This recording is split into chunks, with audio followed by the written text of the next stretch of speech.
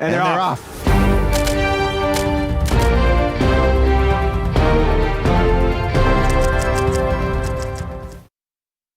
Welcome back, everybody. This is the CVMA pre-show brought to you by 951 Live. I'm Justin Murphy, and this is Abby Wessels joining us today. Abby, thank you so much for joining us. Yeah, it's great. So how long have you been racing here at CVMA? At CVMA, I just started round 1 in October. Okay. Mm-hmm. Have you been here for all 7 of the rounds? No, I have only made it to, this is my 4th round. Okay. Yeah, I wasn't planning on racing the whole series, but ended up kind of getting pulled into it. How did that happen? I just got addicted to it. It was so fun. After the first round, I wanted to do all of them. So yeah, hopefully next year I'll be able to. Nice. That's very cool. So who got you to come and do it in the first place? Like how did it come up? Yeah, I've been to some track days out here. I knew about CVMA. Mm-hmm.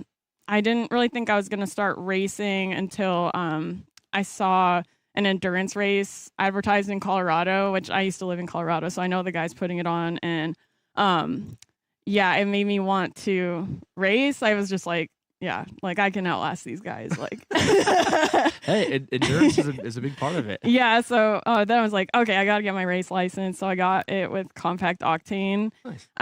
and did a round of CRA to just try racing. And then I went out to Colorado last summer and did that. And then I was like, oh, maybe I'll do a race this winter. And yeah, I ended up doing CVMA, and now I just want to keep doing it. How have you noticed CVMA being different from any of the other groups or organizations or tracks that you've raced at? CVMA's like, it's pretty serious, I guess. There's a lot of high level competition here. It's big. Usually the paddock is like just packed every time. Also, it's just, I love the atmosphere of like coming out here and camping. It's kind of remote. I love being out here in the desert, getting out of the city. Like, it's beautiful. It's so nice. It's a great camping experience. You have showers, and yeah, it's great. It is wonderful out here, man. I absolutely love it. Yeah. What were your nerves like going into your very first race? Yeah, obviously really high. I never thought I would race. I feel like I'm not that brave, but you're here. But I did. It was awesome. Like, obviously it was kind of addicting. Yeah, and there was like a CRA race, and I would say like I was most surprised about how fast people go off the line and just get so close together at the first corner. I was just like, oh my God, I stayed so far behind them. It was terrifying. Yeah, the whole shots are wild. Yeah. That's a battle, and it's, where races can be won and lost. So yeah. It's important. So how long have you been racing now total? Less than a year. I got my, including Colorado and all of that. Yeah, that was in like July. Okay. Yeah. That's pretty quick. Yep. Good stuff. So are you only riding here at CVMA now? Yeah. Yeah. I don't know. I might do a CRA race weekend soonish, but right now I don't have any more racing on the schedule. Okay. Good stuff. Have you been on we talked earlier, or you said something about a like a motorcycle touring trip. What was that about? Oh, yeah, I used to, when I was in grad school, I got like a cheap old Suzuki V-Strom. Mm-hmm. Yeah, and yeah, just to ride with one of my buddies because she rides a cruiser, so I was getting bored on my sport bike riding with her, but I love riding with her. And yeah, I like after I finished grad school, I rode it out to California. I went on like a week or two trip out here. That was fun. It was like, yeah, a lot of riding in the cold and stuff. Like, yeah, I got into some snow in Santa Fe and like all that. And then I did a trip out to Idaho because yeah, I went out there in grad school to deploy like a instrument to this national lab out there, which was in the desert. It was really cool. So yeah, my boss let me ride out there. So I went to the Tetons, and it was a cool trip. Yeah. That's cool. So yeah, you're a scientist, which means you're smarter than me. How does that relate to racing? Are there any places where is it physics or? Yeah. Okay. So are there places where you found that your understanding of physics has helped as far as like understanding like traction and G-forces and? Yeah, I would say the way it's helped me the most is science in general, and the process is really slow and it requires a lot of patience and discipline. So I think like those skills have gone really far in this sport, and also it's just such a technical sport and numbers oriented. So I think like my brain just latches onto that a lot, and like a lot of people, there's a lot of engineers and stuff that do this sport. It's very like technical. Yeah, very very analytical. It's not just getting out there and gripping it and ripping it. Yeah, so. A lot of data. It's really fun. Yeah, that's very interesting, and that's cool because it gives you a different perspective than probably 80% of the people that are racing. It gives you a whole nother angle to look at it in perspective. So, what of the tracks that you have been to been your favorite track? Historically, it was Streets of Willow. Okay. At Willow Springs Raceway. That's why I bought my bike. It's like an ultralight bike. After I did that track, I was like, I need a little nimble kind of small track bike. I haven't been out there in a long time. I kind of have fallen in love with Chuckwalla, honestly, since I've been racing here. Yeah. Hard not to. Yeah. I haven't even done any laps other than when the track's full, just driving my truck around and dropping off camera equipment and stuff. So that's good stuff. So what does the future look like for Abby? What are your goals from here? I want to save up some money, block off the calendar for next year so I can like really do the full series. Nice. Yeah. Upgrade my bike. It really needs some upgrades. A lot of it's been me like going from stock components to more hardy racing components lately. Yeah, so just take the time to do that and get ready for next season. I think it's going to be not much racing between now and then, unfortunately. Yeah, it's not always bad to take a break. Yeah. Recharge, regroup, and get everything else in line.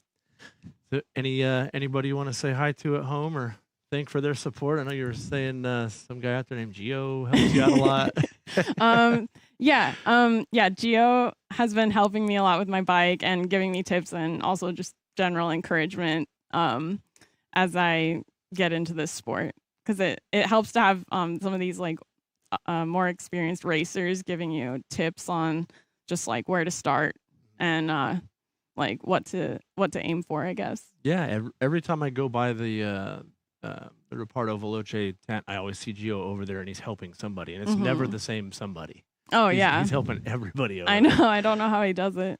So is he helping you out with like ride height and setup, or?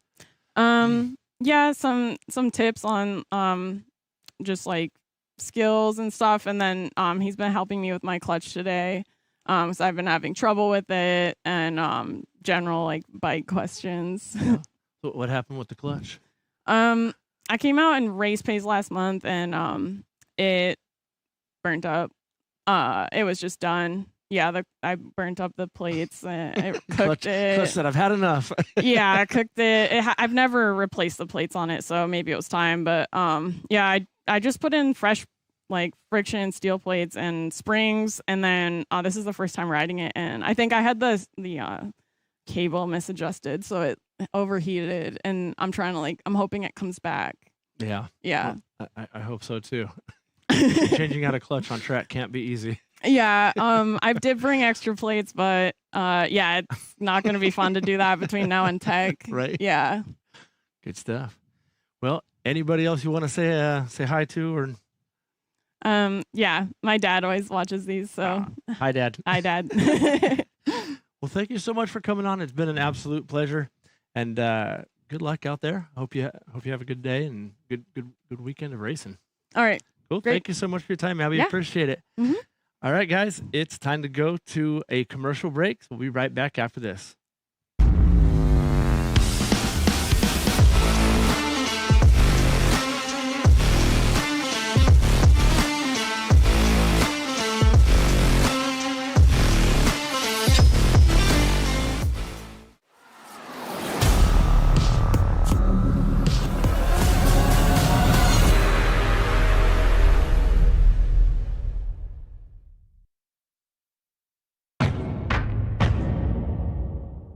Got a slow drip?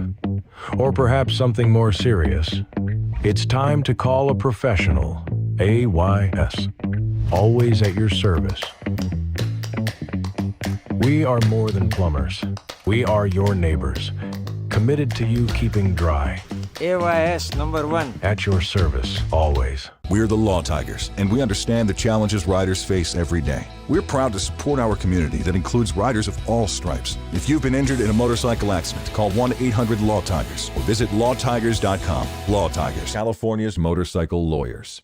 Welcome back to the CVMA pre-show. I'm Justin Murphy, and I'm sitting here with Gio Alvarez. Sir, thank you so much for joining us. Thank you for having me. Absolutely, man. It's a pleasure. We were just chatting with Abby Wessels, and she was talking about how you are helping her out with a whole bunch of stuff as far as setup on her bike and stuff.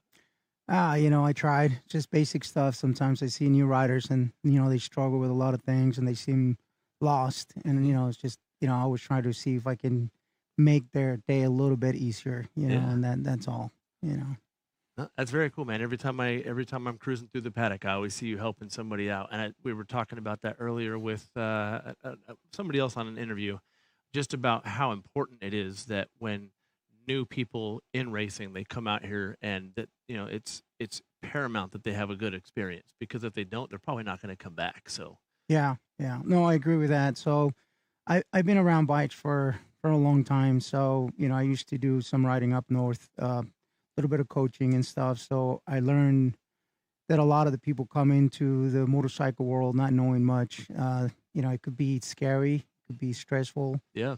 And I remember my first time, going to the track, and, I was just nervous and scared. And I see that in a lot of people. And I'm like, hey, if you can make him laugh, if you can make him just feel comfortable, I Yeah. think they're going to have a better day. And then probably the experience is going to be a lot better.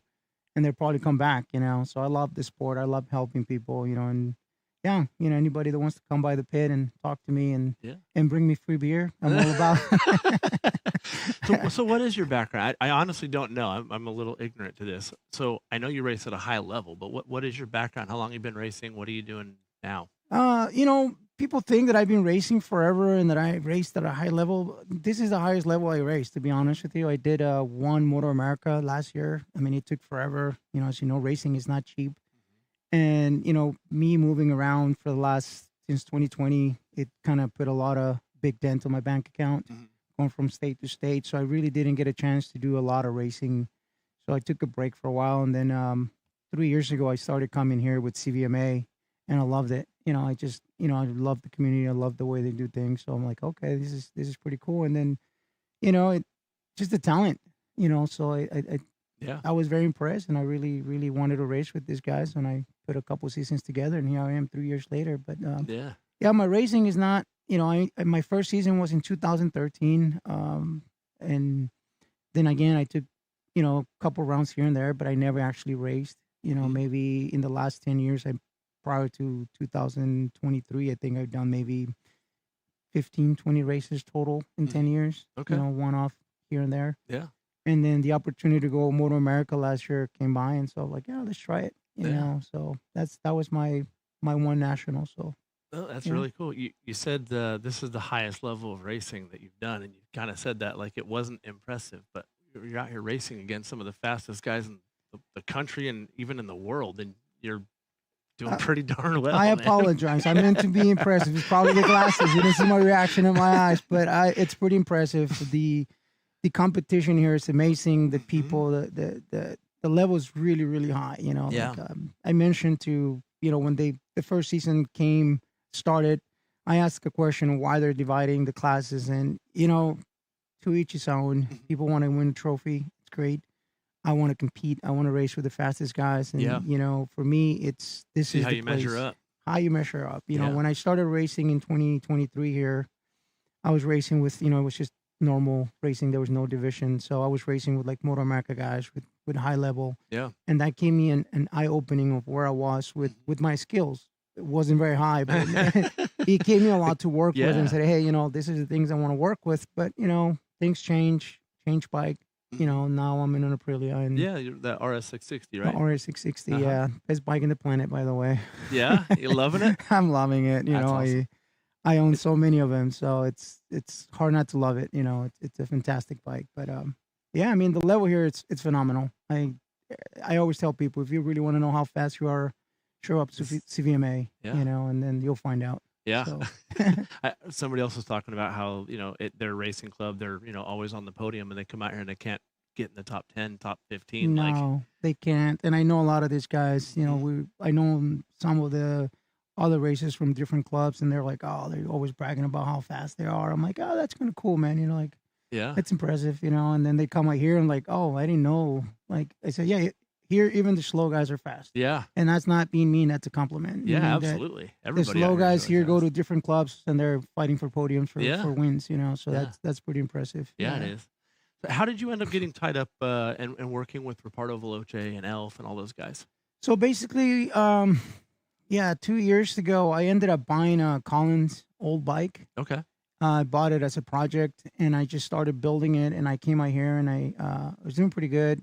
I set a lap record, and then Colin called me right away. Like, hey, like, what's going on? I'm like, hey, what's up? Who's this? And like, my name is Colin. I'm like, no idea who you are. Uh-huh. Because I own Ricardo Veloce. I'm like, oh, okay. So those are the guys in Chandler. He goes, yeah, okay. So he just called me to kind of, say congratulations. And he wanted to start, coming out to racing, support our local racers since I'm in Arizona. He goes, hey, we would like to support and see what we can do to help you with racing and be part of the program. I'm like, hey, That'd be great. and I said, I don't know, I'm kind of old, I'm not a young kid. And he goes, oh, it's not about the age. We just want someone who's, local and, try to get our feet into the racing and see how that works. And I'm like, okay, not a problem. So here we are a year later, so it's been great. They're great. All the guys that report to Veloce, they're phenomenal guys. All the mechanics, just the whole department, it's phenomenal. Yeah. And the guys over at Silk Clean, they all seem to be awesome as Alan well. with Salt Clean, they've been super cool. That was all Colin putting all this together. Like I just sit, behind the scene. I ride the bikes, and he's the one like telling people, hey, this is what's happening. This is, You make them look good, and they make it possible. Well, I try, but sometimes it's hard, right? But and they were so cool. They're Alan came along and said, hey, I want to support you guys, what you guys need, and so now it's part of the program as well. And of course, we're looking for more people to help us, so we'll see what we can do with the racing. So plan is to see if we can do some Motor America rounds, but you never know. Is that the plan for Gio? Well, the plan for Gio is it's day by day, man. Like after you turn 40, you don't know like what the future holds for you, right? So I just get up and go to work, and then if racing it's an option, I'll go do racing, but I don't plan it. Yeah. Just because I've never been that type of guy that can plan things. It never works out, to be honest with you. So this racing thing, I never planned it. I just showed up. Yeah. I fell into it, and it's been great. No, So, that's fantastic, man. Like you're killing it out here. Yeah, we're trying, man. Like I said, it's for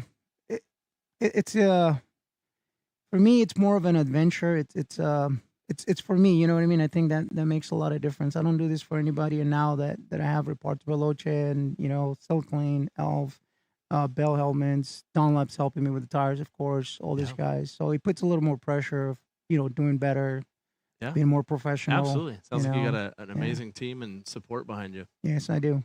I'm very blessed. So what is one thing that a fan might not believe or foresee about being like a pro racer? Oh, it's not that difficult.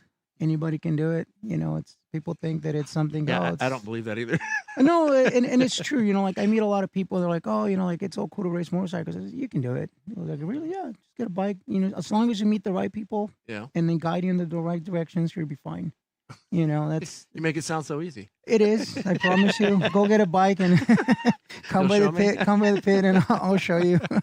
And we can put you in one of those RS660s, those beautiful bikes. Yeah, I don't think Colin's quite that brave. He doesn't want me on his bike. I'll talk to him. I said, let's give him a chance. Yeah. Good stuff, man. Well, anybody else you want to say hi to or thanks for? No, I just want to say thank you to the CVMA group, man. They're phenomenal people. Thanks for all the help, all the work they do. I mean, without them, this would not be possible. They're the greatest club, in America, I think. Fastest for sure. And I want to say thank you to Report to Veloce for all the support. Alan, Silk Clean, Elf, KYT Helmets, Dunlop Tires, and, I don't know. That's awesome. Anybody that knows me out there. I don't know. Cool. Well, thanks for coming on, brother. It's been a pleasure. Thank you we for got to having cut me for a again. commercial break. Thank you so much. Well,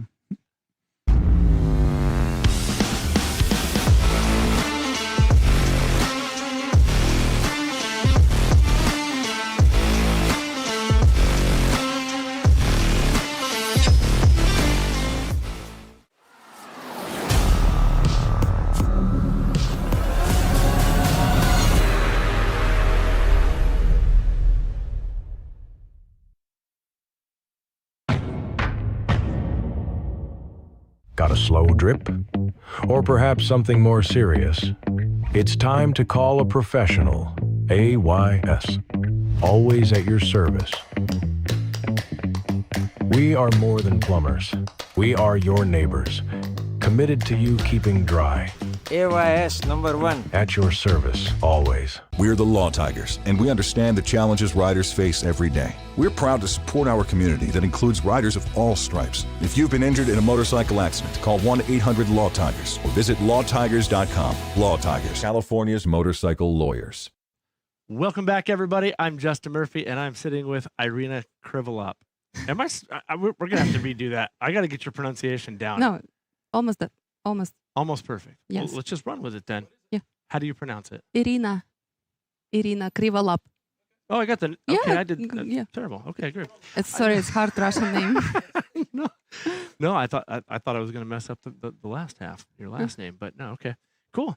So you threw me some questions here that are a little deep. So I'm kind of excited to get into this. It's going to be very, very interesting. So you grew up in the far east of Russia, where there's not much going on as far as motorsports. So there are nothing going on there. So how did that shape your ambition and drive you to be where you are today? As you know, in Russia, we have season maybe 4 or 5 months, and the rest, it's kind of cold weather. So, and we don't have a lot of, I would say, when I grew up, we had only one racetrack, and it was even not close how it's Chekvala looks like. And when I was 4 years old, my dad brought me to first time on a racetrack. And since then, I just fell in love with motorsport, with the smell, with the gas. And, but like I said, it's nothing going on. So I had to build all my journey to be where I am now. So it was definitely a long path, but that's very, very cool. So when did you come to America, and what support did you have when you got here, or did you just have nothing? By that time, so I was in Russia, I think 15 years ago, the first professional racetrack started to build in the region where I was by that time. And so I was working for like a few years on a racetrack, and I was lucky because through my job, I traveled a lot. I saw Japan, I went to Germany, and before I moved to United States, I worked in Japan. And my friend just say, hey, come visit me in Los Angeles, California. I say, okay. Yeah. And I came just basically one luggage. Yeah. And just for a few weeks, I did not plan to move anything because, as you know, for Russians, it's very hard to get a visa and to get like work visa to America. And I came just one luggage, and then COVID started. And I was kind of stuck. I was happy to be stuck here because it's California, it's nice weather, there's a lot of bikes. Yeah. And I could not come back. Everything was closed. There were no planes to Russia, there were no planes back to Japan. And I was like, okay, I guess I have to make it here. I guess this is home for a while. Yeah, so and now it's been 6 years, and yeah. So you started as a graphic designer. How did that unfold and turn into Lido and this amazing thing that you told me you guys are starting to build? Thank you. So when I came here, I didn't speak English at all. None, zero. I just could say, hi, my name is Irina, that's it. I met Gigi. Maybe you guys, a lot of people know Gigi. She's one of the founder of Siray Racing. And Gigi was looking for a designer to create a branding for her race team. It called Wawa Racing. It was like 6 years ago. And I came and I did just a little tiny logo, which became a branding for whole race team. And through that, a lot of teams start to, oh, can you do for me? Can you do for me? And I just like, this is my chance to take a chance to do design and work in the race industry. And I think 3 years later, I realized that I just don't want to do only designs. I want to make final product. So not only work on the screen, I want to see designs and I want to control how it looks like. And I bought my first printing machine. It was kind of expensive. And me, girl from Russia with one suitcase, it was a lot of money. So it was kind of risky. Yeah. Glad you took that leap. Then I bought another machine, then another machine. And yeah, it just became a very big, successful business. And what I like the most, it's the people. Like people on the racetrack, even how, like my English is not the best, but how people warm and how they appreciate me, it's like priceless. Your English is pretty darn good. Just don't lose the accent.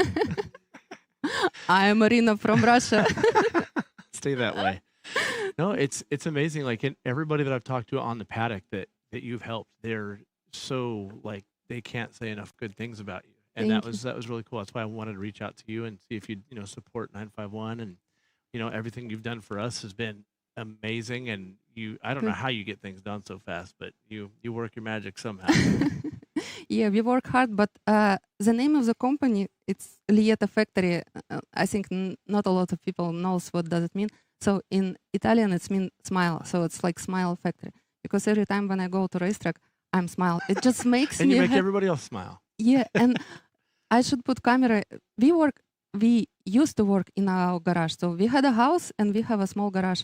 And I think we turned into this garage, I think more than 1,000 bikes just from Oh my like gosh. black boring bike to like Moto America, Moto GP bike. And all clients who came and when they see the final product, they see the design, they see the shirt, they just smiling like a Yeah. little kid. That's what makes me happy. My old clients, I see a little kids inside of them, Yeah. and they like it. They every time they smile, and this is for me the most important Yeah. to make people happy. Like you're Willy Wonka, just giving everybody candy and just making them happy. Yes, my dream eventually to build a racetrack and just we all could have fun. Yeah, that's what it's really about when you get rid of all the money and the challenges and the struggles. Like everybody's just here to have fun. Exactly. Why we need to fight with each other. What I love about racetracks, people from Russia, from Japan, from America, we all gather together just to have fun and being together. Okay, we compete on a racetrack, but besides that, we just all friends. Yeah. No, it's awesome when you get people from different worlds and they come together and they have that common bond. Yeah, and what I'm grateful about this country, only in United States, I would say, when you have a dream, you have and you actually work hard, Yeah. you can make it. And I am one of examples. Yeah, no, the girl from Suitcase, and Yeah. now working with big teams and for me, it's big teams. If somebody would told me 5 years ago that I will work with Keanu Reeves, I'll say, huh? Yeah. You're What? crazy. It's crazy. No, I love hearing you say that because I think there's so many people that, they just were born in America, they grow up in America and forget just how lucky we are to have what we have here. Yeah, America, it's definitely one of the best place in the world because nice weather, you have a lot of opportunities, you have a good structure, you have really good people who, to be honest, I was nervous because I said, oh, I am Russian, like people will judge me Yeah, they're or not gonna like you. Or, you have that kind of imagine about Russian Yeah. people. But no, everybody is just friendly, very helpful. I got a lot of friends. I have a family right now. I have my little kid, and I'm very grateful. No, that's very cool. So what do you got going on? You kind of spilled some beans. I don't know how much you want to share publicly right now, but Yes, I thank you guys for that opportunities because I really want to share. We are now becoming bigger, so we just got a big space in Arcadia, California, 20,000 square feet, huge space where we're gonna build racetrack. We're gonna build a small racetrack. When you just after work, you just come by, stop by us, have coffee, watch some MotoGP, take one of our bikes, and just to do circles on the track. So is this going to be an indoor track? So kind of like going to like a K1 or something like that, but on bikes instead of go-karts? Yeah, so it's a big parking lot outside. Okay. We're gonna build a small mini track. We will have small bikes, and so that you can come to visit us, not just to wrap your bike or like to do shorts or like build bikes. Because my partner Ivan from Motorrad House, he builds race bikes. But you just can bring your kid, bring your wife, and go have fun and hang out. That's amazing. Like just like a one-stop shop to do everything. Just hang out, have fun, grab a. Yeah, and the name of that place will called Gold Ring because funny enough, the street where we got the space, it calls Gold Ring. And worldwide ring, it stands for racetrack. So Nürburgring, Prim Ring. And so we said, okay, Gold Ring. It will be Gold Ring. That's where will awesome. Be home base for Lieta factory, for Motorrad House. We are now talking to do rocket distribution. Like a lot of things going on. That's so exciting. Main things, yes, that people can come to us and we just all can have fun. Well, promise you send me an invite when everything's ready to go. I will. I would love to come out. Irina, thank you so Thank much for you. your time. We got to wrap it up. We're going to go to a commercial break. Thank you.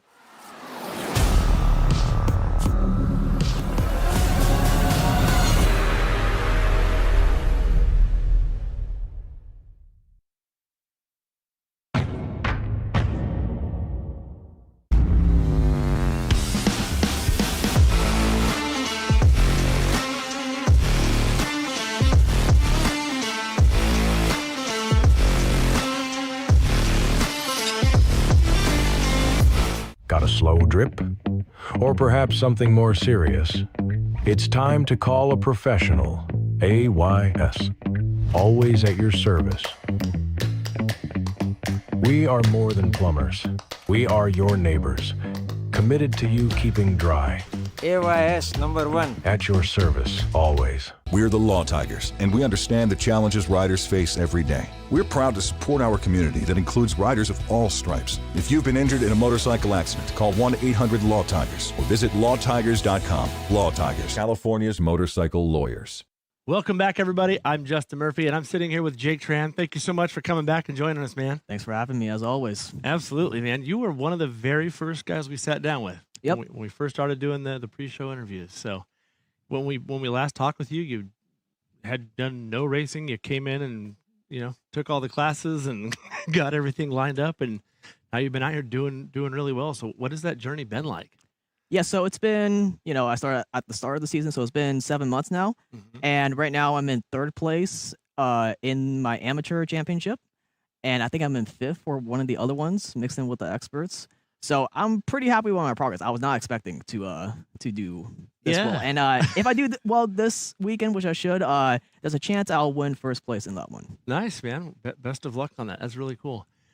So what has that been like, man? I can't even imagine just coming in and competing at such a high level and just not even being in a mindset where you're going to do that well. What has that been like in that progress and going through and just doing well? And obviously every race you're improving your skills, you're getting sharper, you're getting more comfortable, more confident.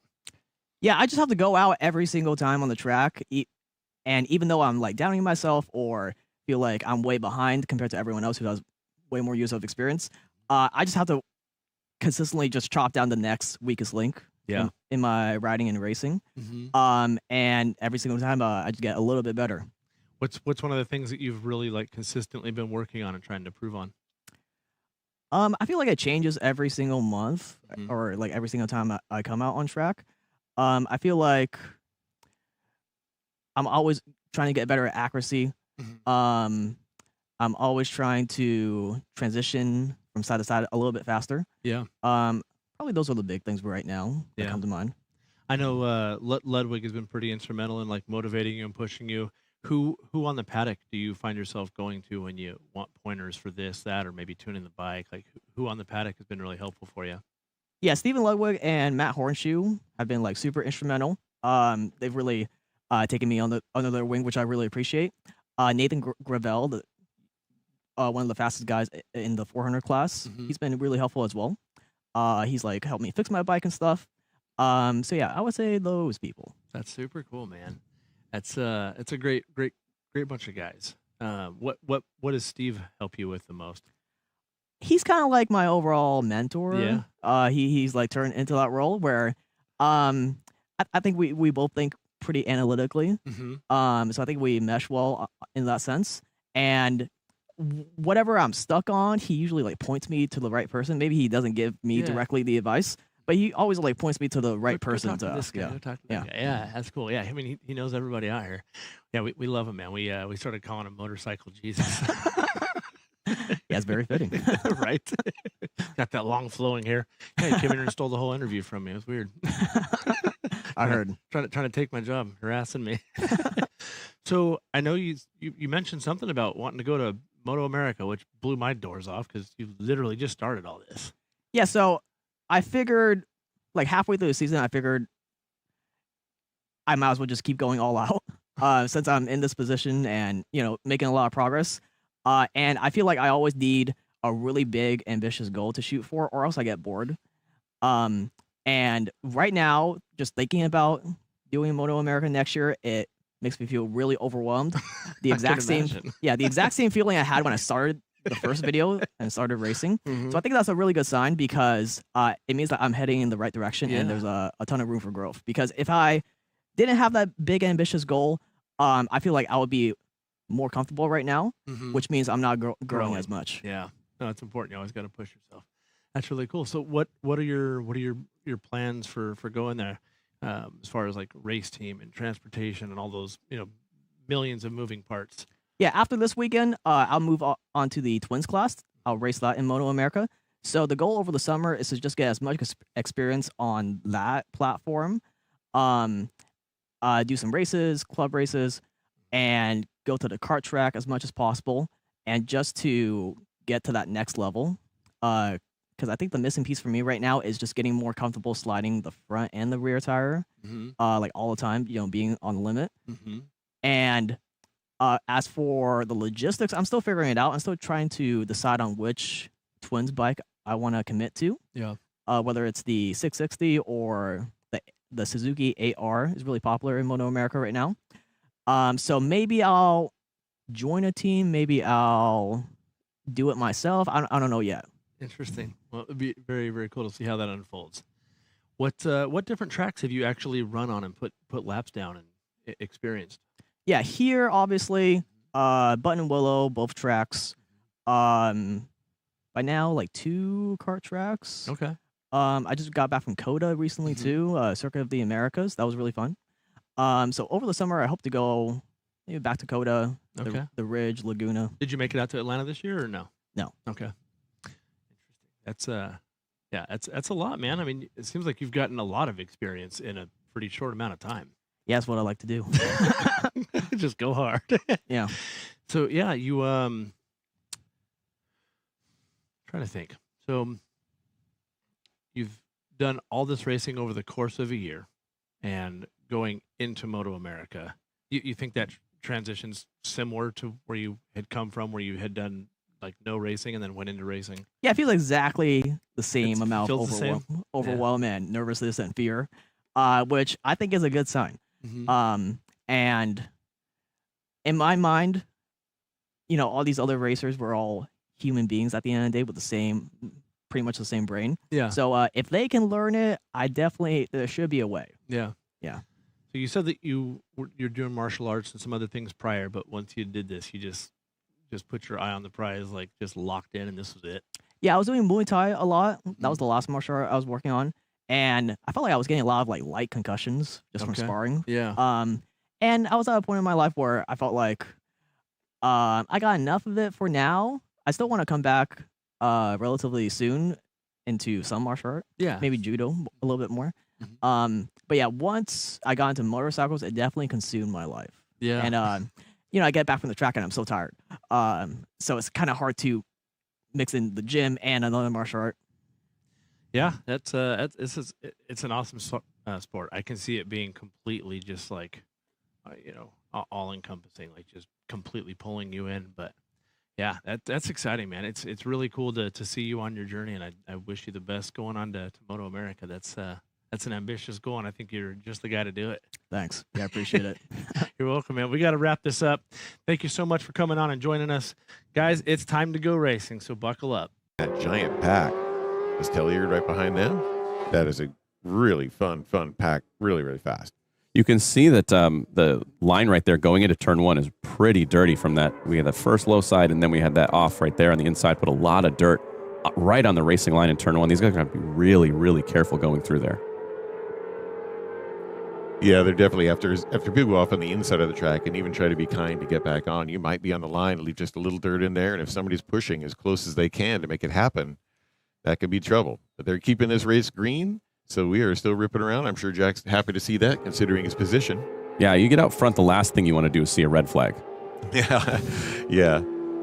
They'll be very cautious about throwing 1 second at a time. Safety first, without a doubt. But they were doing their best to get it cleaned up and done. Looks like out of the other 2 riders were just fine. They just kind of came off the inside to avoid the incident, and they're back on track. It looked like they both did a really good job to keep it on 2 wheels, not go down themselves when that some sort of thing happens in front of you. Yeah, it's tough. It looks flat out there, but it is soft and rocky and ledges. And the racetrack's the racetrack. The rest of it's just desert. And we gotta be careful with that. Beautiful shot of it going through the hole, tucked down right at the bottom of the paint. Absolutely fine. Tucked into the bike as tight as it can. Pops up for braking. Yeah, talk about flying. In the last lap, Jack Roach did a 1:49.743, so he is really moving. But and Edgar Zaragoza was in second with a 1.5100. But looks like visually like Edgar Zaragoza is catching up just a little bit, maybe. Yeah, it looks like he is kind of pulling him, reeling just him back just a little bit Yeah, here. just a little bit. Are we seeing that correctly? Yeah, those first two absolutely. in there, and Nicholas Tilliard and Albert Riverosa right behind these guys in their little pack, a little ways back. But right now, the fight is the fight for the lead. Jack Roach and Zaragoza going for it. Yeah, last lap, Edgar Zaragoza was 0.8 faster. So yeah, so we're seeing a bit of a catch up here, a little bit of a Look hurry how up. fast he's catching him. Now, Jack thought he had it dead to rights, like he was escaping. And Wow, all it of is a sudden, Big wiggle from Jack there is going to bring this really close together here. Big wheel. They are getting closer. Oh, man, watch this close. Great drone shot. Look at this. They're getting closer. I did not expect this at all. Boy, on fire. Edgar Zaragoza looks like he's trying on the outside. He might be trying on the inside. Yeah, and I think he's going to come right through. He's got so much more speed. Oh, it takes a little bit wide. Had to check up so hard over the top of Crash Corner. Is that off-camber slick corner, man? Yeah, that is wild. that is a tough place to try to make a move He when is you're on off camber like that. Fire. I feel like I'm getting like Marc Marquez vibes. Like coming from the back. I'm not having it. I think he was surprised at how fast he came up on the rear tire there. Had to just kind of avoid him and make sure he didn't Here go he down. goes outside. Look at it. Look at the outside of the ball. He is just looking for a place to move. Look at that. Wow, absolutely. En fuego. He is just pushing this motorcycle. He's not having it. Now, we saw him make the move here into the second of these two left-handers before. Let's see if he does it here. Looks like he is. Oh, there you go. You called it. Yeah, look at that. It's a great call. So fast through there. Great corner speed, great control, being able to keep that bike on absolute rails. Coming into patience now. Jack Roach has to be surprised that somebody's even around considering his pace. And all of a sudden, Edgar Zaragoza coming around start-finish to take the lead. Now that we see Edgar up front, man, he is pulling away. He is looking to make a move. And that is a 1:46.9 lap time for Edgar Zaragoza. That is a stellar. Actually, 1:46.0 to Jack Roach's 1:46.9. Oh, wow. Wow. Oh, yeah. Look at that. Dang. So that was quite a bit right there. So he pulled him back 0.8 and then 0.9 on the next lap. I mean, that is flying because Jack Roach was not going slow out front. And he's accelerating a bit, but Jack's sticking with him and getting towed around the track a little bit like that with a rider right in front of you is a slightly easier job for me personally, but depends on where you like your position. So what do you think's going on there with Jack? Because that seems, he had that pace just a bit more as he was coming up, but do you think maybe it's Edgar Zaragoza warming up a bit more, or is there something going on with Jack, you think? Great question. Now, I'll tell you this. I know that Jack's lap times have been fantastic, so it's not a matter of him slowing up at all. Edgar Zaragoza just decided to come out on kill. He came out here just to say, you know what? Last lap, like last race, he's got to have more races today, I can only imagine. But last day of racing, so he is just throwing it at the wall. It's all sticking. Yeah, We're looking back here a little further back. Yeah, who do we have? Yeah, a little back straight action. You have the three riders right here. We'll get a chance to see who this is as we come through the bend. Very close. Is that Nick Tilliard? Hard to see with the glare on those. Oh, someone's going way wide up there at the top of the bowl. Looked like someone was almost off. Yeah, we saw Jake Tran come together with somebody yesterday. He went off the top of the bowl. Not fun, for sure. It looks like we have room for a pass right here. Inside, coming back in. Couldn't quite make it a stick there in the left-hander, but it's a heck of a place to try to make a pass coming out of the bowl. You're so freaking fast. Yeah, back over start finish. These guys coming out of the back end of packet of patience right there, ripping down start finish. Nice little tidy row of three. They're getting so close. Yeah, those three are going to come across the line 1, 2, 3 right together. See if anyone tries to make a move at the end of the straightaway. Doesn't look like they're quite close enough. Yeah, so again, as we have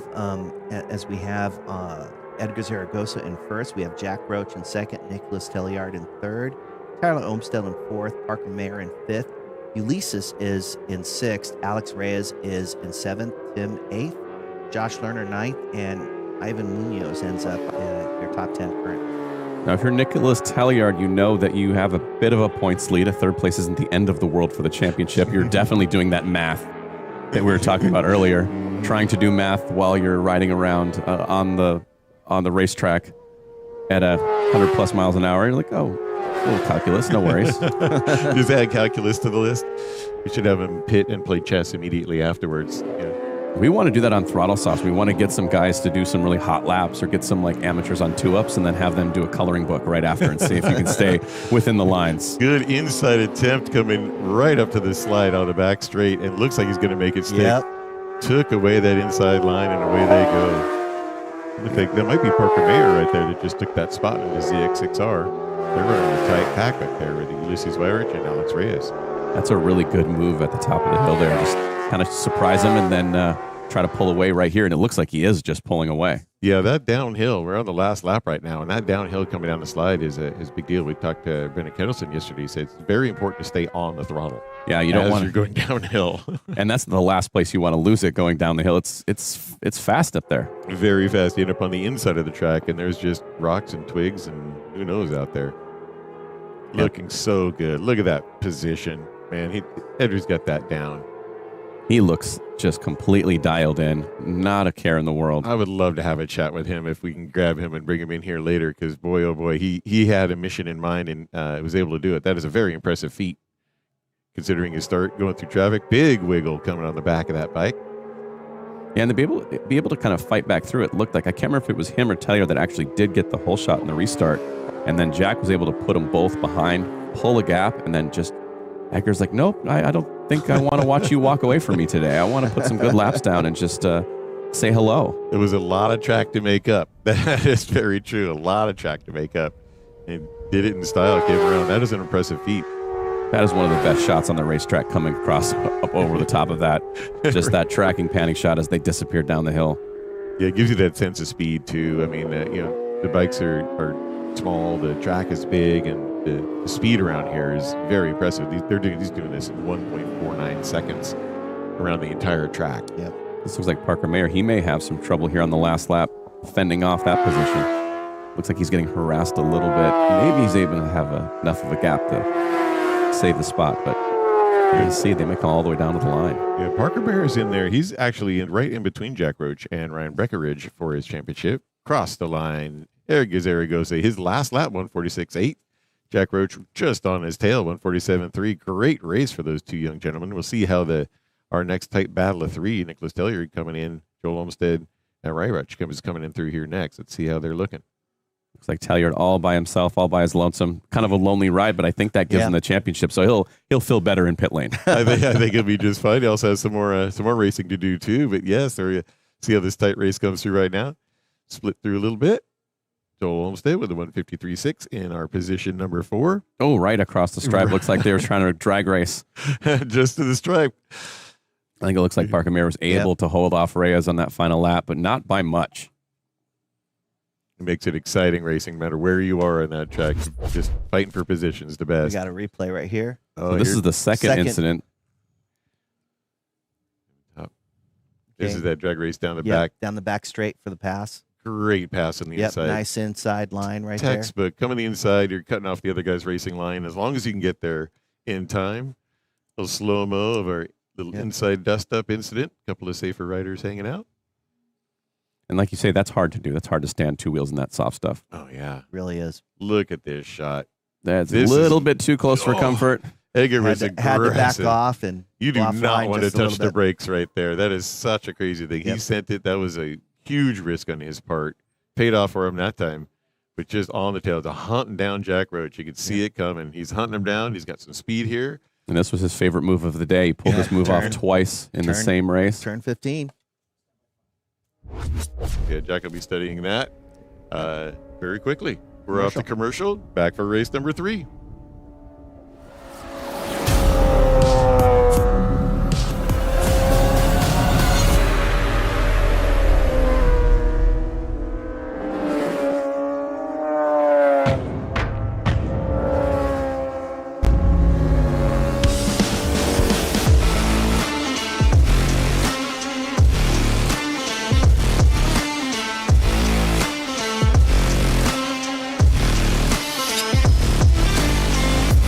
Got a slow drip? Or perhaps something more serious? It's time to call a professional. AYS. Always at your service. We are more than plumbers. We are your neighbors, committed to you keeping dry. AYS number 1. At your service, always. We're the Law Tigers, and we understand the challenges riders face every day. We're proud to support our community that includes riders of all stripes. If you've been injured in a motorcycle accident, call 1-800-LAW-TIGERS or visit lawtigers.com. Law Tigers, California's motorcycle lawyers. CVMA Round 7 racing. We're getting on to race number 3 right now, and already have a special guest. We have ourselves racer number 300, Andy Kroll. Welcome, Andy. Oh, thank you. Welcome, Andy. Thank you, Al. Thank you. Thank you. It's good to have you here, man. We have watched your progression in this sport for a while now, and you've recently made a big jump in dropping lap times. You've done a good job with the same poor, tired, but easy to see bike on the track. Yeah, it's definitely a tired bike at this point, but yeah, it's been a good season for me. I can't lie about that. I've learned a lot. Yeah, racing your R7 around. We were talking a little bit about how it's such a different bike in that twins class compared to like the Aprilia and coming in there. And what are some of the challenges you had running that bike? I mean, I have to make up all my time on corner speed. So corner entry and just getting as enough drive as I can coming out of corners, because those Aprilias probably have a good 20 horsepower on me, even with a built motor on my R7. So yeah, we had made that comment about a couple races back where it was like a row of R7s in the front, and just how hard it is. Those guys just seem to be working a lot harder. Mm-hmm. Yeah, and Matt made it work for him. He does a really good job with the bike, and I've been trying my best too. Not quite where Matt was, but unfortunately, he had some incidences this season. Yeah, we're talking about our friend Matt Harch, who's had a bit of bad luck, and they're not all his fault. Some of it, yeah. But not all of it is fault. Absolutely, great little clip of him explaining some of that. We know him really well. Do you think he's part of the inspiration of getting faster yourself? Oh, absolutely. Yeah. I mean, I've over the past year, I've gotten to know Matt pretty well, and I mean, he's a really good guy. Him and Ludwig over there, and they're always giving a lot of motivation. We rode a lot at the Race Pace track days, which is an excellent practice. And I've seen Matt coming up and getting really fast on the R7. I'm like, I want to keep up with Matt. I want to keep up with Matt. So he's definitely an inspiration for sure. Is that really it for you? We'll get to that in a second because we're coming to race 3 right now. Amateur super sport middleweight classes. And on pole, we have Tyler Crozier, followed by Ryan Champ and Jonathan Mejia. On row 2 of the grid, we have Greg McCord, followed by Marco Larios and Thomas Higa. Row 3 of the grid, we have Jay Bedke, followed by Chase Rodriguez and John Bradley. Row 4 of the grid, we have Chris Denley, followed by John Pexon and Michael Hale. Row 5 of the grid, we have Jonas Schumann, followed by Morgan Ryan and Jose Tamayo. Row 6 of the grid, we have Antonio Rodriguez Dodson, followed by Jerry Gerardo and Corey Moore. And that completes your grid. This one brought to us by Ride HVMC. Oh, I'm sorry. This is our, Ride HVMC, our Garage Ocho out there. Here we go. Put your Lego out and off. And we see Tyler Crozier on his Triumph out there. Yeah, we saw Ryan Champ just try to get out there just a little bit. Looks like he got the whole shot right there. These guys are going to be duking it out. These guys are going to be duking it out as they come around. Yep, there we go. As we figured, Ryan Champ, Tyler Crozier. Going to that turn 4, see if there's any passing going. They spread out pretty good. He loves to get out front and stay there at Ryan Champ. So we'll see how this goes because everybody else is going to stop him from doing that to the best of their ability. Oh yeah, Tyler's definitely going to be right there. Yeah, is it surprising he's still in a yellow amateur plate? Yeah, but I think he wants to finish out the season and close out some championships because you don't get that opportunity a lot here. There's a lot of fast guys once you get the white plate. So there's a lot of fast guys in amateur too. If you're up front right here, what are you thinking? What's your strategy if you're up front over here as a racer yourself? Oh man, I've never really been up front in a race at CVMA. Okay. So I mean, I would just be putting my head down and trying to put that best lap time in, run my normal race lines, because a lot of times when you're in a race, you can't run your optimal line because there's someone on your optimal line.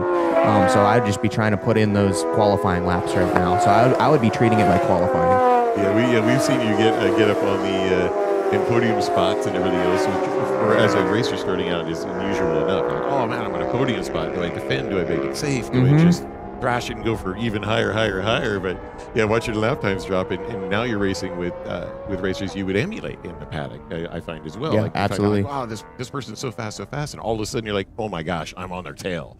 I have to do everything I can to get around. Yeah.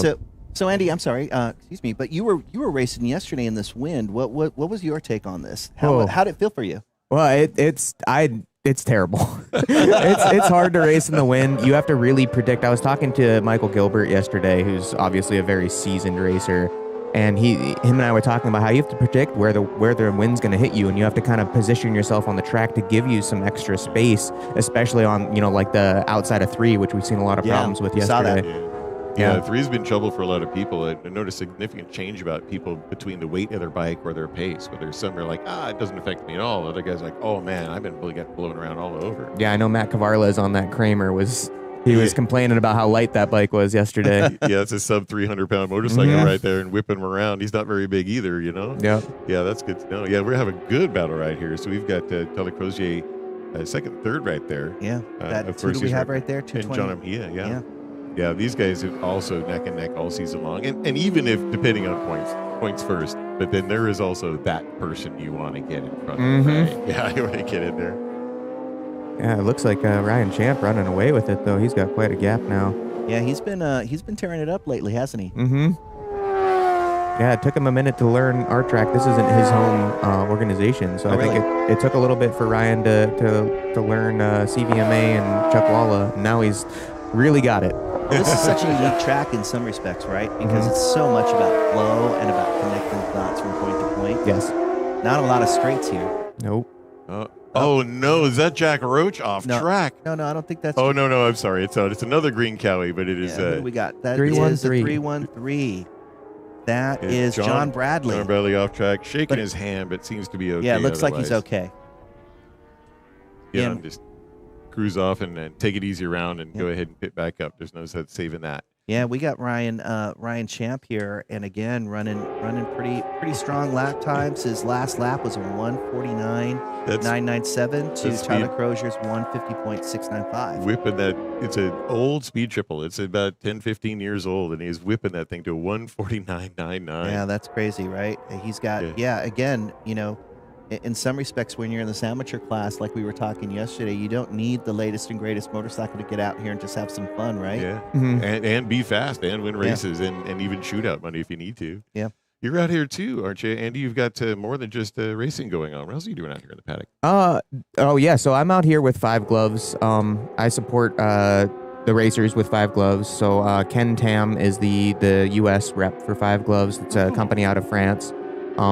And they're just a great glove. And, I hooked up with Ken, and I've been bringing the gloves out, bringing the pop-ups out to try and grow the brand, because it's a really excellent brand. A lot of our guys are riding them.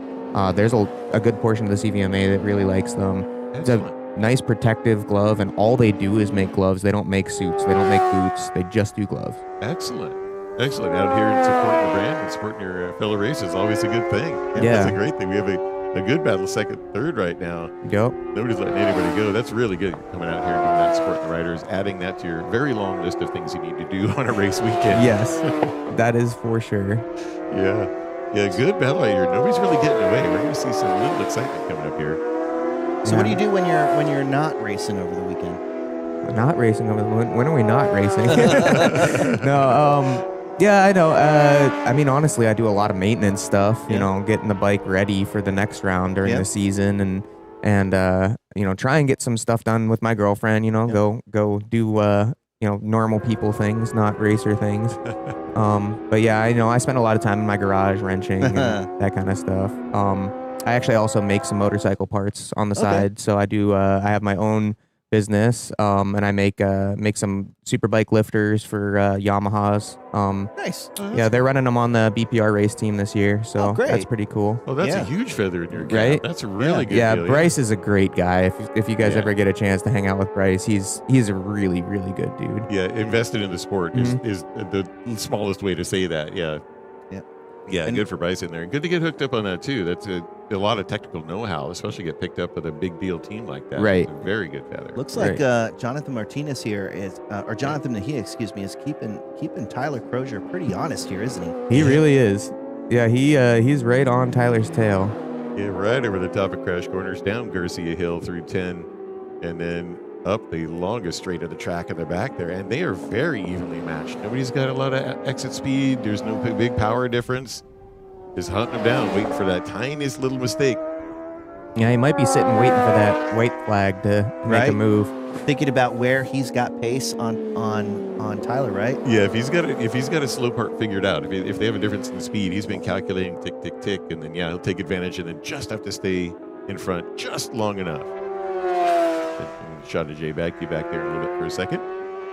Back to Tyler Crozier in his battle right now. So how did you get started racing?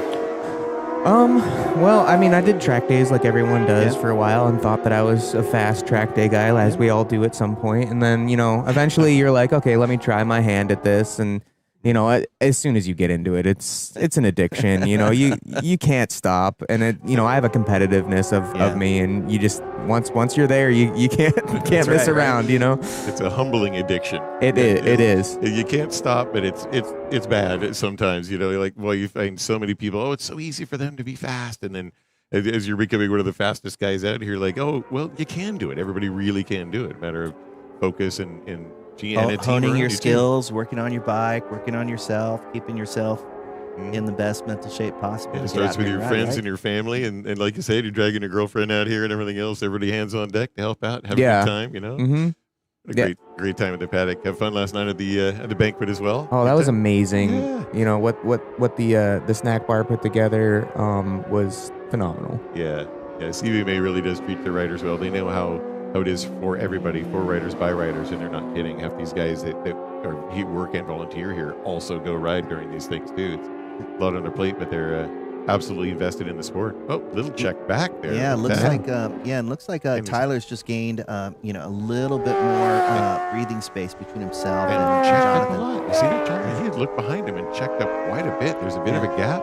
Yeah, wondering what he's seen out there. Maybe he's thinking it doesn't necessarily have the pace to get there, and wondering if he's okay just hanging out for that third place, or whether someone's coming right behind him, right? He might have had a bad enough tire slip or something too. Maybe spooked him just a little bit. He's like, I can knock it back. I'm pushing a little too hard to stay behind somebody. Something. There's a lot that can go through your brain like that.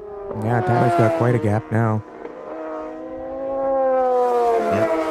And right now, it looks like about a 3 second gap between Tyler and Jonathan, and then another 3 second gap between Tyler and Ryan. Here we go for the last lap. White flag showing.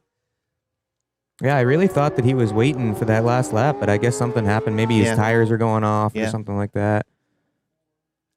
Yeah, right. And that's always a challenge. Talk about tires going off a little bit. How does that work for you? As long as it's a rear tire, it's fine. Yeah. Front tires going off is not something anyone scary. wants. But the rear tire, it's pretty controllable if you have experience. You can kind of feel where it's not able to grip as much anymore, and just back off a little bit as you roll on. Just little by little, right? Yep. You got to give that manual throttle traction control, the manual traction control. Yeah, those R6 don't come with any electronics. It's all down to you, right? Nope, it's all down to me. I'm on an R7. It does not have any electronics R7, whatsoever. Doesn't have an auto blipper, nothing fancy. It's just throttle cable, old school. Yep. Mm-hmm. Yep. Yeah, very trained wrist. Veteran Ryan Champ has been leading this race. Last lap at a 151. He's got a 2.3 second gap already on the rest of the field. Yeah, that's impressive. For an amateur race, I mean, the fact that they're in the 49s and 50s, and on a cold day like this, oh man, it's hauling. Yeah, it's Tyler on the Daytona. It's Ryan Champ on the 2006 R6 Yamaha. Yep. That bike's so old they don't make it anymore. Sorry for the hate mail, people. I know those R6. Both of those are dinosaurs at this point, I guess. Still competitive dinosaurs. You're exactly right. Like you commit to that bike or not, it's still very competitive. Nothing wrong with keeping it around. John Peckson back there farther than we normally see him. Yeah. Yeah, he's currently John Peckson's in second place now. Yeah, he's been up front all year. Surprising to see him so far back. Oh, nice 7th for Greg McCord. Oh, there we go. Nice little wheelie from Tyler Crozier as he's coming across the line. Nice. Feeling pretty good. End of season, he's ready to pop the champagne too. Yeah, we see Heige out there at the 683 bike. He's doing really well. He's got a pretty fast lap at a 155.087. Currently 6th place, so keep an eye on him as well. They cross the start-finish line for the checkers. Last lap. Good finishing orders. All right, now we're going to go to a commercial break. We're going to hit ourselves a commercial. We'll be back for our next race number 4.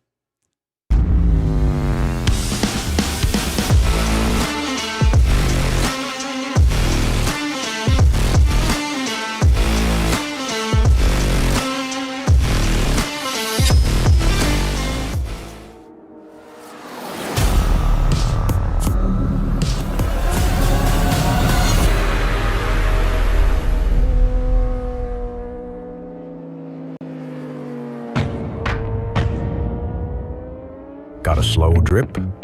Or perhaps something more serious? It's time to call a professional. AYS. Always at your service. We are more than plumbers. We are your neighbors, committed to you keeping dry. AYS #1. At your service, always. We're the Law Tigers, and we understand the challenges riders face every day. We're proud to support our community that includes riders of all stripes. If you've been injured in a motorcycle accident, call 1-800-LAW-TIGERS or visit lawtigers.com. Law Tigers, California's motorcycle lawyers. What a great last race right here. What a guest right here. I really appreciate Andy Paul coming out and doing that with us. That was fun. Yeah, he's got a high commitment level to the CVMA race series as well. He comes in here, he does a tech inspection, so if you need to get your bike tech, you definitely see him. He gets to meet, shake hands with a lot of the racers and riders around here. Another one of those guys working in volunteering, getting paid at CVMA, and then coming out to race their hearts out, you know? Yep. Yeah, good characters. And giving me a well-deserved break. I'm just saying. Well-deserved? We are back for our race. Back here for race 4 of CVMA. We are on Sunday racing as the riders leave hot pit. Listen, don't project your insecurities upon me. I'm not leaving the chair. Somebody's going to take it from me. We have a two-wave start today. Who's racing this two-wave start now? All right, Super Sport Open. We got Mark DeGrosse followed by Sahar Zvik and Andrew Branson. Justin Fight on second row, followed by Justin Bemer and Brian Burden. Alex Palacio heads up row 3 with Can Yi on 8th position. All right, and second wave of our races behind that, the Formula Superbikes that are coming right behind those guys. Oh, yeah. So about 7 riders coming in. Who we got? We got Michael Gilbert, followed by Alexander Enriquez and Nicholas Seelig. Second row of the grid, we got Thomas Babcock, followed by John Menzie and Jeff Whitmer. And in 7th position, we got Mike Bishop. Yeah, we're going to let the Superbikes take off a little bit faster than the Super Sports because they've got a little bit quicker lap times. And a little bit more juice happening with those, right? Got to save them from having to navigate through some of the back markers. Kind of adds an extra drama for us, but I'm sure they're don't like that. If you're leading a race, it's an extra thing to have to think about coming up on a little back marker at the wrong spot. It can really be something you have to calculate, something to get around the right point. For sure. Want to take a quick chance to thank a couple of our sponsors. Race Pace Track Days provides highly experienced riders I butchered that one right off the bat. We have some. Can we get Andrew back in? Can we get Andy back? Yeah, where's Andy at? Provides highly experienced riders with a unique no-session format event to hone your skills and tune their motorcycles. And Warriors in Need, great organization. Front lines to finish lines, transition strong, ride hard. From military service to civilian life, we help veterans shift gears and ride hard with our racing community. Yeah, what a couple of great organizations right there. Race Pace in particular, to come out for a no-session track day, you feel like you own that track. You can go off track and on track whenever you feel like. Test, tune, get your head down. It's a lot of fast racers. You can also go if you don't feel your times are up.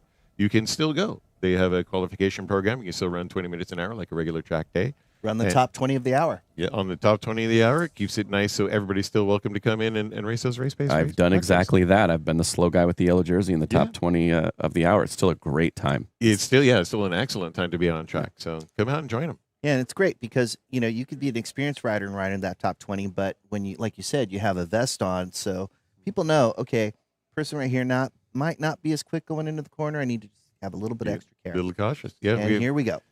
A second in line. Watch that 161 bike. That's Sahara's. We got a nice start there by Mark DeGrosse. Yeah, great start. Sahara's leading Sahara's leading our point standing right now. Wait, was that? No, that's actually in the Superbike coming up front. So that was Michael Gilbert that got the great start, followed by Alexander Enriquez and Nicholas Seelig. Oh, correct. Second wave away. Yep, and then I think that is Mark DeGrosse up front. Again, he's also riding a BPR bike, so it's a little bit challenging to tell from time to time.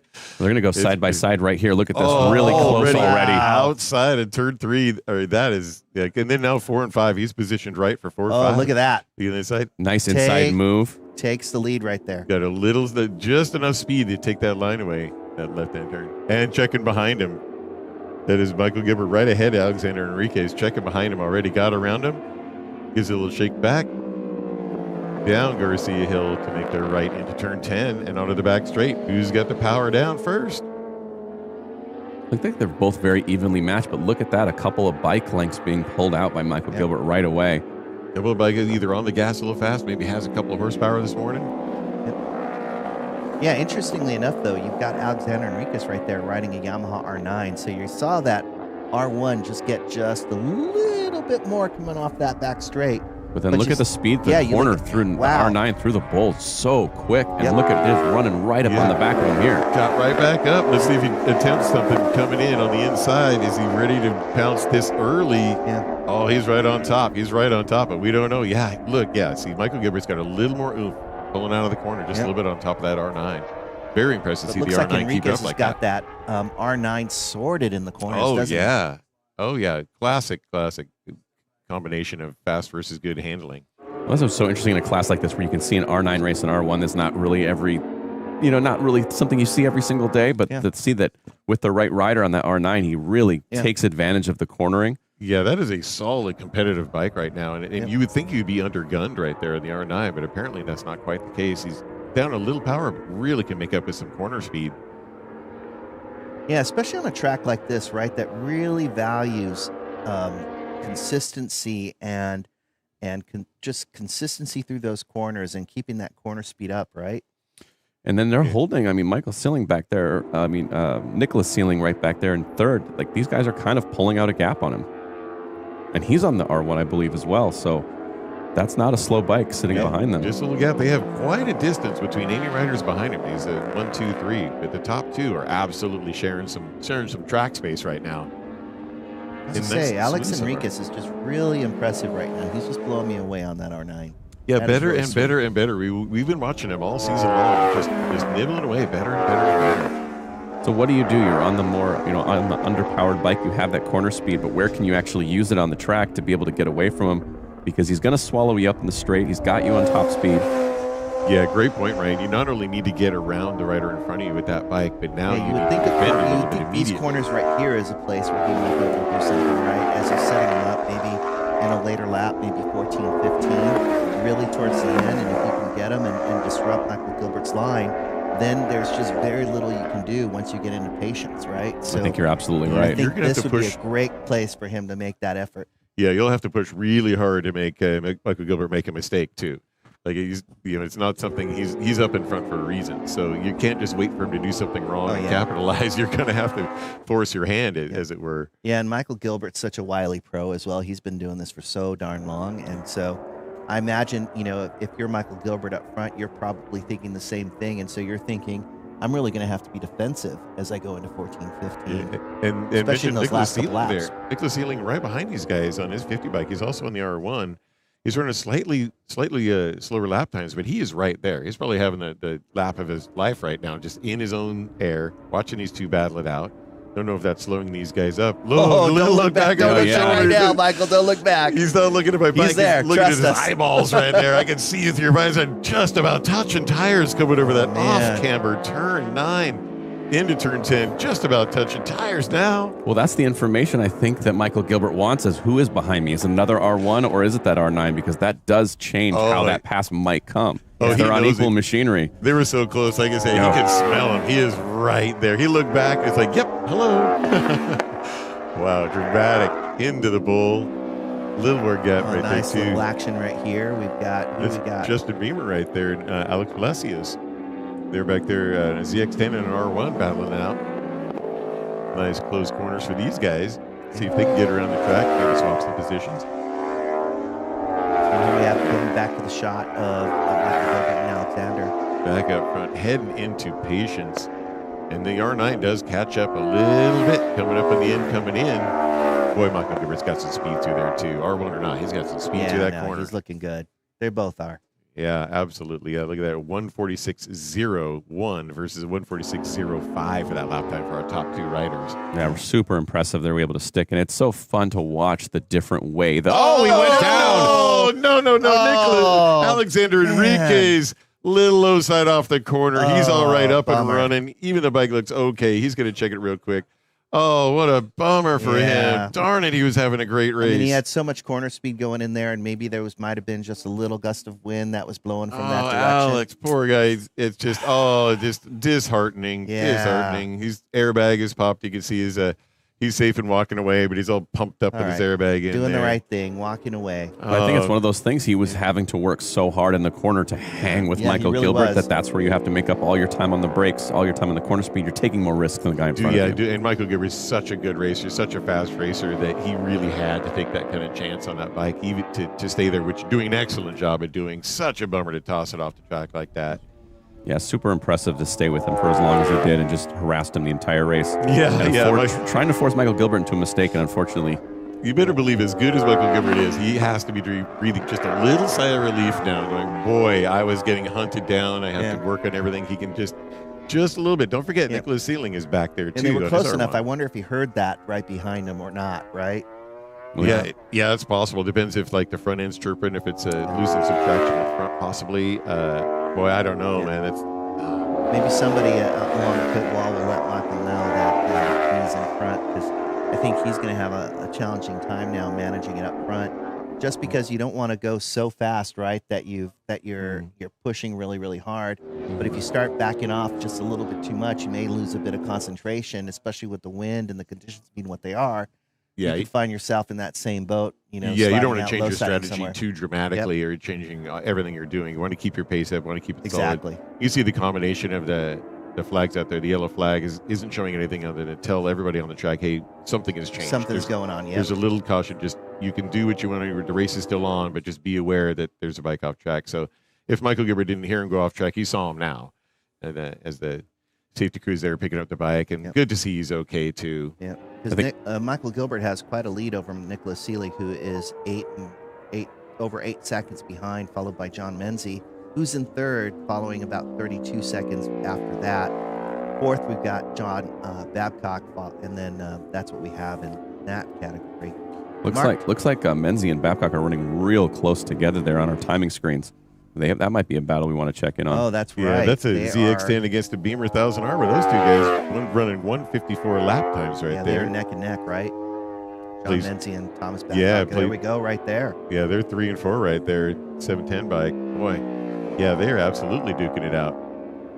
Running almost identical lap. Here we go. Here's the move up the inside. That's the move. What a shot. Look at that. That's a great move on the inside, coming to the 8, 9, 10 turn complex.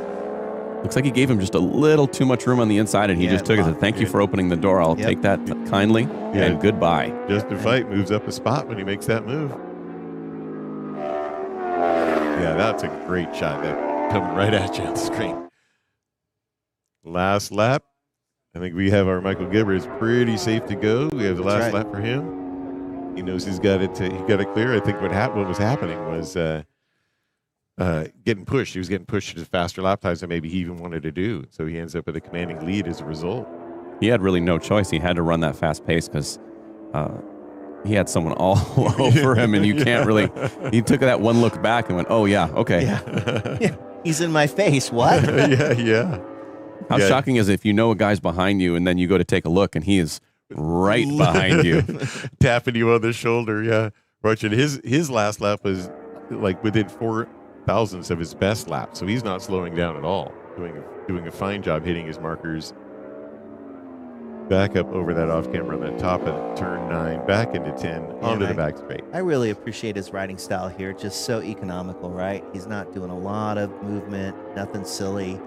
Just saving as much energy as he can. He's been at first a lot. As a matter of fact, he got interviewed by our pit lane reporter yesterday after his win. That was fun for him. I'm sure it's the first time maybe he did that. But he might want to get used to it. You ride like this and you ride at the front this much, you're going to get talked to, I think. Yeah. So, yeah. Get your best announcer voice on. Yeah, he got his good like Nicky Hayden tribute helmet too. You love to see that. And the cool thing about Michael, he's done it all, man. He's done Moto America. Last year he was doing a couple of World Endurance races actually. It's pretty cool. Yeah, that's a different type of discipline, isn't it? Yeah, he's done it all. He wrote for motorcycle magazines as well. So he's just done quite a bit. He's just an interesting guy. Yeah. I remember him, being yay high at 13, 14 years old, racing at Willow Springs. Oh boy. Yeah. He had, even as a kid, he just had that hunger. Yeah, Michael Gilbert's a good Good guy. to see you. We have some dust here. Ooh, someone off track, or was that just Cali photography going through the desert?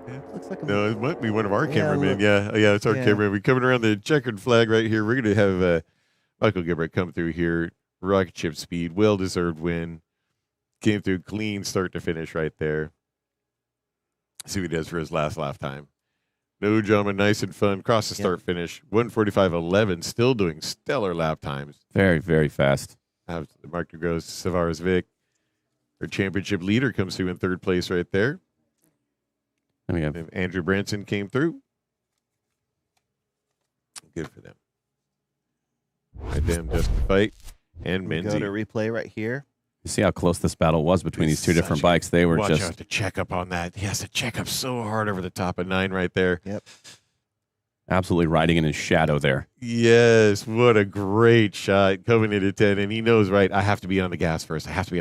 Interesting contrast in styles, the way they're riding too, and where their body position is on the bike. Oh, here's that slip. Here's that that sore low side. What a shame. Asked a little too much from that front. It looks like maybe just a little bit of wind. Just tucked a little bit. Yep. Tucked a little bit. Just slid off track. He's okay. He's just bummed. Poor guy. Yeah. Just bummed. See what he can do about it, but that didn't work out for him. Here we have. This was This is that beautiful pass coming in, coming down the slide right now. That was Justin Fight going right on the inside right there.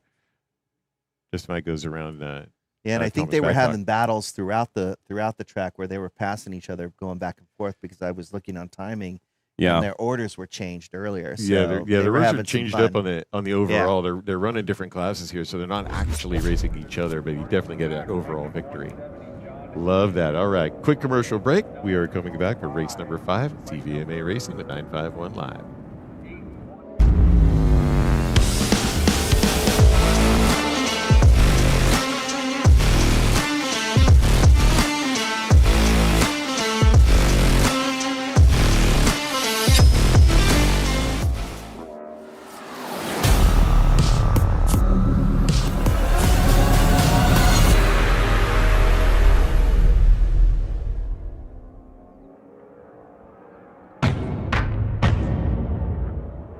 Got a slow drip?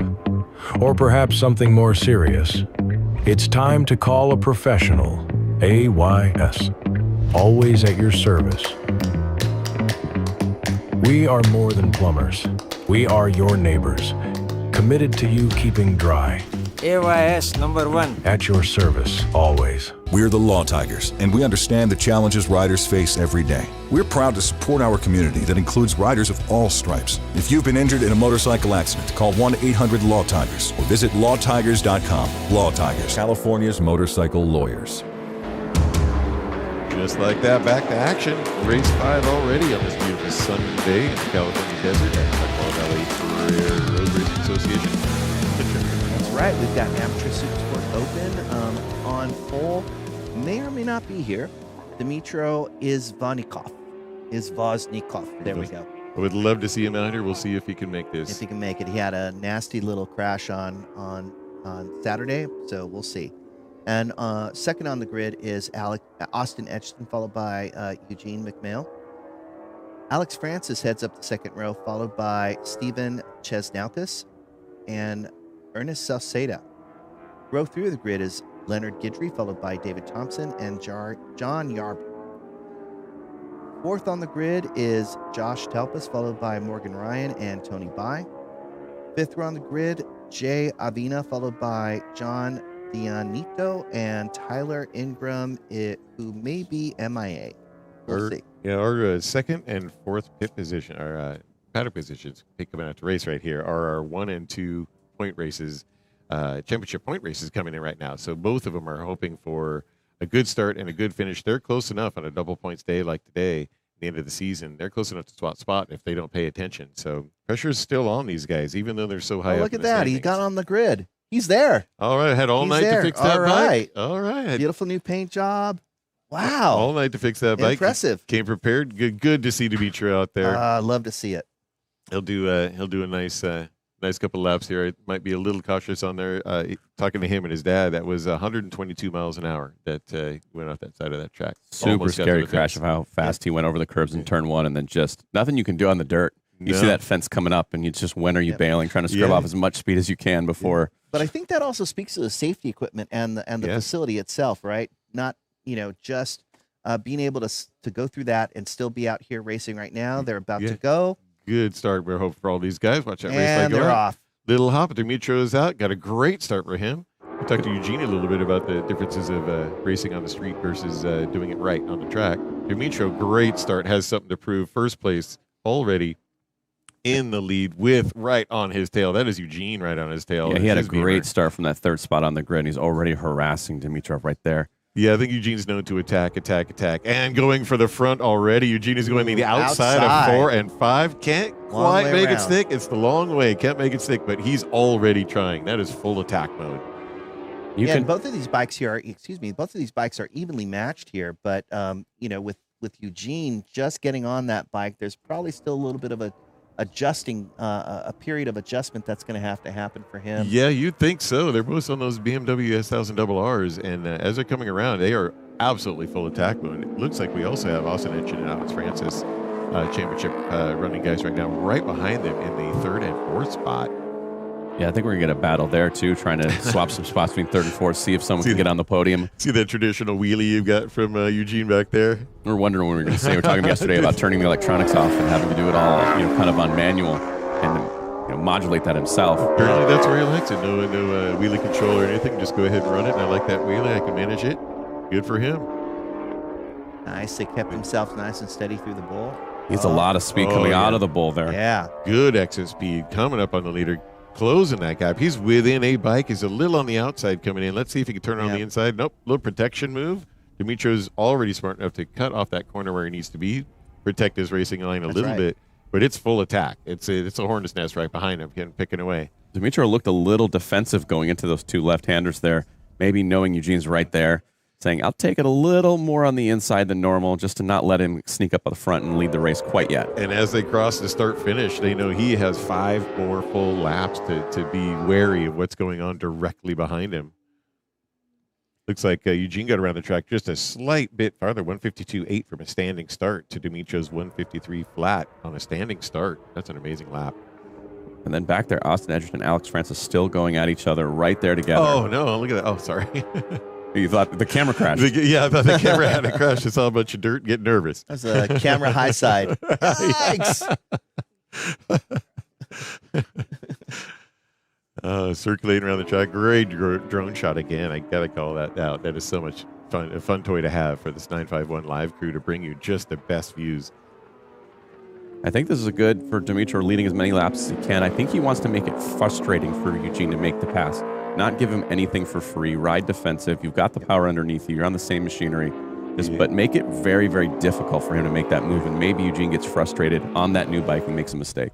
Yeah, that might be the case. There's a heck of a battle right behind both of those. Austin Edgerton and Alex Francis. To see a little bit of that, right? Yeah, right behind them, too. So there is a couple of great battles. And these two battles are not too far from each other. No, they're only about 1 second apart. Yep.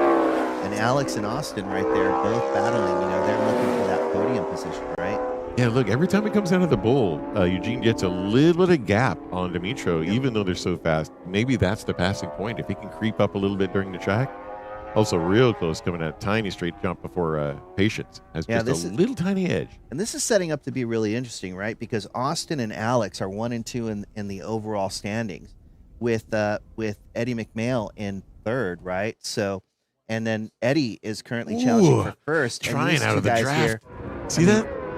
Yeah. No. This is awesome. Yeah. Eugene tried to get out of the draft and beat him to the stripe. Couldn't make it happen. Settled back into 2nd place, but he's already still attacking, and even on the straight where it looks like Dimitro might have a little advantage coming up, a little power, a little faster on the gas or something, but to get close enough to use that draft to his advantage, very smart move on that. Dimitro has now got just a couple of bike lengths gap at the current spot of the track, but that's gonna little wiggle. That's gonna change it a little bit. I think on corner exit, Eugene has him a little bit. It seems like on entry, maybe Dimitro's a little more comfortable, despite that off yesterday. But it seems like out of the corner, Eugene has him just a little bit. Another attack by Eugene on the inside now, which is where he needs to be to try for a pass. Can't do it. Got to settle back down for 8, 9, 10 corner complex. Little off camber. Beautiful shot coming in, settling down a little bit. Not really a passing zone. We've seen some people try, but it's not really a passing zone. And back on the back straight. And look, Eugene is on the gas, wheel up, and manages to power by on the right side where he needs to be for this next right-hand turn down the slide. Yeah, and I don't know much about math, but I'm telling you, like with Austin and Alex, there's something going. I can't do the math, but I know that there's a They're fight doing right it there. right and now. Austin's got to get up there, man. They're doing the math at 120 miles an hour. So Alex And, Francis look is at that. all of a sudden all in the back, makes the pass. Oh. Comes to pass on the inside, and Dimitro is now falling back to third place. Did not expect that. I wonder what's going on. He's back to third. Yeah, now getting attacked by fourth. Eugene went by, and then I don't know what happened that let Alex Francis get all the way up on the back of Dimitro so quickly. Yeah, something's going on. A little checking for nitro oxide in the Parc Fermé later. That's a pretty. Yeah. Oh, a little wow. bit of a bobble on the way out there. Definite stand-up bobble and corrected with a wheelie. There is lots of drama going on right now with his. Yeah, Dimitro looks like he lost a couple of seconds on that lap to McMail 150, Francis 150, Dimitro down to 152. Yeah, that was. It seemed like maybe a missed shift or something, but it seemed even more than that, right? There's a lot on a bike to go off a track that fast. It's very possible maybe they missed a minor part of a repair or something because there's a lot to do on that. It's a lot more than just plastics. And a lot of this weight lays on your friends and family and mechanics to get on here at this level. Yep. And with Alex Francis second in the championship here, we've got Austin who's going to have to hurry it up a little bit because the numbers are pretty close when it's double points over the weekend. Yeah, I can tell you their pits know right away. Their pits have already done every scenario. They have a list on the board to know where they need to place and get up there. But it all gets down to once you're done fixing the bike, once it's on the track, it is down to the rider to do the best they can. Finishing better is never a bad thing. Yeah, no, I think you're right. I think if you're Austin Edgerton, you've seen Dimitro have this issue. Maybe you feel like I have to get to third and try to manage this lead because there's a championship at stake. So I think you really see him pushing a little harder than he might already be.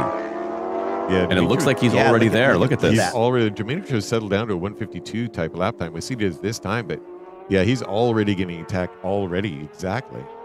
And I think he gets him right here. Look at that speed out of the corner. He's having a lot of trouble on corner exit, is Dimitro. Yeah, Austin goes around on the inside. Very clean pass coming in. Dimitro's still strong enough to stay on the back. But he just doesn't have any acceleration coming out of those tight corners. Yeah, it's settled down a little bit for whatever reason. I would love to ask him what that is later. But settle down just a little bit as now our 1, 2, 3. We still have Eugene McNeil in the lead coming across the stripe right now. 149.5 lap time. Excellent. Yeah, maybe that, like you were saying earlier, there was just something that they might not have caught in the bike after they went and did the repairs overnight. So much to look for. He probably has Jake Tran's same mechanic, Himself. Don't forget your nuts, boys and girls. Yeah.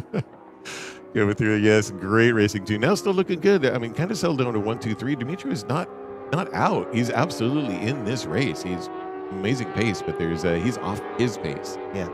His lead pace that he had. Darn shame. He's definitely putting up a fight. Yeah, when it's a problem or a gearing issue, just as far as how much grunt he's getting out of the corner, that's where it seems he's losing all the speed. Otherwise, his pace is not that far off. I mean, when you look at it, a couple seconds off the pace, but he's right there, so it's not a huge disaster. Yeah, it's a small one, and honestly, that is why Eugene, our current leader, is on that BMW now. He's having issues with his bike last round and last track day, and that's why he's on a brand new bike. But you see Dimitro again. He got power there. He doesn't seem to have the problem right here, right? Yeah, he's got power there down the back straight, staying right on the tail of Austin Edgerton at 115, right on the tail. So who knows? A little. Maybe and this is where he seems to lose a bit. Really, it starts with coming out of the exit of the bowl right here, right? Yeah, we'll see if you'll see if Edgerton's able to kind of just pull away from him because we saw how easy it was for him to go by him at this section. Looks like he. Yeah, back on power seems to be okay sometimes and not others. Very curious to see that. It's going to play into Dimitro's head, absolutely. If it is something that's intermittent or something is popping on and off. He's coming back. Look at that. There's not much between anymore. It'll be interesting to see the lap time this time around, see how close they are. Yeah, that's what he gets for painting a BMW red. It's true. It feels like there should be something like illegal against that, right? There does. There is in Italy. Right now, Eugene at 153. across the stripe, Alex Francis on his Suzuki doing a 150.9. Third place, 150.69, Austin Edgerton. Yeah. Dimitro Eddie right there. McMail, he's got quite a lead there now at this point. He's got almost 3 seconds up ahead of Alex Francis. Yeah, and Austin and Dimitro still battling it out. Great battle for these guys. Still battling it out. Whatever happened, maybe unhappened, but they're still battling nose to tail. And Austin's going to have to go really defensive here just to try to keep Dimitro off his tail coming into the final section of the track. Yeah, as that comes through. Agreed. If Dimitro gets back on pace, then it's going to be a very, very tight last lap. Yeah, he looks a lot more comfortable than he did a couple laps ago. So I wonder if it's just a confidence thing. He got passed a couple of times, maybe it rattled him just a little bit, got him off his lines. Maybe he's also having a technical issue, but now it just seems like he's back comfortable and looking very racy. Yeah, I believe Dimitro is probably pretty familiar with pressure. It'll still messy. They're pretty familiar, but yeah, pushing him to a limit where he didn't like, because that was some attack going on without a doubt. And then kind of proves it, gets out there with a couple second lead, which is kind of good to take off after that.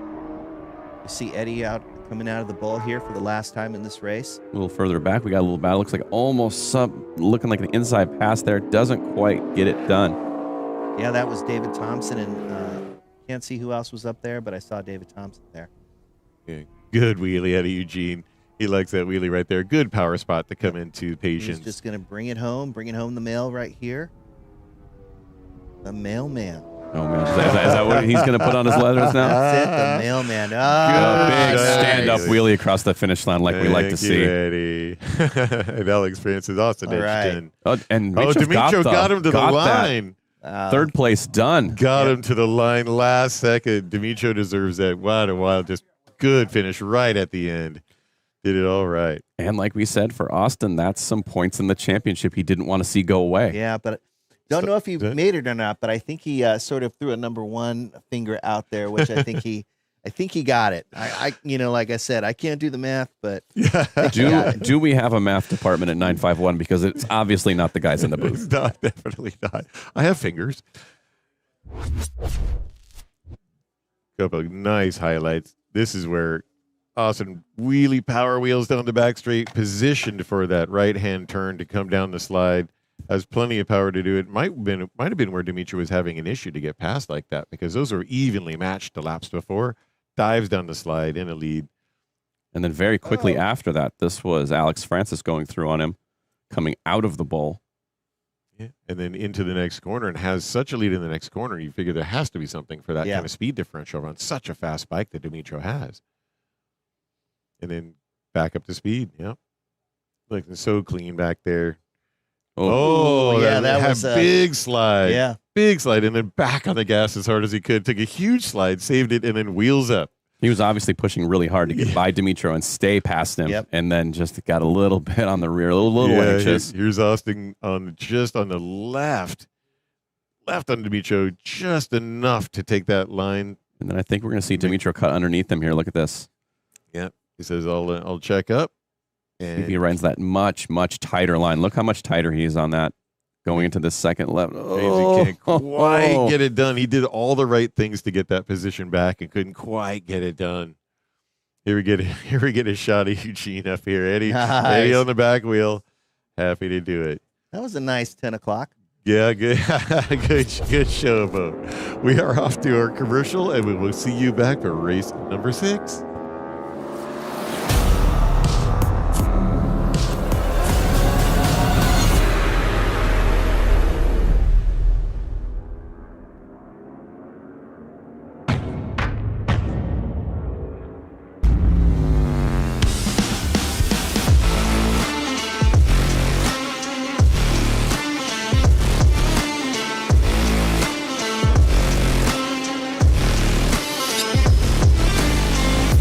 Got a slow drip?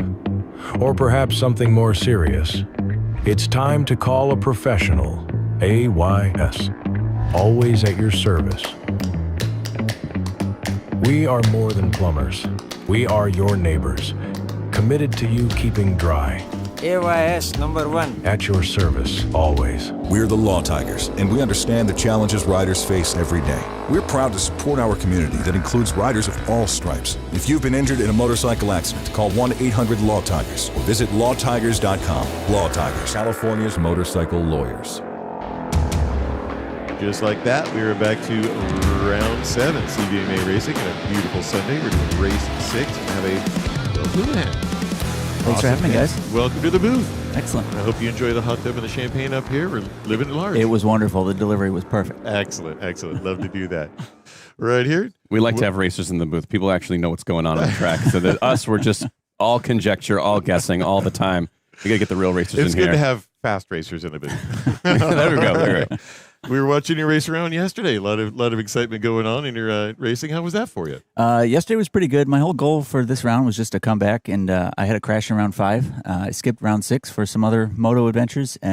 Just came in to have some fun, and then through racing as it is, figured out that I'd be able to take a season-long podium today. So it's been a good weekend overall. Yeah, I was going to say you're doing well enough in the standings that that your competitors are probably not unhappy that you took a round off, and here you are back again. The threat is back, and all of a sudden everybody got real nervous, had to step up their game a bit. Yeah, well, the Hooligans class this year has been really fun. It's a lot of great competition, a lot of great camaraderie.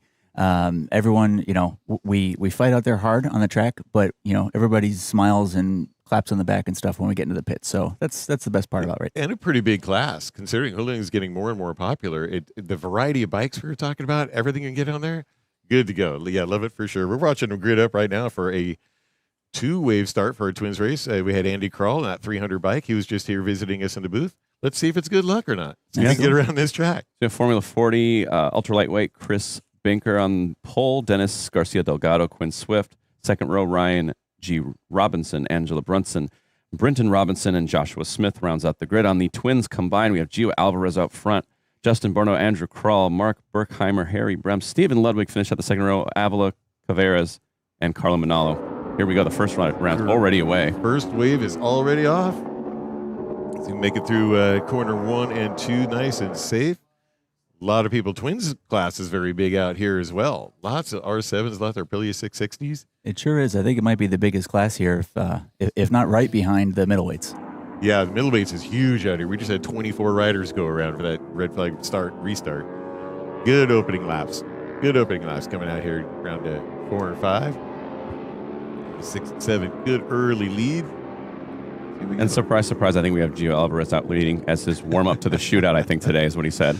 He's warming up their shootout. Gio's had some pretty big words for today, you know? I heard he was in here this weekend already talking about some lap records again. He's talking about lap records. He's got him going one direction. He wants this direction too.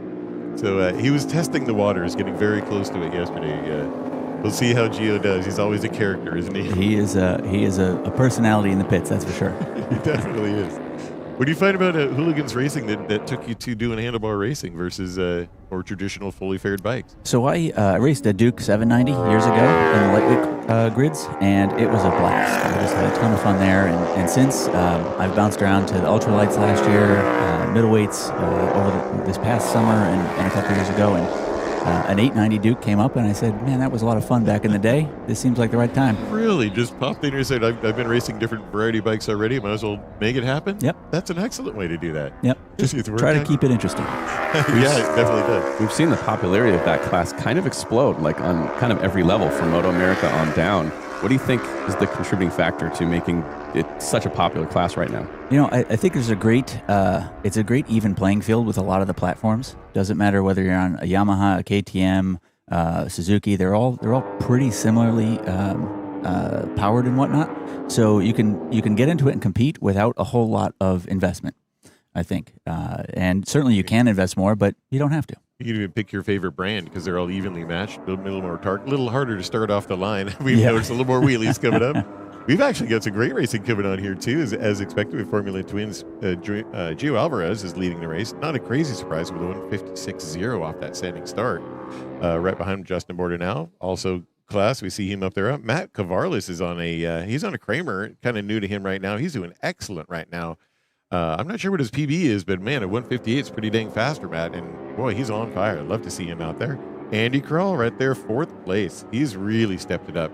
We'll see how he does on his flying lap time right now. And Andy Carlos really stepped it up last couple of rounds, and he finds himself in the thick of it, podium spots and everything else, just being best in the paddock. Good to see. Good guys right there. We saw Matt yesterday on that Kramer hunting in that third place, that getting that bike up there in between all the Aprilias and the R7s on the lone Kramer in the class. Yeah, these are our guys. So we've got Steve Ludwig out there. We got Jimmy Alvila out there too. Good guys. We'll see. Bella Manolo should be out here as well. I think he's running 6th right now. 6th place on his R7. Someone else here looks like they have a problem. Looks like there's a rider kind of off the line touring, maybe a mechanical issue. Yeah, it's an ultra lightweight bike. It looks like to you too. So he's doing the right thing. Got his hand up, staying safe, staying off the track.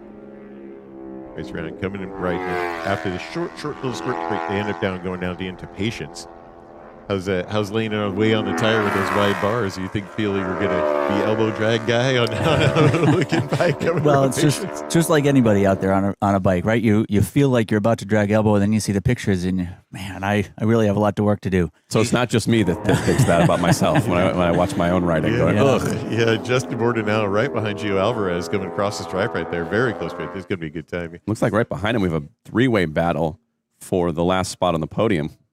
We were talking about Robert there at Cali Photo out there, keeping everybody honest. You're like, oh, that was the biggest wheelie I ever had in my life. It's just a credit card height, Robert gets a lot of shots that, sometimes most of the time they're really great. And sometimes you're like, man, I wish he didn't get a picture of that. He's the truth teller. Without it, you go to his trailer, I don't want any of those pictures. I feel like we should be able to approve which ones go on the site. Yeah. And then the other ones can come directly to us. That's right. That way no one else is seeing some of the shots. Be a lot less embarrassing sometimes. We'll get you on your CBR 500 out there in no time. Right? I can get a credit card off the ground. If the wheel's off the ground, it's a wheelie.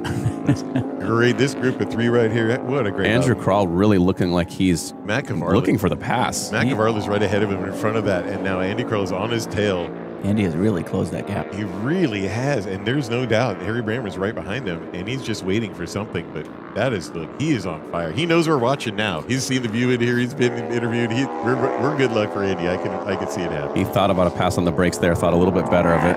Got a little bit of room going down the slide, so he's a little later braking, but just a tap of the brakes down the slide for these guys. Not much. You got to keep all the roll speed you can down that hill. You'll see the speed difference here if he can make up a little ground. There's that rider getting out of the way safely, off track. Yeah, yesterday we had Brendan Kettleson up here. An interesting point about having to stay on the throttle going down the slide to keep your front traction, or you end up in the inside where apparently he's been. All the torque out of a hooligan's bike like that is a lot more important. Yeah, you'd be surprised how much throttle you can actually carry going down the slide there. You'd think, oh, it's downhill, I have to back off, but it actually makes the bike feel a lot more settled. Just like a roller coaster at Disneyland, you're going for that drop, right? That's right. Keep it tight. Yeah, nice tight grip. I love seeing that happen. So we have Gio Alvarez taking off Justin Bordenau right behind him. Matt Cavarles is still holding off Andy Krall right there. Harry Bream right behind them in that tight group in that twins class. And it's also nice to see the Kramer versus the Yamaha versus the Aprilia right there, 3, 4, 5 building for the podium. Someone is going up the inside here. That's inside into 4. I think that's Harry. That's Harry Bream is coming up on Andy. That was a big gap closer. He got a really good run out of that corner and tried to take that inside line, just didn't quite have enough. We're going to watch that corner tight next lap. Yeah, it's gonna. They're all waiting for it. I don't know if he got close enough for Andy. No, he's back there. Andy's focused on Matt Cavarles right now on that Kramer. Well, how much of the surprise is that you're out there racing, you're looking at the guy ahead of you, trying to make the pass, and all of a sudden the guy from behind you, which you thought was out of contention, is putting his wheel. Andy's giving it a shot. It's never good when that happens. No, he's giving it a shot. He can close up right over the top of Crash Corners here on that little off-camera turn into 10. But, man, he's giving it a shot. And again, Harry Bream's back there. No slouch, but keeping it a little safer back there. Keeping it like maybe he wants to avoid a tangle possibly. Well, I think Harry's trying the right things, too. He's picking different lines, right? Andy here looks like he's following Matt pretty closely, and that tends to close up the amount of passing opportunities you have. Harry hanging back a little bit and trying an alternate line, that's the right way to go. Yeah, smart move for sure. Andy might have it could even be something like target fixation. You're looking at the tail of a bike and just naturally following it. It's a human thing to do. Wow, it gets a great drive out of the bowl, though. Great drive turning in. Can't quite keep it inside. A little farther back here. We're in lightweight racing right now. We've got, is that the 99 of Josh Smith? Going for a pass. Yeah.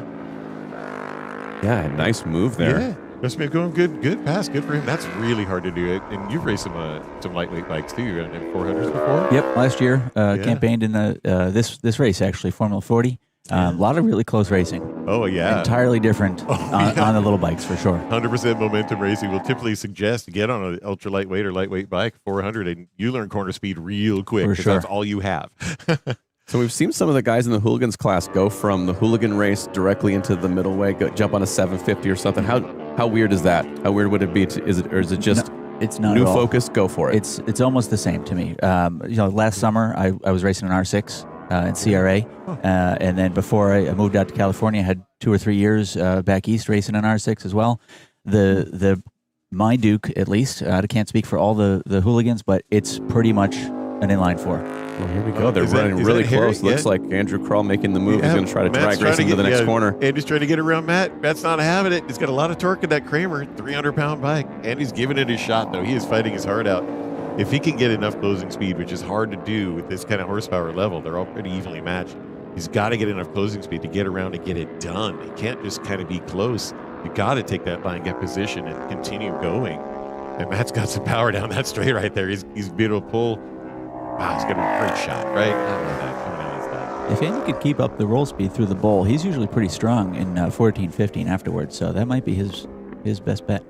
Yeah, we're hoping we'll see a little gap closing coming into Matt. Harry's back there hanging out, just waiting to pounce. Yep, trying different things. See what it attempts to get a little closer to the tail of Andy Kroll at on that 300 bike up on McAvoy's. This is a great race. This is an excellent race for Matt as well, man. He's doing great in that gap of that lead as Justin Bordenau and Gio Alvarez are about 3.6 seconds ahead of these two. White flag, boy, when do you do it? Last chance. This is Sunday. This is round 7. You see that white flag? You see the red mist at the same time? You got to send it at some point. Well, we see every time Andrew makes a move on Matt, Harry kind of comes back into the picture a little bit. So I know he's sitting back there going, make the move, Andrew. Draw me back into this battle. Let's make it a 3-way fight. Looks like we have a local yellow flying, possibly, unless that's a white. My eyes are bad. I think that was a yellow. It looked like coming out of just a local yellow out of one of those towers. Might have somebody just having a mechanical. And you could tell from the flags the wind is really picking up out there. So that might be affecting the guys a little bit on these smaller bikes. Yeah. Not Gio, though. Feels like he's got it well in hand, 5 seconds ahead. Well in hand. Just running his lines. Our lightweight. Looks back. Quinn Swift is reading the lightweight. Dennis Garcia Delgado behind him. Chris Minker, 1, 2, 3 right now in the ultra lightweight. See if we can get a position change there. Because right now, Quinn Swift and Dennis Garcia Delgado are within 0.3 of a second. Yeah, you saw Gio take that big look back just to, double check, make sure, see how much. I didn't hear it. He saw Eugene's wheelie. He saw Eugene's wheelie. He's like, well, can I do one of those? Do I have enough room? We don't have any electric bikes out here yet, but you got to wait to see if they're coming, That's right. Sometimes you don't hear it until you see the wheel. It's just that wheel and everything changes immediately. Oh, no, right off track. That's a 62 bike right there. Yeah, that was probably what that yellow was for. I think. Is that Carlo? That is, darn it. Carlo Manolo right off that bike. Yeah, A62 in the pits. They've been working on those all day. Bummer to see him off track. Clean pit. I hear he's doing signings about 3 p.m. today in the Dow Racing pits. After race 14, he's going to do an autograph signing. See Carlo and so just get over there and harass him. They've got merch. They've got koozies. A lot of free koozies out there. Go talk to him at the Dow Racing pits. They might even give you money. Gio Alvarez first place, 152, 154.1. He's chilled out just a little bit coming out. He knows he's got it beat over the cross checkers. That's aboard it now. 155.19 for that. See this next group. Let's see if we can get. Yep. Matt was able to hold everybody off. Andy Kroll right behind him, solid 4th place. Harry Bream right behind him at 5th. Matt put in a really fast lap there to make sure that Andrew wasn't going to make that move on the last lap. Yeah, we're going to watch the leaders of the lightweight second heat come by here too. It still looks like Quinn Swift is in the lead. Dennis Garcia Delgado right behind him. We're going to see when they come around here because they were tight racing right here. This is like all the suspense. When will they pop out? Where are they? Yeah, it's just a row of Ninja 400s. Just the best way to get into racing. The tires last forever. They're real forgiving bikes. They'll run at red line just forever. And here we go. They are close. Ripping around. Here we go. See if Dennis can make anything happen on the current leader, Quinn Swift. And here we go. No, it looks like Quinn Swift holds him off. Almost. Garcia Delgado right there and been there the whole race. Just the whole race. Attack. Yep. 73 bike. Chris Minker. Last of cycles do start finish over cross line. What are your plans after this season? What do you think? Well, I just accepted a new job, so we're going to be moving pretty soon here out to Colorado. So we'll start to race out there and then see about getting a ride down here for next winter. Yeah, there is an airline. There's an airport right here. You know, you'll see the jet has our faces on it. Excellent. That's how we fly in here. You're welcome to use absolutely. it at any Thank you. I time. appreciate that, guys. Good Yeah, to see there's a good snow crew, in too. Colorado in the wintertime. You know that. I'm aware. Yeah. Okay, great. Yeah. That's why we're going to come down here. Yeah, perfect. Yeah, That's yeah, what I figured. Yes. Smartest move ever. I know that you race CVMA. I know you're racing CRA as well. Great clubs to be out here. The racing in SoCal is really off the chain. So show them what's up in Colorado and definitely come back and visit us. Yeah, I can't miss this family out here, so we'll be back. Always good to have you. Welcome anytime. We're going to head to a quick commercial and come visit us back for race 7.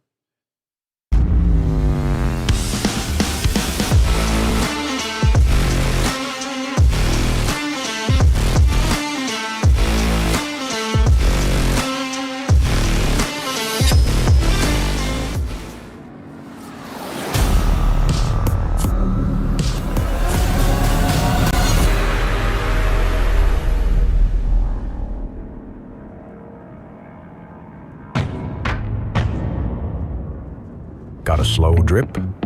Or perhaps something more serious? It's time to call a professional. AYS. Always at your service. We are more than plumbers. We are your neighbors. Committed to you keeping dry.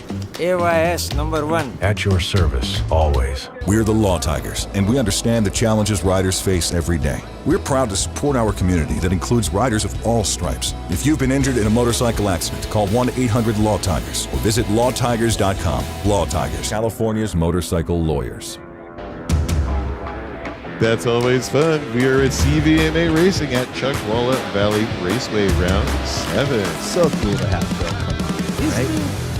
Gosh, these guys, are they all just so nice and good looking and well spoken? I mean, apparently if you want to race motorcycles, that's a requirement. So, Yeah, or you get yeah. better looking when you race motorcycles. Yeah, Seems that like might it. be happening. Yep. That's how I got And this when way. you get off the motorcycles and you come to the booth, then all bets are off, right? You're here permanently. Well, It's the just, whole world slows down for you after you get on the motorcycle, so you can just kind of breeze through life, and you have that cool racer attitude. Yeah, absolutely. That's what it's all about. Yeah. Watch them do this middleweight racing race 7. We have, of course, another full field here at CVMA. Who This do we is have gonna be racing a race really 7? good one. On pole, we got Brendan Kettleson, followed by Alexander Enriquez and Jack Roach.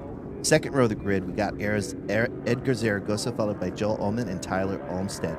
Row 3 of the grid, we've got Alberto Riviosa, followed by Ulises Wyrock and Parker Mayer. Row 4 of the grid, we've got Alex Reyes, followed by Josh Lerner and Ivan Munoz. And in 5th row of the grid, we got Aiden Hancock.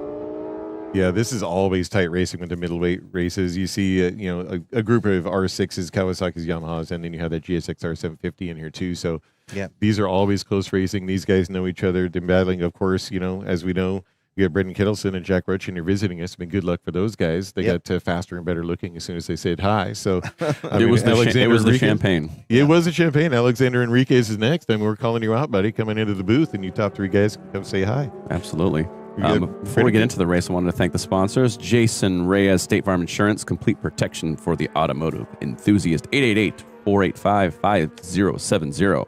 Apex Assassins believes every track day rider has a racer inside. Our mission is to make that leap easy, safe, and unforgettable.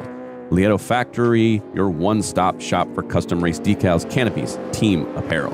Rider gear, performance you can feel, protection you can trust, and Anthony's Leatherworks for all your motorcycle garment needs. Contact Anthony's.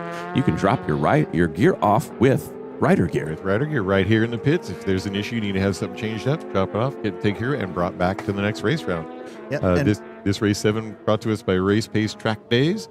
This will train you to be a better, faster racer. Keep your skills hot. Go see Race Pace Track Days. There's another one coming. Indeed. And again, this is the shootout. So this is the big money race for the weekend for the middleweights. This is a 10-lap race as opposed to most of our other races, which are 6 laps. So again, money on the line here for Brendan and for Alex Enriquez and the rest of the field. Brendan is our points leader right now, coming in with 100 points in this championship right now. Bryant Cornbell right behind him. And Owen Williams, who was not here this weekend, had a very scary crash a round ago. He's okay. Bike crossed the track and had a little bit of issue. But right now, Brendan's in great shape. Let's see how he does on a shootout race, because the 10-lap race is a full tank of gas. It's a little bit different mental state. And what they'll do is halfway through the race, lap 5, they'll show you cross flags at start-finish line. And it feels like you've been racing for years and you have another half a race to go. That's right. A couple more laps is all the difference for these shootout races. The big money races coming in here. All the heavy hitters come out. And then we got Brendan Kettleson right there on pole. We've got Jack Roach. And then we also had Alex Enriquez getting himself into position there on the Yamaha R9. Now, I don't want to put any pressure on Brendan Kettleson, but it looks like his qualifying lap was pretty close to that track record. We'll see. He's praying for a good start. Race light, race great lights start. out. Okay. Good start for him. Everybody's off. Let's get him through 1 and 2 safe and get to racing. Really good launch from all three guys on the front row, but they're just as they are 1, 2, 3 for the first corner. 1, 2, 3. So Jack Roach is and Alexander Enriquez both on number 12 bike. Jack Roach is that bright green 12X. Keep an eye on that top 3 guys. And then 4, 5, and 6 are just bouncing off each other back there. Look at that. So our top 6 riders well within a second. 7, 8, 9. Those two leaning on each other in that corner, it looks like. Already coming through. That's Alberto Riverosa. He's been known to be fast around here as well, and he is just itching to gain some spots. I don't think he liked his start. Alberto started out in the front of row 3, and he's doing his best to make that distance to the front end as short as he can. It looks like Kettleson, as we saw yesterday, kind of checking out at the front. Going to run a very fast pace. Make sure to get that shootout check in the bag. No one coming up underneath him. Just be out front, run his lines just where he wants to be. A lot of hungry riders. These will pay back to 5th place typically, but as the faster you go, the more money you make. And absolutely, this means everything. Tires and race gas are expensive. So great shot. Looks like a little slip there might be from Alexander Enriquez. He was on his knee, just a little tiny bobble of Jack Roach right on his tail. And I got to say, I was remiss in mentioning one of the riders out here who I thought was MIA, but Hayden Ming is out there, 661. I saw his bike out there, so he made it to the grid and was actually in quite a good position there. Yeah, middleweight shootout, man. These is elbows, man. You're battling in here. You'll come back to some tire rubber on your ruthers if you're not careful, you know. I was missing, now I'm found. Yeah. And we saw him battling near the front in this race. I believe it was last round, so he has some speed if he can find it out here. Cleared a bit. Brendan's on fire already. Got a bit of a gap to the rest of the field. Yeah, nice to see Alex Enriquez over here, who, again, a couple of races ago found himself on the tarmac. Oh, we have someone off here in the background, off in the desert, doing some motocrossing here. This little dirt track. He forgot his knobby tires because he's going to join the racing line as soon as he sees it safe. Going to be careful getting back on track, but he's okay. Stayed upright. He's falling off. We have Jack Roach, Edgar Zaragoza right behind him. Hayden Ming is in 5th place and moving up quickly in a Suzuki GSX-R 750. But that's a good point, Al. I mean, you have Enriquez going down on a different bike, has to pick the bike up, get the ride back to the pits, now get back on a completely different bike and try to get in a big money race and score some points and score some cash. Well, apparently it's easy. If you listen to our last guest, you can just get on any bike you want to and ride very quickly. Yeah, I was told these bikes turn themselves. Good battle up here. Good battle, 1, 2, 3, and even 4, 5, and 6 right behind him. So Brendan is taken off already. It's good 1 second gap. Not too back. Alexander Enriquez right behind him. Jack Roach, Edgar Zaragoza, and Hayden Ming has moved up to 5th right there, just past Alberto Riverosa. Into the bowl they go. As to the battle of the 12s here. Look, they're running very similar lines, very similar pace. We'll see if either of them is kind of holding something in reserve here to try to pull away or make a pass here. I don't know. It seems like it is a 10-lap race, so they're probably not quite used to even a couple more pounds. I mean, if you're talking another 7, 8, 9, 10 pounds of extra fuel in the bike, might just keep them a little mellow at the beginning of the race. But how hard do you push? Well, as hard as you want. I mean, you need to get up there and push that risk barrier as far as you can. You sure don't want to throw it away. That is a good point here. The point about, the level in the gas tank being a little different on maybe a shortened race or having to, splash and dash with that sort of thing, having the red flag earlier. But on a 10-lap race, you may be a little more uncomfortable in these early laps. I got to say, looking at Alex as well, Alex Enriquez over here, I really like his riding style. He's got this really aggressive, knee down and elbow down on the ground kind of style. If you look at that coming through here, it's just so smooth, so aggressive. I love it. He's the one that looks good in pictures. Yep, and here we saw that was Hayden Ming right there coming through as well, looking very, very solid as he's coming through, being chased Yeah, he's up to 4th place now, so let's keep a really close eye on him. He started back of the grid. He's moving up very, very quickly. He's already in the money from starting at the back of the pack, so good for you, Hayden. Keep in there. He's got 5+ seconds to the leader, so we'll see how much he can drag back. But it's a longer race, so maybe if he's got the pace, he can get up there with these guys. But they are also running pretty quick at the front, these top 3 guys. Yeah, he's on a good pace. He's got fresh air in front of him. He does have Alberto Riverosa right behind him, but he is in fresh air right now. If he can make his marks and stay in the money, he'll be very happy there. I think that's part of the strategy too. Possibly it's okay. I'm here where I need to be. I'm in a money spot. That's a tough thing to do, is make that kind of gap on fast riders like this. And it looks like Enriquez is putting his head down on this lap, trying to just give himself some breathing room back to Jack Roach. Yeah, just get a little gap, kind of maybe not think so much about Jack Roach hunting him down from the back. And really keeping Brendan Kettleson honest as well. If we look at the lap times, there was really not much between them in the last lap that they were running. It'll be interesting to see what we have coming across the line right here. Yeah, it's not a getaway victory for Brendan. His job is still very difficult. He's going to have to get in there with 1:45.8 last lap around here too. He's fastest lap of the racers right now, but he needs to keep his concentration high. Dangle a few dollars in front of my face, and anything can happen. That's right. There's Robert, our Lorax, the Cali photo out there, taking great pictures of these racers. Again, another beautiful shot right here by our drone camera up there. Coming back into corner 4. We're looking at the 96 there. Is that what we're looking at? 96, 97? Tyler Olmstead back there in his Yeah. R6 right down here too. So we Tyler and his bike running 150s coming in here tight. Depends on whether you're dyslexic like me or not, whether it's a 96 or a 97. They're running close, though. It seems like they kind of yo-yo a little bit. There's parts on the track where they come together real close, and then that is the 97 of Tyler Olmstead able to pull out. But right here, we're looking at a pass. Close attempt pass on that 64. But Ulysses Weyrich is coming. Tyler Olmstead in the bike in the lead right there, and Ulysses right behind him, looking for a way around. Yeah, he's getting antsy. Look at that. You their saw that last right lap there. time. Yeah. Just a little bit of play right there. And see if he's going to get a run on Really it. good run. Really good run. Ooh, Not close enough. Down, yeah. They looked a lot closer in that shot, I think, maybe than they were, but that was a great run out of that corner. Let's see how they run into the bull. Their lap times last round were within 1,000. Let's see how they are right now. That is such a similar time to get around this track. Both of them just drifting just a little bit more than what you see on the other riders. It's just the style they have, it seems like. Yeah, as Tyler comes out of that bowl, he knows he's got to do just as much as he can. But, Miller's Another an dive. attempt, another dive done just on the inside. He's trying to shorten that track, trying to keep it just a little dive. Ulysses Weyrich right behind Tyler Olmstead right now.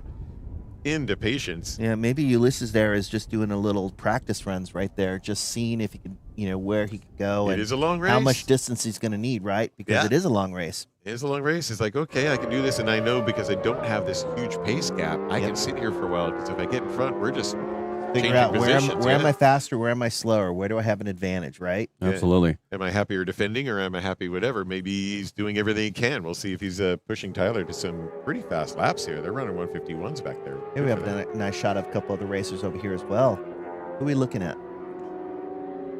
That guy looks like a Honda, because he's coming around 4 real tight. That Ivan Munoz right there, and Alex Reyes back behind him on the 190 bike is what it looks like. Yeah, so that was okay. So Ivan Munoz, he was on a Ducati. Yeah, running real tight together. The thing about being the guy in the back, you're learning a lot more about the guy in front than the guy in front's learning about you. Indeed. And in different types of bikes too. If you're running a V2 versus an R6, that's a different type of power delivery. It's a different type of style of riding too. They're definitely tight. They would love to get around this track fast and safe. But boy, coming in at 10, let's see if that Ducati maybe has a little power edge, or let's see if they're winding up the first one is going to get him at the end. They both have pretty similar exit speeds going out of there. Wasn't able to make up much ground coming down the slide. So their lap times are still right on top of each other. Even the lap before that, their lap times are just neck and neck and neck. So they're going to be doing this for the next few laps. Let's see if you can pounce as we get closer to the last lap coming up here. And we have someone walking off here. Looks like they've gone Enriquez. down. No. Oh, no. He was doing so well. He's all right. He's coming for his close-up, Mr. DeMille. Oh, Right. He's walking around the track. That is a bummer to see. Yeah, second crash of Second race, second crash. And that is that trudge away, knowing that you kind of let that slip through your fingers, running such a good race, really fast pace. Darn it. Yeah. So that means Brendan Kettleson has probably got a bit more room, a little bit more breathing space. Yeah, he's running faster pace than the guys behind him anyway, but that's now almost 5 seconds back to the second spot of Jack Roach. Now he gets some breathing room back to him, to Alberto Riverosa. So now he gets a little bit of room and can take maybe a quick sigh. Yeah, this is the halfway through the race. You see their tower right there with the cross flags telling these racers, okay, you guys are halfway done.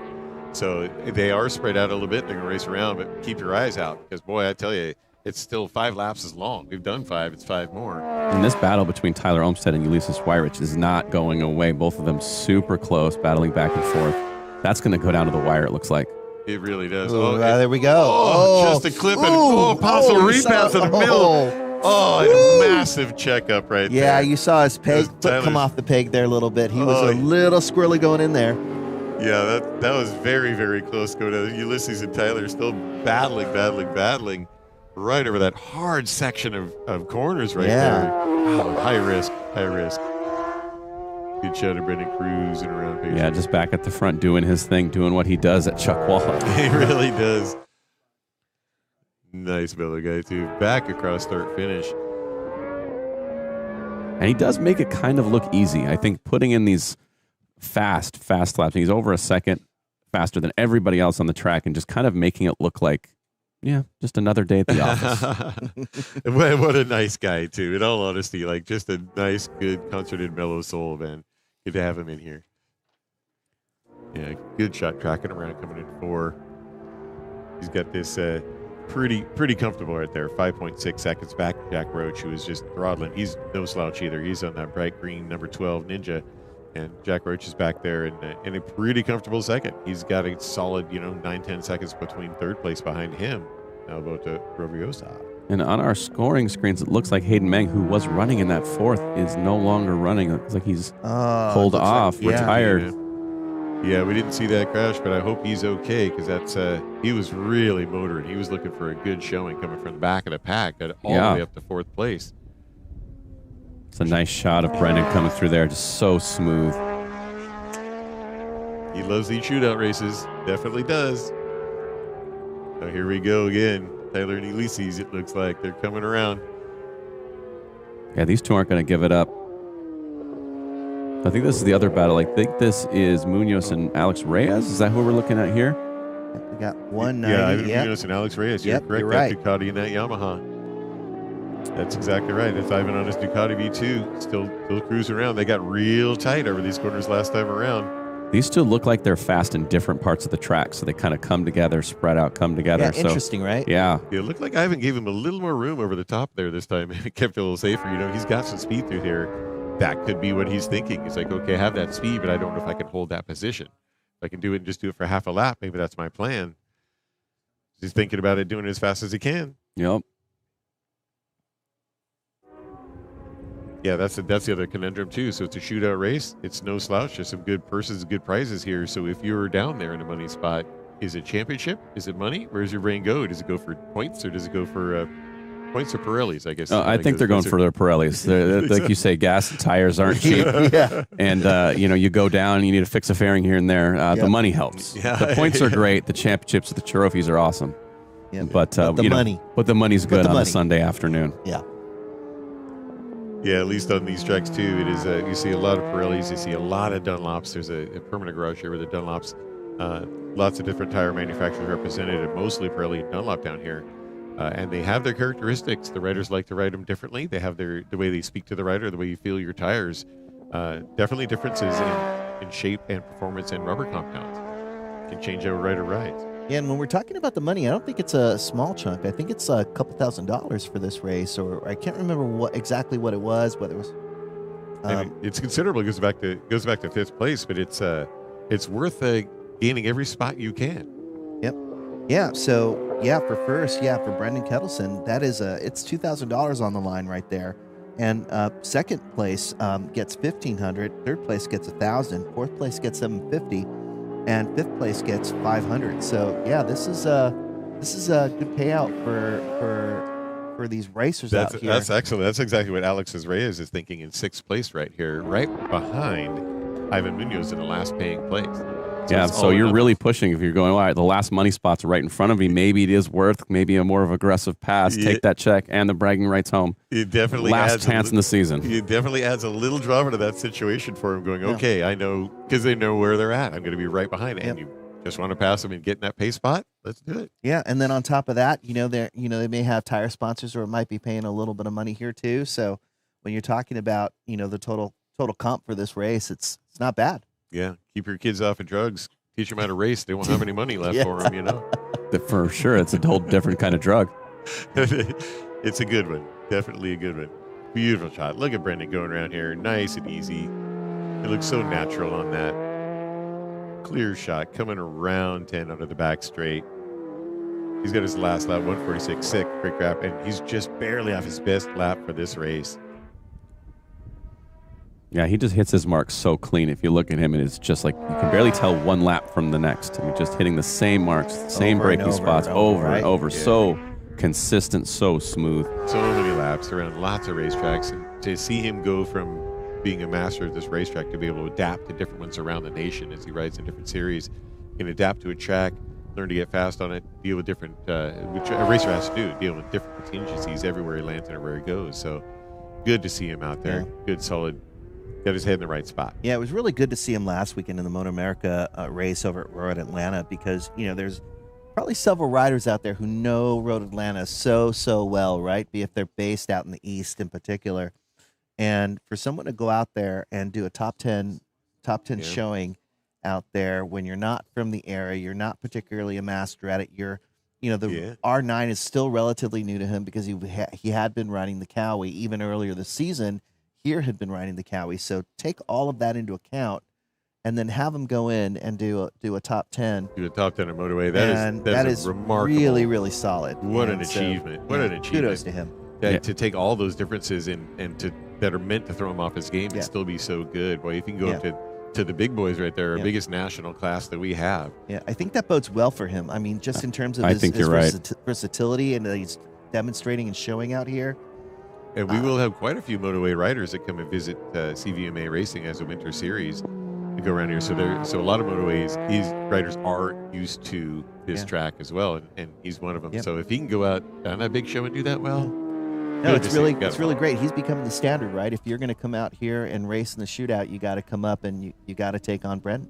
Yeah. Yep. And I look forward to seeing how much he can grow this season. That top 10 is so encouraging, and seeing how he adapts to other tracks around the country. Yeah, because they ride somewhere different all the time, and like you say, these different regional riders are so good at their tracks. Yeah, get his autograph now while he's still exactly. If you're in the paddock, his autograph session is after race number 15. Not everybody's as good as Carlo. They don't all have the biggest line in the paddock. But between Carlo and Brendan doesn't have to pay people to give him their autograph. So. Carlo's asking hot cash. He'll sign it for you. Watching the TMR crew on point, watching the race as close as they can as they come through for the checkers. Brendan Kettleson is going to come puts through. on the show. Look at Moto stand up that wheelie. was the best we've seen all weekend. That was sweet. Stellar wheelie, Brendan. Big stand up wheelie. Great one for Jack, coming in close to say hi at the K-Rail. Good for Jack, too. What a great wheelie. That's great. He knows the value of a highlight reel. Yeah. Good for him, Brendan. And $1,500 for Roach right there. Not a bad payout. Not a slouch. Good to see him. Yeah, nice finish for Roverosa there. That's just great. Finishing third on the podium, gets the cash. We'll see who comes through here first. I think Wyard kind of had it handled here on the number 64 bike. Looks like he put a couple of seconds on Munoz in the last lap, so we'll see what happens here. We're going to see what happens right behind them, too. Don't forget, Ivan and Ulysses are fighting back there as well, so now they're in 4 and 5, so we'll see who gets the money spot right now. Josh Lerner sitting in 6th. Looks like Ulysses Across here. The line we get. The 4th spot. Who's our 5th spot coming in with a little bit of extra cash in their pocket? Looks like Ivan on that Ducati was able to pull out a little bit on Josh Lerner and get that 5th spot here. Unless I was wrong. No, that's that. Which bike was that? Yeah, I think that was the red bike. I think that was the Ducati. Yep. They make a liar out of me in one corner. Yeah, exactly. Just ahead. Good job for Ivan Munoz. Just ahead of Josh Lerner. Ivan takes the last pace spot. Looking at the start here again, all of a really clean start except for right there. Look at the big wheelie. Yeah, good clean starts coming out of a top 3. Just know how to do it. A lot of practice doing that. Good to see him. And this was that battle we saw earlier. Wow, just sending it into a super tight set. Got a little bit sketchy right there. Not giving up. That's Tyler holding his own on that 97 bike. Came in hot. Yeah, foot off the peg a little bit with that. Running out of track, trying to make that pass, and then the big stand-up wheelie. Here's our highlight for Brendan. That is beautiful. Oh, that puts the period on the end of the sentence on the shootout for this year for Brendan Kettleson. I think there's no other way to do it than that. What a really good shot. Love to see that. He does that down the street in front of his house all the time. We're going to commercial break. We're going to come back for race 8 here at CVMA with 951 Live.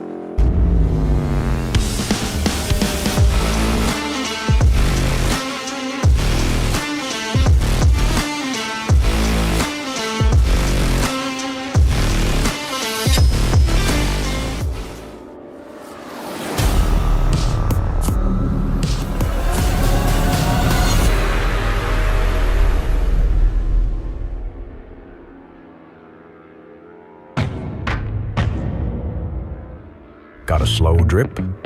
Or perhaps something more serious? It's time to call a professional. AYS. Always at your service. We are more than plumbers. We are your neighbors. Committed to you keeping dry.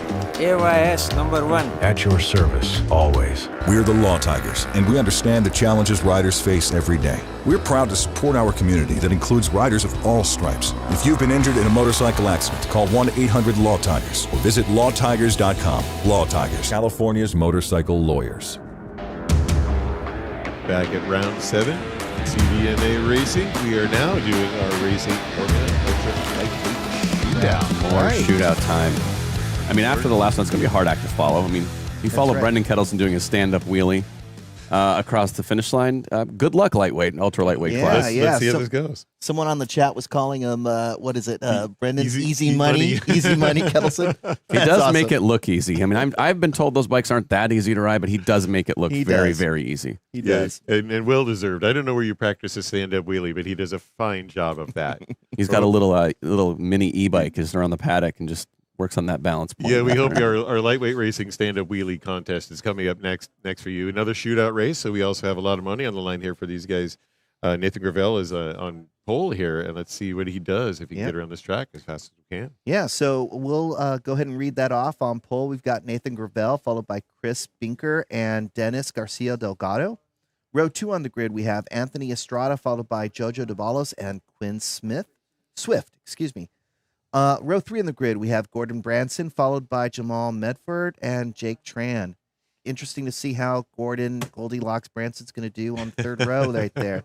Fourth row of the grid, we got Wayne Dixon, followed by Brenton Robinson and Himesh.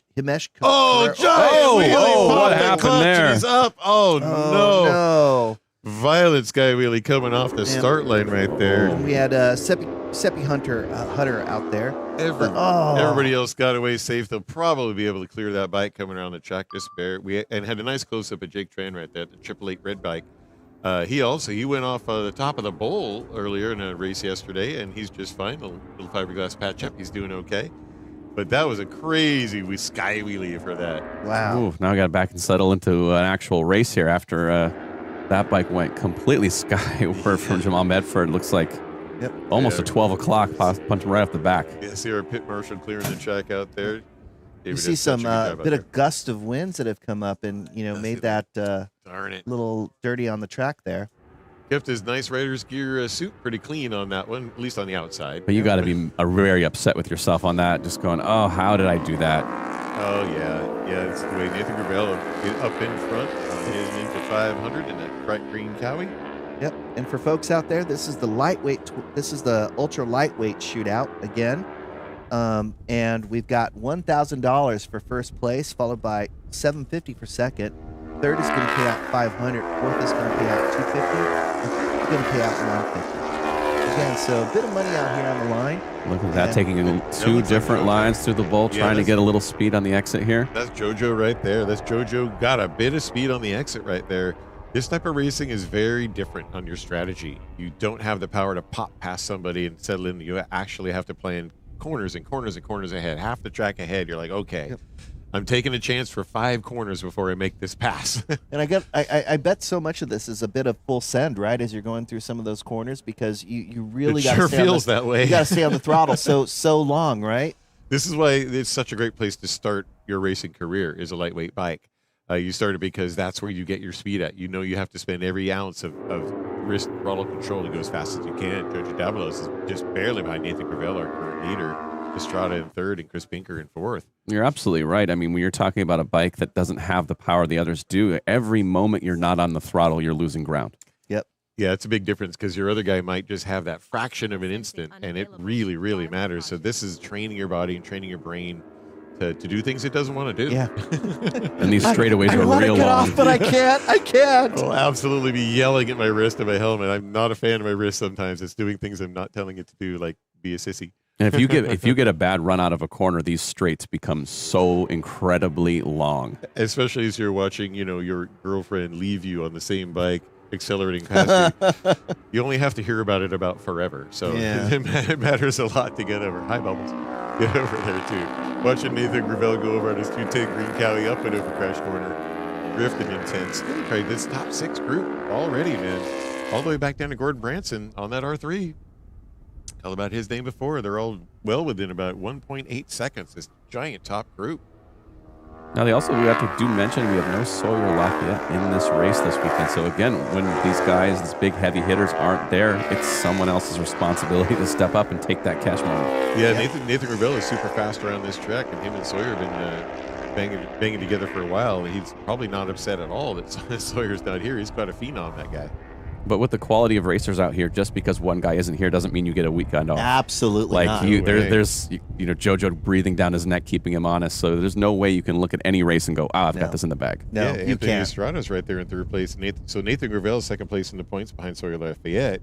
Anthony Estrada in 3rd, and a double points weekend. Look where they're at on the track. Yeah, they're absolutely. Well within striking distance. Down to the wire. Stay in school. Math is good. You need to know your math for the championship points in motorcycle racing, kids. Oh, boy. Is that why I never won a championship? The only reason, actually, weirdly. That's on your Wikipedia. You said you'd never use a quadratic formula, and here we are. That was the only thing holding me back, I got to tell you. Somewhere, somehow, your math professor is shaking his head. Yeah. I knew it all along. Did we have only learn how to divide and multiply? He would have been. He could have been a successful and productive member of society. We're watching Quinn Swift right there, just behind Chris Binker. They're also right there at the end of the pace spot. So Quinn Swift in the 5th spot. So he's in the pace spots right behind Chris Binker. They wouldn't mind passing. Chris Binker wouldn't mind getting a little pass right there. They're a little bit behind Anthony Estrada right in front of him, but they're still very tight pack. Yep. And interestingly enough, if you look at these guys, they're all running, top 5 have been running 58s, all within 8-9 of a second of one another in terms of total lap time. So there's not much daylight here between them. Yeah, follow lightweight racing. The Moto America equivalent, that either Moto 3. You see those guys go through like a fast train. The whole race. It's just the tiniest differences to make it, and that's what counts for you. Maybe go to a different type of racing. Early ends, or you go into something else, one's racing, move around, but jump right on the giant bikes. And I'm going to have a little conversation with Gordon afterwards, because he's not in the 58s. He's the first guy not in the 58s. First guy's out of the 50. I'm sure he wants to. We're going to have to cut. Here we go. Here we got his pass coming right here. Here we go. Oh, yes. To Anthony Estrada. Anthony Estrada just makes it happen over JoJo. It looks like he's going to try to get him on the cutback going left, so they go right back and exchange positions again. Back. Excellent. Little pass and a pass back. Let's see if he has enough bravery to go around the outside in patience, because he's going to go right up next to him in this corner. He is. He can't check up and wait. He's got to stay on the outside. He's trying to draft him as much as he can right now. It's going to be everything on the straight. He's going to tuck in as close as he can, get that break from the wind, and the draft will make a difference. Tucked right in. See that? Right in a row. That's the thing. Like, you can't be too impatient in that corner, because if you lose all your drive coming out of that last corner, you are toast. The whole straight is just forever, like you said, Ryan. Just forever. Wow. And these two battling is bringing in Chris Binker and Quinn Swift into this battle. So those two guys are hoping these guys keep going at each other. Yeah, quick shout out there to Gordon Branson in 6th spot. He's doing that on an R3. He's doing that on a Yamaha R3. All right, so I'll give him a little bit of a break. he's working probably harder All than the right. leaders right now to stay in that position, and good on him for doing that. Well, you can ask him why he's not in the 159. And a very impressive feat, by the way. When you're dealing with sub 50 horsepower and it's such a fast bike, it is all momentum, and that is a great feat to keep that speed up through a corner and through this transition here. You're doing 8, 9, and 10, and you must keep all that speed you can. That is Jojo Devlos just leading Anthony Estrada, just barely, with Chris Binker and Quinn Swift right behind him. Yeah, this is going to be a four-way battle real quick if these two guys behind can keep up the pace they have over the last couple laps. It slowed them all up, to be honest. Nathan Gravel is doing the same lap times he was before. Now has a 2.5 second lead because Jojo and Anthony are fighting behind him. It slowed them up to a 2-minute lap time. So just that they're duking it out. Here they go, right into the bowl here. Into the bowl again. They're duking it out. He wants that spot so bad. Now let's see who gets the better drive out of the bowl, because that makes all the difference right here on the left. Anthony Estrada is still in second place coming out of the bowl. It is, and Chris Binker right behind him. Right too, behind on him. that He is 73 getting bike. so much closer right there. So two guys are battling right in front of you. His eyes are lighting up, going, keep going, boys. I'm coming. Yes. Yeah, Nathan Gravel, commanding lead now, 2.5 second commanding lead, rarity out here, and he's just keeping his straight lap times in the lead. He doesn't have the benefit of any kind of drafting, but there he is, cross start finish, and this big pack of 4 right behind him. Cross flags for this race. That's really been impressive how he was able to stretch this front pack out. It looked like it was going to be kind of a 5 or 6 man group here, and Nathan just kind of just walked away from everyone. Yep. Yeah, they were duking it out in the back, slowed him up just a hair, and that's all it took. Look, Here we coming go back again. for attack again. Here we go. Come on, Jojo. Went to attack again. Anthony Estrada right there in second. Oh man, right behind him, Chris Binker is you saw Chris right there. Watch him close whatever gap he can. Here's another good late break pass opportunity coming here. And this next corner tightens up just a bit. So you come in super hot and have to check your speed or you're off in the dirt. And if these guys start dancing around a bit, Quinn Swift is going to be right in the mix because he's really not far behind there. He's watching him jog around here. Boy, Chris Binker is right there too. And look, he's closing up a little bit over this crash corner. Down Garcia Hill into 10. Watch, he comes up just a little bit.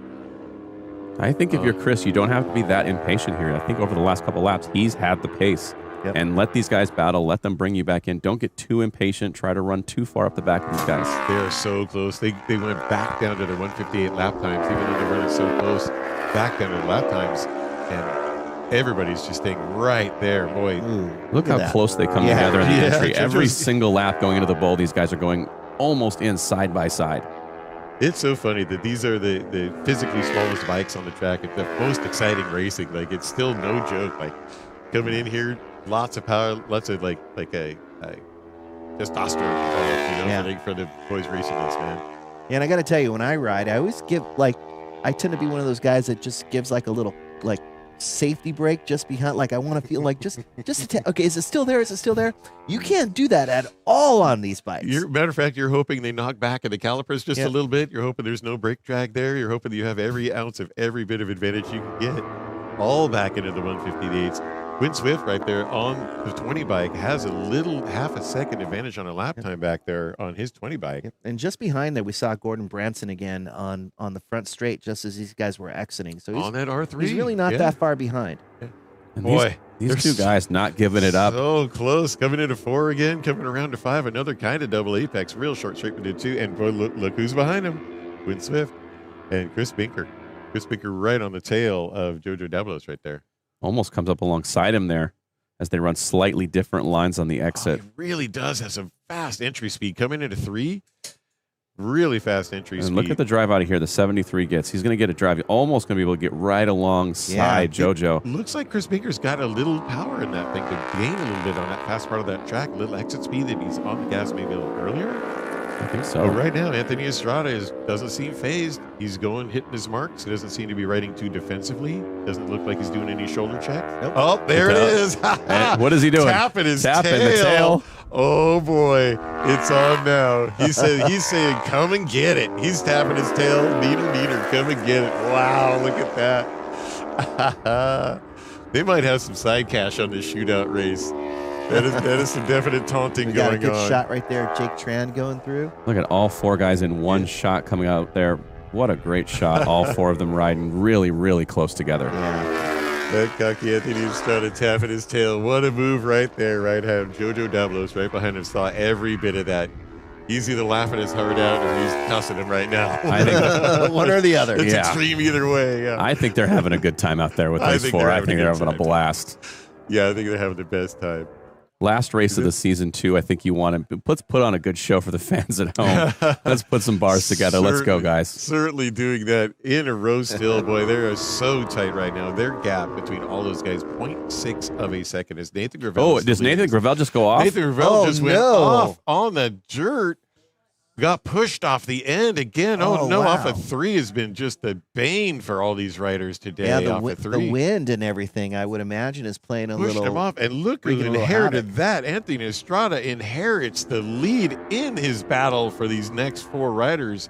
Now, maybe he's not tapping his tail anymore. He's saying, actually, guys, never mind. I'm going to take this. Let me just take this one going away. Things got real for Anthony Estrada right now. Wow, Nathan, what's going on there? Let's see if he hopefully can get that back wasn't on track. Nathan Gravel. I'm going to just cross my fingers. He hasn't come through a sector and seen their lap times yet. So he's on a green bike. I hope you're right. Oh, Anthony is really on point now and still under full attack by Jojo Dabalos right behind him. There's too many green bikes on this grid, so we may have inadvertently told the story of Nathan's demise, so hopefully not. Let's definitely hope not. We'll see if they go through over start finish. We'll see where it ends up. But right now, Anthony Estrada on the 107 bike is really serious. He does look like he's got his head down. He's not making any gap. You know right now that Jojo is still on his tail. No, that was Nathan. I don't see him out there. Yeah, there's no way. And those 4 bikes right behind him, it was either going to be a lapper or it was going to be Nathan. Yeah, there's Jay Tran right there on the 888 bike, doing pretty well. 7th place, just got a pass. He's really doing so well. He's thinking about doing more racing himself, moving up classes and changing around as well. Wow, look at this. Anthony Estrada is now going, I'm in the money right now, guys. Watch this. Here's my tail. He's got to be confident to do something like that, too.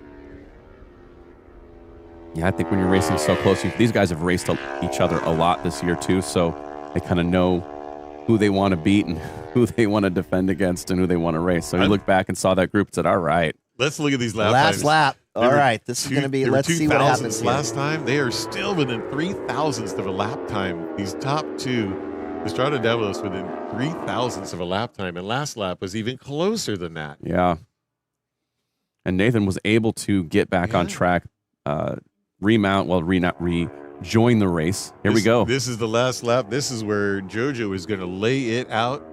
And Jojo's been studying the whole race, right? Does he lay it out or does he stay in the money spot? Because watching an excellent rider like Nathan go off track like that, like he's got to be in your heart. Like he didn't make much of a mistake and paid the penalty. So there's no safety here. Anthony is absolutely loving leading this race right now on his Ninja 400. This is where Jojo can creep up on him a little bit. Does he take his chance going over the hill right now? Boy, he's he close. Takes that tighter line on the inside. He's just not close enough. Can't do it. I mean, they're within a bike, and he just can't get there. Just taste it, and he can't get it done. He's got some speed here, though. Look at this drive out of this corner. The tire is on the inside. It's placed on the inside. There Can we he make go. it happen? Oh, wow. Going right There we outside. He's trying to push Anthony out of position. He didn't do it. Anthony didn't Just barely. shake down the slide. Wow.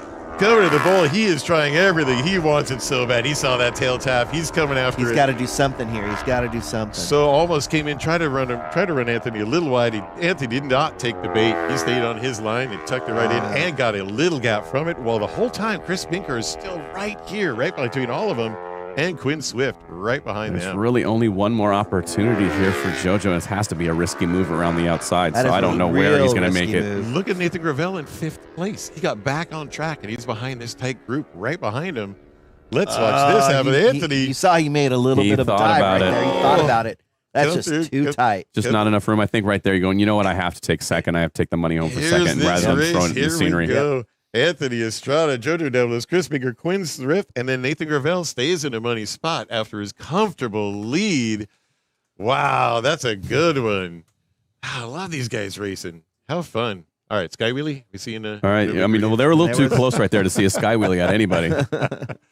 Wow, it just look at Nathan's last lap at 156.7. He got back on the gas after losing that spot. The gas, what the heck?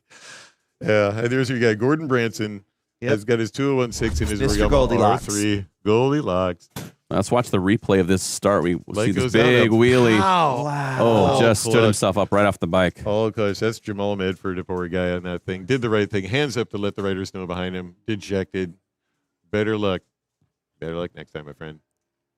And then What? here we go, this battle that kind of raged Yes, the whole race. Anthony These guys went didn't around. give each other an inch at all. No, Anthony went around, and that's about as far as he got. He got one bike length, and that is all that Yep. JoJo gave him. He got one bike length. You're not going anywhere, mister. And look at this. You're trying to make this move stick. Passes him back.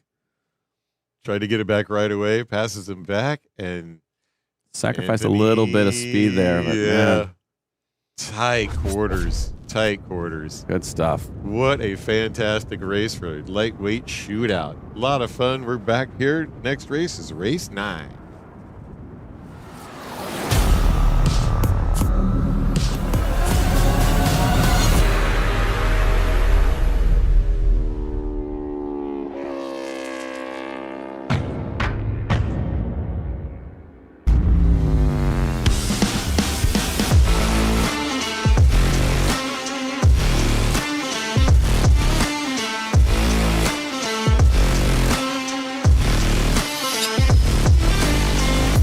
Got a slow drip? Or perhaps something more serious? It's time to call a professional.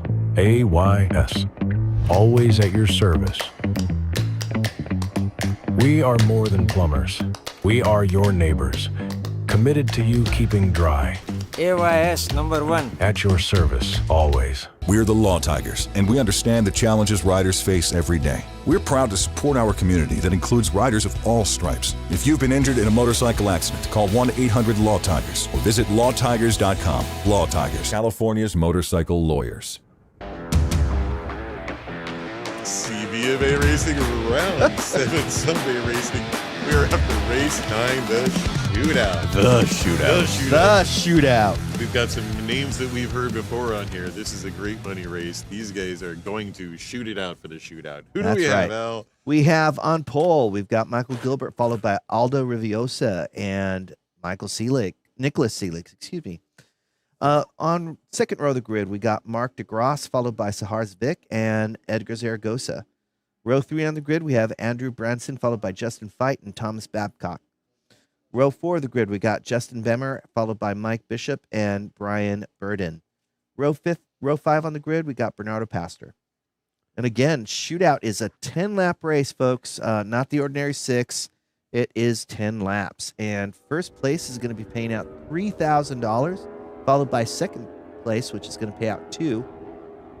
In third, we're going to see a $1,500 payout. Fourth, we're going to see a $1,000 payout. And in fifth place, we're going to see a $750 payout. That's so excellent for these guys. It's extra incentive to get out here, push a little harder, extra long race. Michael Gilbert's out here, pole position in his R1 and leading the points. Nicholas Seelig, not so bad, right? 81-point lead right behind him. Absolutely will be a threat to this, too. Absolutely. Let's say hi to a couple of sponsors. Milwaukee, nothing but heavy duty. Unical Racing, the data that powers podiums. Our friends at Lap Snap, stop guessing, start dropping lap time. And Nines Optics, hit every mark, see every line, 9optics.com. Discount code 951live. So go get a little money off that. Yeah, absolutely. Always a good thing to do. Support the people that support what you love. That's the way to keep it going. Come out here and say hi to everybody. The weather's beautiful. And I got to, again, shout out to CVMA. Again, for racers by racers. If you think about the dollar amounts that are going out to pay out on these shootouts in totality for a club organization. Yeah.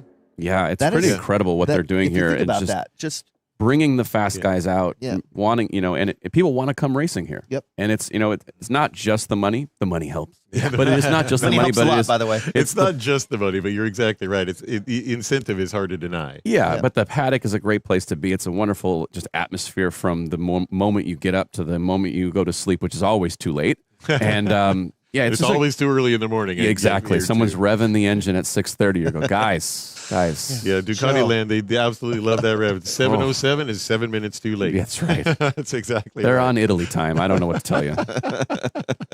What time is it in Italy? Dude? It's late. It's late. Okay. We are seeing line up to the paddock, right? Line up to to the spots right now. This in the grid is such an exciting place to be, man. Your heart is pounding. Even as a veteran racers know the excitement here in the tournament with everybody else hunting you down. If you get there first, we'll watch the light turn on. They prepare to go, and then lights on, lights It's off. Pow. Oh, Ceiling got a great launch from Wonderful third spot on the grid. That 55 bike took off. He absolutely launched that sucker. Got a good tight Everyone group. gets through safe.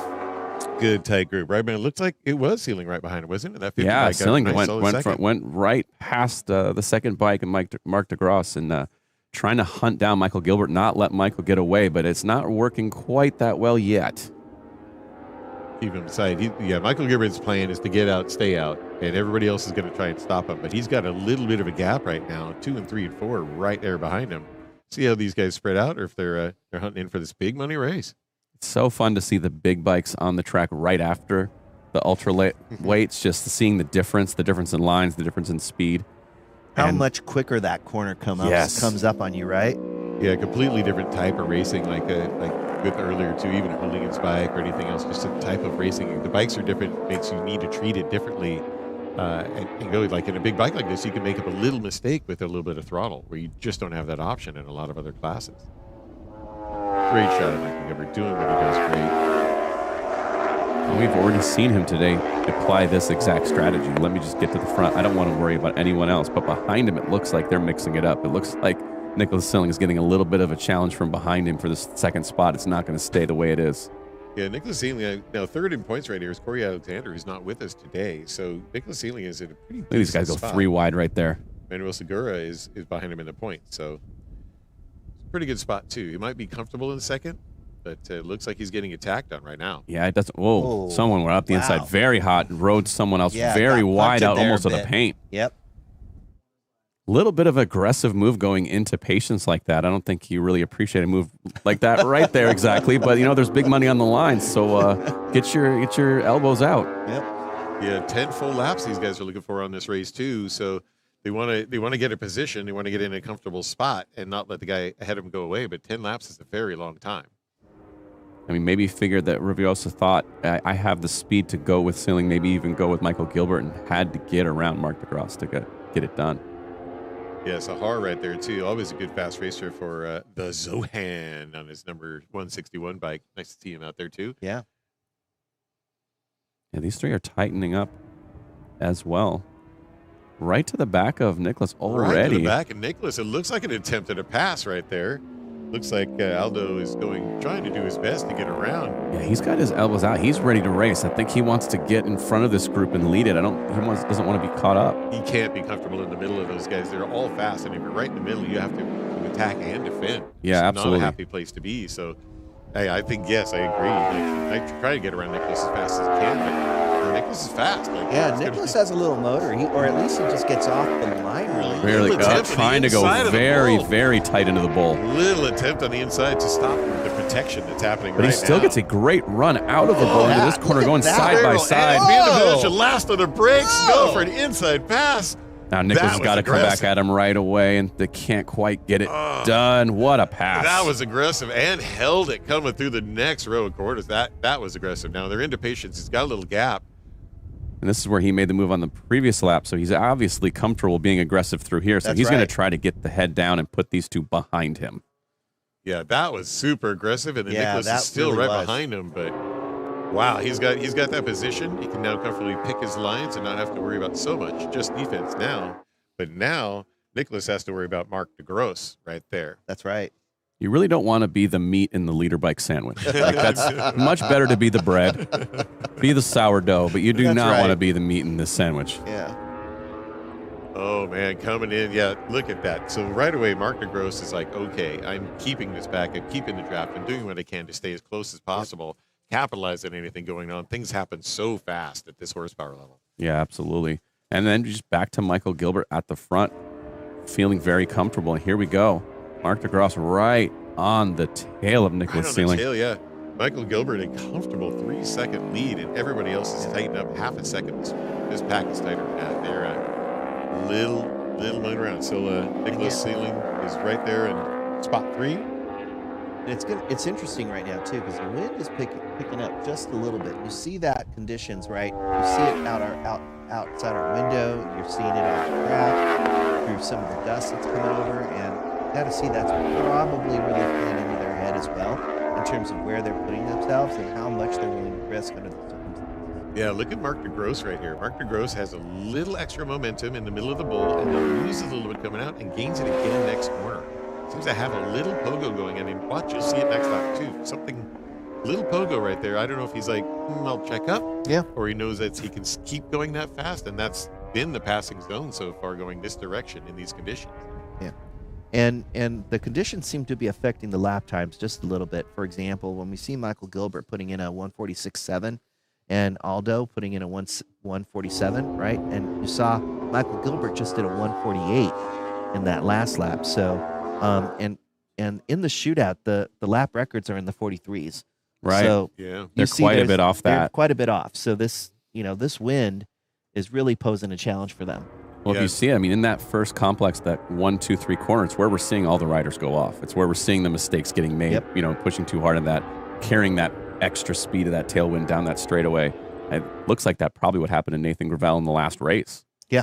Does this help our polymarket bet on Gio Alvarez and his lap record claim right here, maybe? Well, he says, screw the wind, I'm going for it.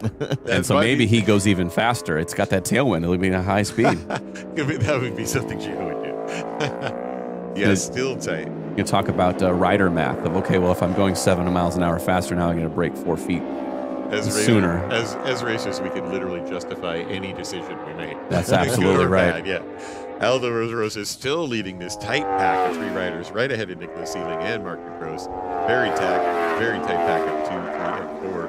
Zahars Vic right behind them as well. His R1, he's running 149 right behind his back. A couple seconds back, about 4 seconds. Good shot of all 3 of these riders well within the bowl. Spreading out just a little bit, settling into their rhythm a little bit, because it is still a lot of laps. Got a few left.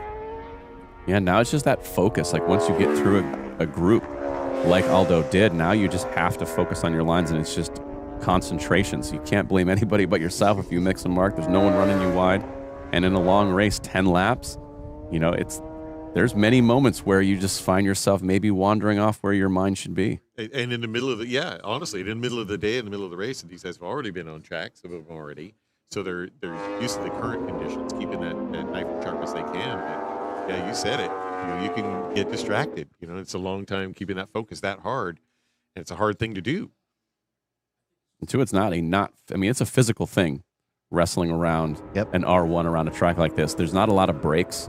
There's not the straightaways aren't that long, and you're on the gas a lot. It's a tiring track to ride. Yeah, it really is. There is definitely the quotient to fitness. If you're one of the top guys, a fitness routine is 100% in your wheelhouse of what you have to do to stay in that kind of position. It's still such a tight, fun group right here. These 3 are just ripping it up. Nicholas Seeling currently the meat in the Superbike Sandwich. Yeah, Superbike Sandwich is the name of my new podcast. That could go any one of a number of ways, right? Yeah, definitely. No mayonnaise, please. Live from the hot tub at the 951 Studio Lounge. Yes. Still all the 148s. Our top 4 riders in the 148s. Comfortably in the 148s is where they like. Zahars Vic is right behind this group, running 149 too. Absolutely still stellar pace, but right behind this tight group as Michael Gilbert is now 3.5 seconds ahead. And each one of these in the top 5 are on a Yamaha R1. Yeah, we were speaking earlier about having that platform done, having the recipe you need to know to have a very fast bike. A lot of guys been racing in R1s for a long time. Very popular out here in California. Round patience, good shot at Michael Gilbert going across the start-finish line. Get to see some shenanigans if he keeps this up. We'll see if he can do this. 147.47. Yeah, looks like Seeling and DeGrosse just dropped their lap time just a tad, not quite fast enough to bring them back into this fight for a second, but not letting it go either. Got a little gap. Oh, Mark DeGrosse there. Mark DeGrosse still looks like an attack from him every time they come into 4 like that. Like they're coming in, and you get so close. And look at this. Is he trying for it? He's trying. Waving left and right, staying out of the draft just a little bit, trying to make it happen. Just a little short straight before crash corner for 8, 9, and 10. Let's see. I want to think if he's picking his moment here. Sure is trying, but he's just right on the tail of Nicholas Sealing right there, just on the tail. Gets a little gap. He's going on the outside of the off-camera corner. That would have been a surprise. Yeah, for everybody. Kent, he's much faster there. Let's watch the tail end of this race. That might be the spot. Well, that's one of those things where maybe you're faster than the guy in front of you at a place that's not all that helpful to be faster, and then you have to kind of invent something new. Also don't want to check up and stay behind him. Maybe he's just staying on the side to keep his speed up. And he's also showed his hand to Nicholas Sealing. He showed Nicholas that he's right there. That, hey, by the way, I'm faster right here. So there's going to be some protection a little wide on that corner next time around. A lot of strategy going on for these guys racing so tight. He's giving him the old rope-a-dope. He's going to go around the outside here, and then next time he's going to stuff it up the inside. That's right. Man, if you can get on the inside of that corner, you're doing something. If you get there first, just get there first. We'll all cross our fingers for you, man. Yeah, I just know from experience being too far out on that off-camber corner. Do you? Doesn't end well. Is that the top or the bottom of Al Garcia Hill? Depends at what point of the lap. Was it at the top or the bottom? Did you start at the top and slide to the bottom, or were you sliding uphill? There was a bit of high siding right there. Things you don't want to be famous for. Yeah. List one. Aldo's still circulating around, keeping himself just a little gap. We still have Nicholas Sealing behind him and Mark DeGrosse right behind him too, but still attack. This is the part of the track where he gains a little more, has a little more speed, gains a little more momentum, and it seems he's really fast to those left-hand corners. Imitating Marc Marquez and the left-handers, it looks like. Around every left, he seems to kind of just pull back a little bit, and then he's very good out of here. Yeah, those two corners, 6 and 7. 6 is kind of open, and 7 tightens up. So you were drifting or coasting just a little bit coming in to do that right. And it looks like he's got it, just gains a little bit on the perfect way to slow down. There's a little more gap this time around, and maybe be picking it for a little bit later on. I think if he goes around Nicholas Sealing is going to come right back. Right, he doesn't want to stretch it out too much here, though. There's a nice shot of Nicholas Sealing again, coming through, walking down the slide. And his little plastic tail wiggle around just a little bit. That's such a great shot, such a neat HD telephoto. What a great shot. 951. Mad props, you guys. Indeed. Nicholas and Mark still battling it out right here. Battling out for 3rd and 4th place. He's not letting him go. It seems like Sealing is able to kind of stretch him out a little bit and always comes back. Right? Yeah, he comes right back. Every time. Aldo Riverosa is kind of taken off a little bit. He's got just a little bit of gap now. Not much. But to the 5 seconds now that Michael Gilbert's got, he's just motoring. He's got his lap time short, keeping it up, ripping around, but a little bit of gap. Oh, there we go. Yeah. Held him off again. Looks like there was a little try there for Mark DeGrosse coming out of patience. Couldn't quite make to the line faster, though. And it looks like that Aldo can run kind of similar lap times with, DeGrosse is down in the 156, but Aldo's down to the 147. You have 146, 147, and these guys fighting for 3rd, kind of yo-yoing back and forth, still running mid 148s. That seemed like that was fast. Aldo's fastest lap of this race so far, because he's been settling in the 148 so far. So him to run the fastest lap of this race, and where he is too, a little bit of fresh air, still behind Michael Gilbert, but he needs a little space. But Nicholas Sealing is really busy with Mark DeGrosse in his rearview mirrors, if he had some.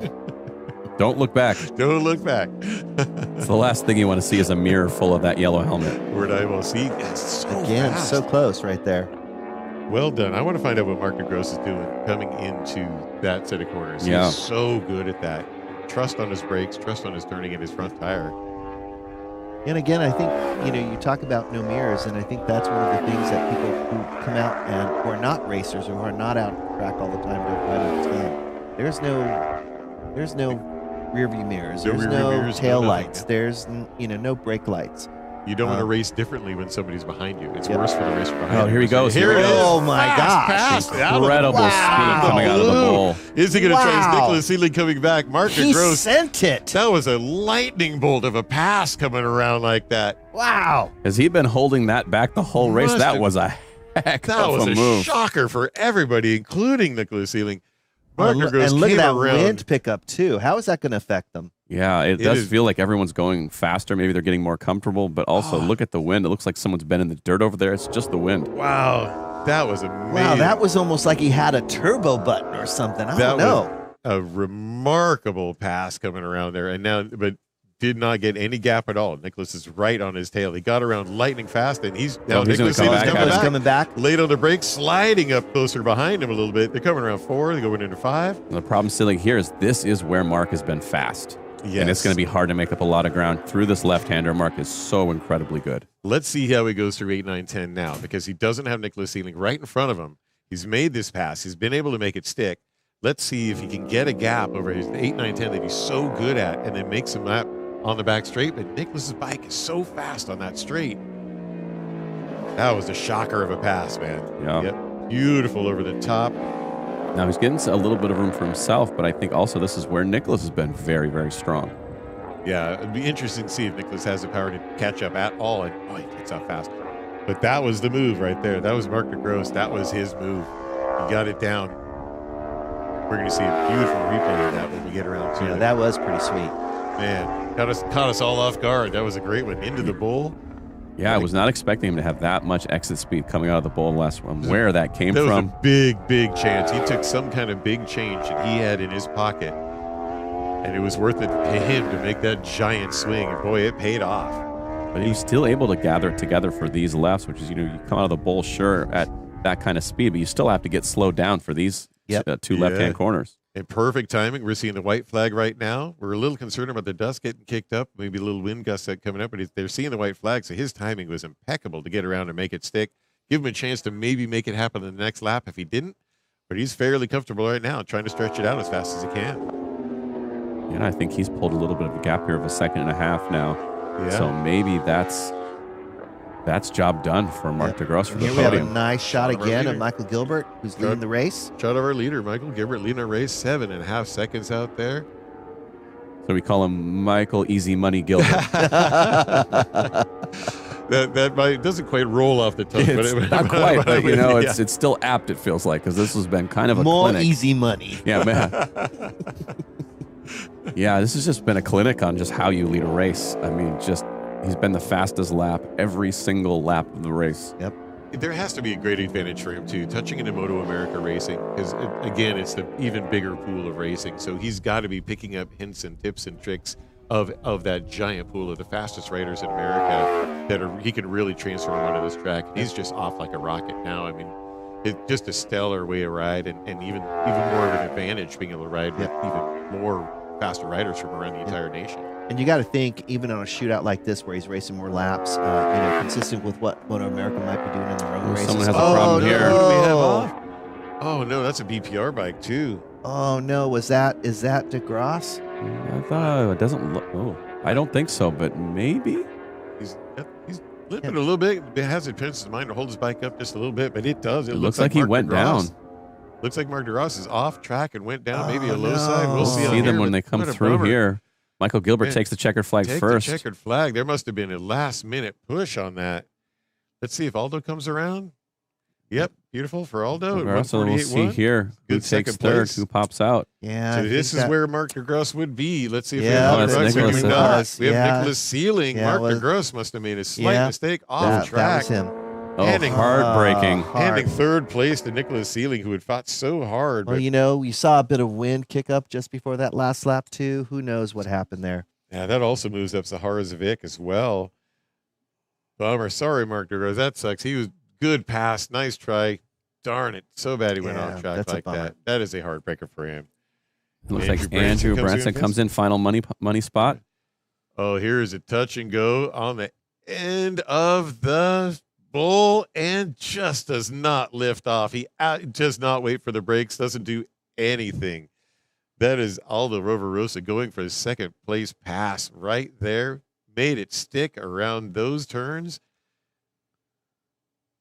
Yeah, and here we go. See how close these guys were coming up and up into this corner. This Thinks about it. This is Mark DeGrosse fighting coming around. Yeah, he had that. Yeah, That is a Had lot to of back closing. off. Yeah, had to back off on them. Lots of closing speed. He knows the next corner up's the right-hand turn. He's got to plan ahead. But he definitely came through on fire. Oh, this is right here. Look at this. He fought so hard for this pass. This is him going around Nicholas Sealing. I'm not letting off. So late on the brakes. Feathering the brakes, shooting ahead. He took such a big swing at that corner. Such a big swing. And really held it nicely, right? Just Yeah. really held it nicely. Yeah, kept as inside as he could. And you're going so fast that you can't keep it any tighter than that. That was sweet. Seeing come through like that. Well, that's a shame for our boy, Mark DeGrasse. Hopefully he's all right. Looks like he's staying up and running. We are going to take a quick commercial break and be right back.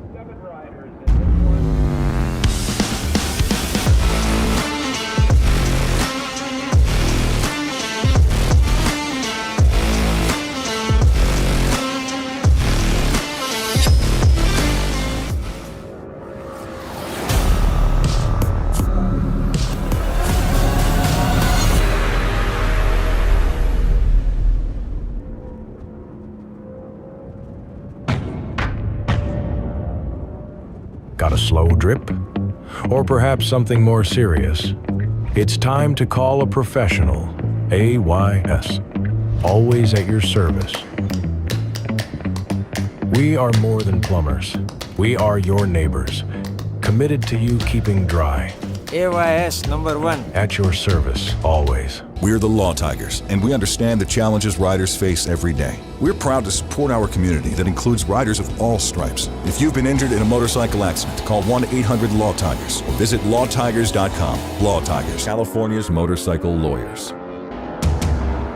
Back to some more amazing racing here at CVMA Round 7 and 951 Blue Crew giving us race 10. We are now at Formula Lightweight Twins Shootout. Oh, another money race here, and we've got some heavy hitters. And again, we have Gio Alvarez promising lap records. So let's go through the grid. On the first row, Gio Alvarez, Justin Bordenaro, Andrew Krall, who was in the booth with us, going to be in this rather in the third spot. And fourth, Mark Berkheimer, Harry Brem, Matt Cavaleras in sixth spot, and finishing out, we have Jansher Ashraf as an MIA. So although we've seen some MIAs make the grid today. We have seen some MIAs take the grid today. The Lightweight Twins Shootout is a great race. So Gio Alvarez, amazing racer, absolutely fast, going to be hoping for a fast ride, hopefully can stay in first. We've already seen Andrew Krall and Max Cavarles battle in an earlier race. There's that boy Jimmy right there. He should be out there in the Twins race. I'm calling you out, Jimmy. You've got a Twins bike. You should be in the shootout. Calling you out right now. He's listening to you, too. Look at that grin. He's like, I hear you. He knows I'm talking about it. He can feel it through the ether. Yeah, we've seen that. We've seen Harry Brim out there already turn some very fast laps in his RS660. So this is going to be an exciting, tight race. It is a small group of maybe 6, maybe 7 riders. Yeah. Lots of payout spots for these guys, too. It's great to see them out here for a shootout race because this is where you do it. This is where you make that slick and race gas money. This is where you get on the line and stand on the podium with a big, giant plastic check. Absolutely, and Lightweight Twins pays out through 5 spots. So if there's only 6 riders, 5 of these 6 guys are going home with some cash. First place, $1,000. Second place, $750. $500 for third, $250 for fourth, and fifth place walks away with $150. So enter the race. Well worth it, man. That is absolutely every bit to a lot of these riders that give so much to doing this as a sport, doing this as something they love to do. It's all fun, sure, but every little bit helps, you know? Absolutely. And like you said, it attracts these fast riders, these guys who are consistent. They come out all season long to kind of pick up these purses and do what CVMA does. It's pretty good right here. So his championship standings, Gio Alvarez is doing pretty good leading this series. Justin Bordenau right behind him at 86 points, and Andrew Krall within striking distance. And they're both on track right now. Yeah, we could see Andrew kind of leapfrog him there. Yeah, we'll see. Great. We had a problem there of the number 80, Harry Brem. Harry Brem had a bummer start on there. See if he can make up some ground. So only 4 riders on track, if I can count, if my math is correct. There's only 4 riders on track, so that means there's money for everyone. Yeah, you need to take off your other glove. You had anything past 5. Yeah, I mean, I should have entered this race. I had like $150. Yeah, we'll see if they get around the track. Here's Joe leading the race, doing all right. Good start for him. Now we'll see if he really does put the pedal to the metal and try to go for that lap record. We've seen so many guys make mistakes, go down, whether it's the wind or whatever it is. That 1, 2, 3 spot in the racetrack today, the wind over there is definitely affecting the races. I don't care what they're saying. Yeah, I agree. It most definitely is. And Gio's out there, but not by very far. It looks like Andrew Krall's in a third. Just I mean, right there. I mean, think about this is when you're that close and you know it's a money race and you're nose to tail on somebody and every spot counts, you're going to push a little harder, even if you don't race for the rest of the day. So that's why you watch real close to the shootout races. Yeah, but you can just see that long lens shot, seeing the dust come up. And the riders have got to be seeing it too, just off track of the wind picking up the dust and kind of throwing. We're hearing it howling out the window here. So it is, the conditions are changing by the minute. And as the track too, you'll notice too that they'll be super windy on one part of the track and not others. So as the conditions change, you've got to be on point. You have to pay attention. It really does throw that extra quotient of what the heck can happen at any moment. And we've seen a lot of guys go off in the dirt. Everybody seems safe so far, which is great. But even staying upright in the dirt, got to get back on track. Got to get back on the pavement. Get your head down. Start concentrating. Here we are. Gio just running his lines like he does, like he's done all weekend long. He's obviously feeling a lot more comfortable than the other guys pushing. These guys are. This is a race now here for second place. Yes, it definitely is. Yeah, Matt Cavarla is doing 158. So we have Gio Alvarez 153s. All three of our other riders in the tight 158. So he's keeping it very, very close. Harry Bram on there on that 80 bike didn't have a very good start, but he's creeping up. He's trying to keep everybody else honest. He's right in the back of the pack, right behind Matt Cavarla. Yeah, and you see that dust picking up right off and you know that is playing tricks on the minds of the riders right now. It has to be. It's in the back of your mind. I mean, we've seen tumbleweeds and everything else too. You never know. They've got to keep that in their brain that could also happen, and to control, to get around something like that in a controlled fashion. Well, it is. Those are the factors that are outside of your control, right? Something I've tipped into a corner and had a tumbleweed go through it. I'm like, wait a minute, that's not part of the game, is it? Yeah. This is also a class. It's 4 riders riding, but we have 3 different bikes. I mean, so even the difference. So Gio right here on his Reparto Veloce Aprilia 660. Reparto Veloce. Mac Alvarez is running his Kramer. He's getting faster and faster on that Kramer. That's such a light bike. He was definitely complaining out the wind. And he's just in front of Andrew Krall right there. Andrew Krall going all possible inside. Let's see what he can do. Can't get it quite done. But I will tell you that Matt Cavarles was talking about how rough and how hard the wind was on that very light Kramer he's riding, how it's picked up in the wind for a sub 300-pound bike. Yeah, absolutely. And they're Andy going Krall in very close here. Look at that. Andy Krall right on his tail to the end of the bowl, and he can taste it. He's got a little game on the outside. He thought about a move. He definitely did. He is so close right now. He's on the inside of the next turn. They can't quite get there, but boy. We're going to see that move before the end of the race. Yeah, we are. Definitely going to see that. It looks like he backed off a little bit. He goes right away around the outside. Going into patience, he's also tucking on the inside. Let's see if he can maybe capitalize on a little draft. That Kramer's so fast, though. Let's see how they do on the power. That R7 may or may not have the guts to keep. He looks like he keeps it pretty close down the straight. Followed up right there by Harry Bram. A little fast, but right on his tail. This is a duke out. They know each other very well. Yeah, they really, really do. This is going to be great. And they both picked up the pace a little bit on that lap, and they're just trying to get by each other. Yeah, that's amazing. There's all 3 of these second, third, fourth riders running 156s. Gio is in a class by himself at a 151 with a 9-second lead on these guys at the shootout race. But right now, it's all about Andy Krall and Matt Alvarez right on each other's tail. Andy Krall's in the back looking to make a pass. We'll see if Matt can hang in there, gets his little speed bit in. wide. Very wide. Way wide around there. You never see a pass there. The back straight. Matt made a mistake there, I think. Matt didn't check him at all afterwards, though. He's right back on his tail, cursing himself. That might have been the wind right there. What I was really concerned about, that Matt was going to come back in and smack right into Krall. That looked a little sketchy right there. That was a move of moves, man. So let's see. So Eddie got around Matt Cavarles at the last second there. Very tight. Probably blown around by the wind, too. But he's got a little gain. Let's see if he can take it on the slide. Maybe capitalize. There's a windy spot right there at 11. Absolutely. You know it for sure. Well, that's not what you're talking about. Presence of mind of Matt, of both of these guys.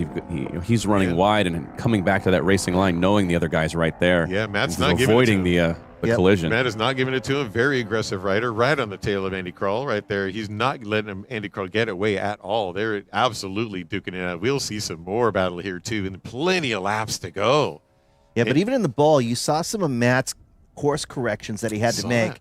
He's getting affected by the wind, and I think that's playing tricks on his brain right there. Definitely saw that too. Now he's seeing the back of Andy's. It's like, oh, I don't want to see this. I'm doing every bit of gas and every bit of throttle twist I can do right down the straight. I'm surprised that they're keeping an even gap down the straight, considering how different those bikes are. Yeah, despite that running wide in that corner, it ran faster lap than the lap before. So That's even right. racing each other, Dropping down the to lap times 154s. keep getting faster and faster. Dropping down 154s, and Gio's even down to the 150s, a little ahead of these guys. But look how tight they are. Still such tight racing. Look at this.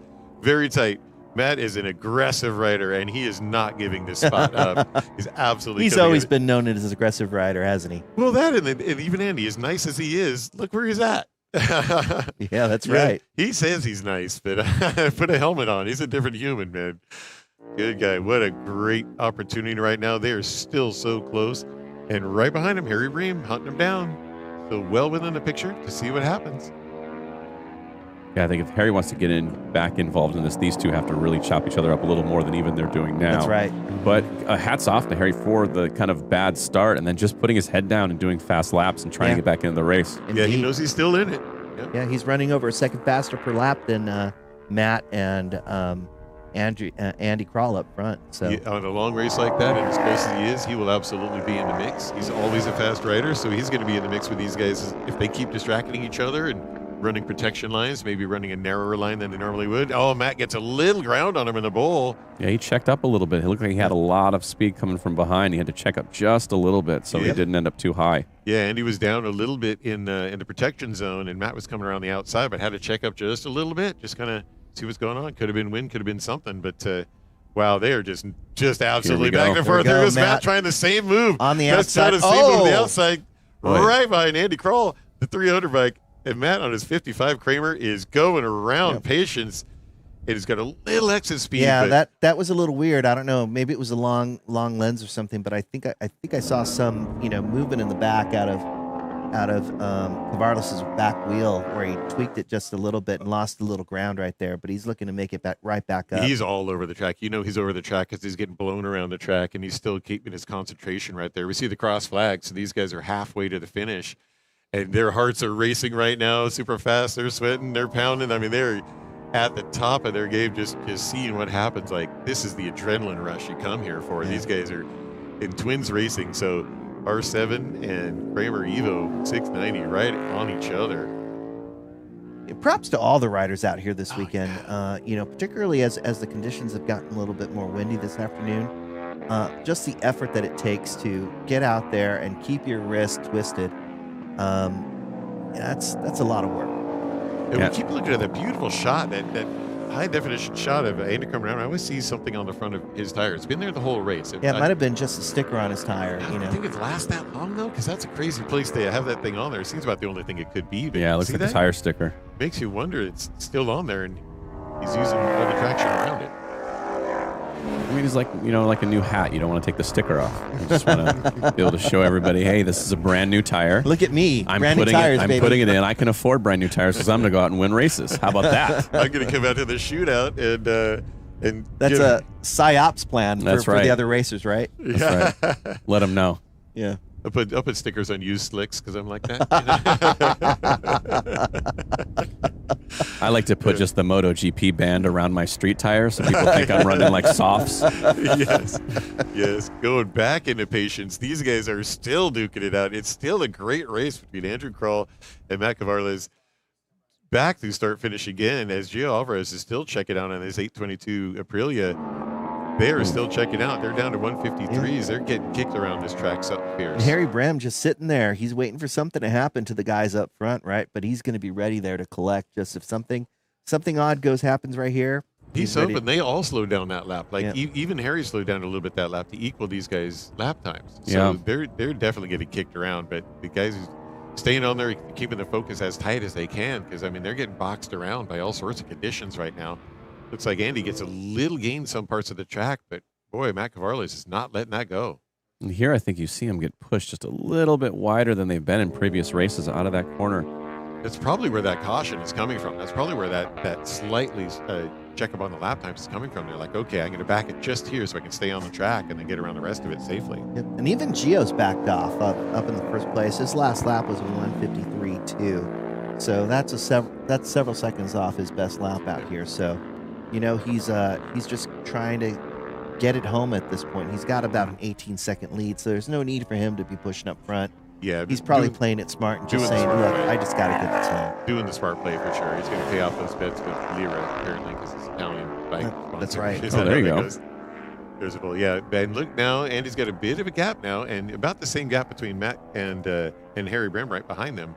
Right about the same gap. It's not much, but Andy's pushing, and he's definitely pushing. He's keeping his marks on. Looks like that thing's pretty well settled, but he's got this track figure out for the rest of this race, we hope. Yeah, I think for Andy, it was really about inspiration come sitting with us for a while. I think after sitting with us, he realized, okay, I really have it in me to get out there and push. Yeah, definitely. We know for sure that it's good luck for racers to come in to talk to us as the second place and some laps, great laps for Andy are.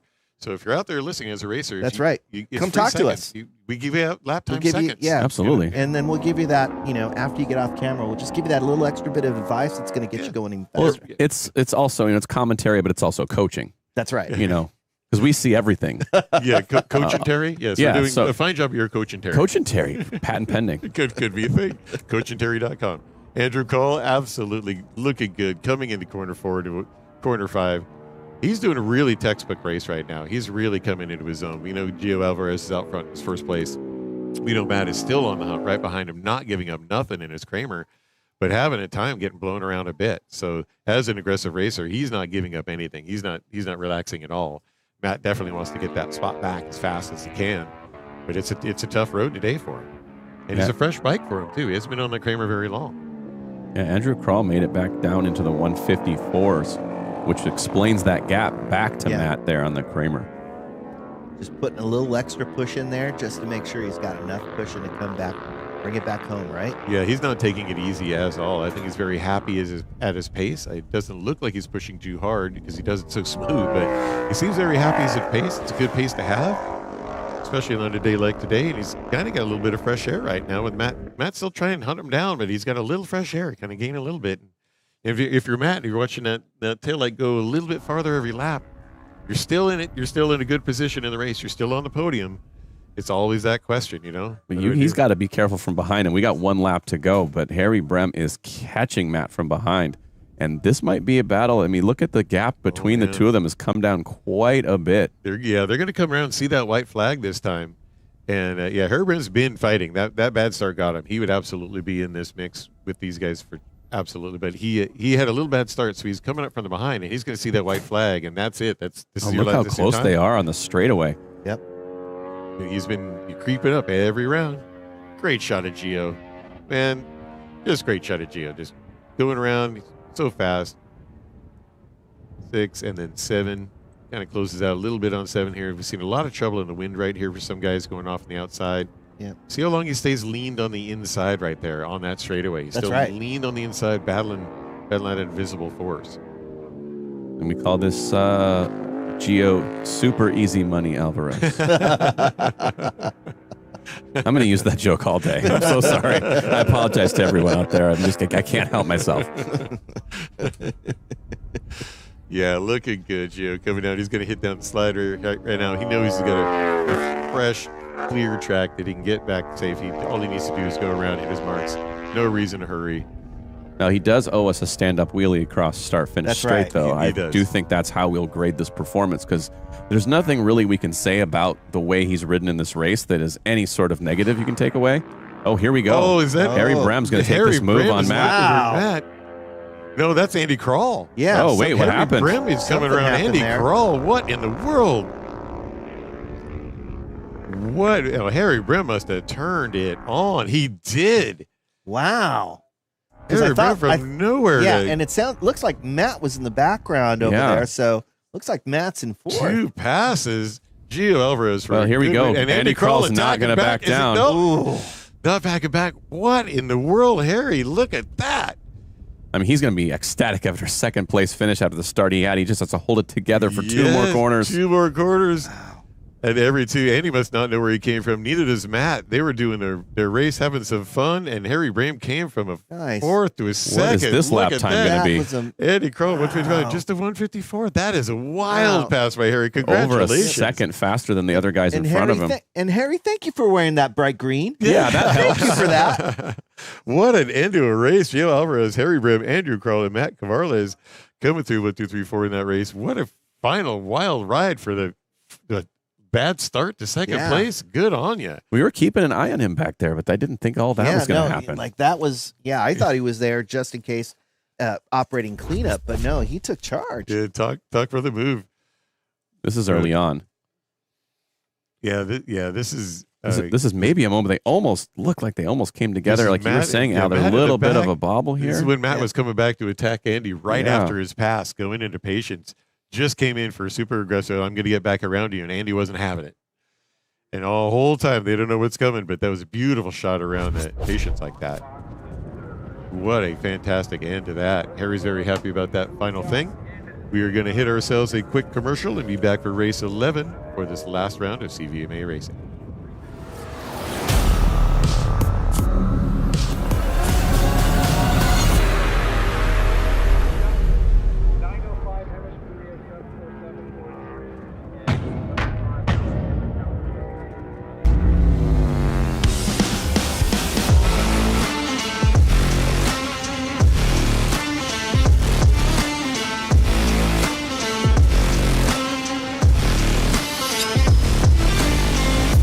Got a slow drip?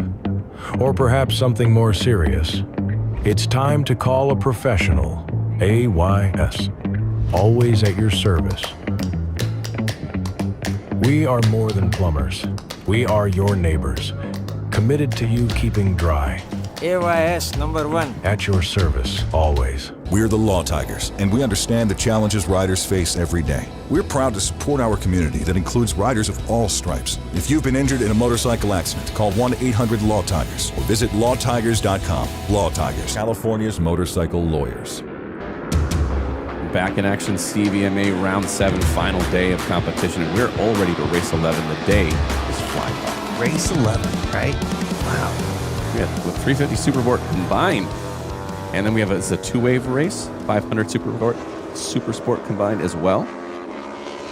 A lot of people on the grid here in those two waves. Yeah, that's right. We got a good group here. On 300 Supersport combined, we have on pole Alexander Callaway, followed by Gordon Branson and Himesh Carrera. Row 2 on the grid, we got Mickey Nagita, followed by Seppi Holter and Tyler Irvin.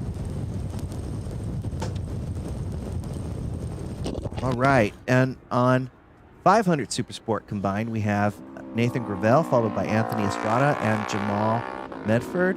Row 2 on that grid is Jake Tran, followed by Ryan Robinson and Angela Brunson.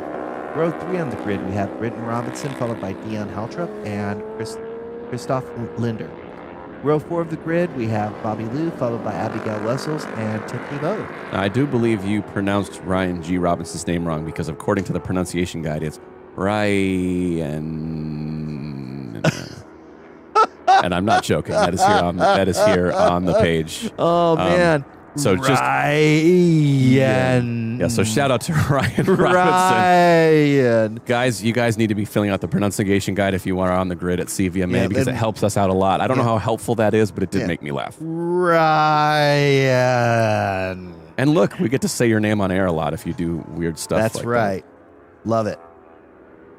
There's a lot of riders on track. We have, 6 in the 300 combined and in the 500. And then we got 12. Riders. So we got 18 riders total out there. Ooh, I did math. That was impressive. That was Thank really you. fast, too, by the way. Yeah, if you've seen the latest video of me and Dustin Coiner on Throttle Sauce trying to figure out how much my lap time improved, and it literally was a brain stop moment. Oh, so 2 carry the... So, yeah, not a lot of math happening over here. Yep. But we're getting set for this race. I think we're just coming to the line now.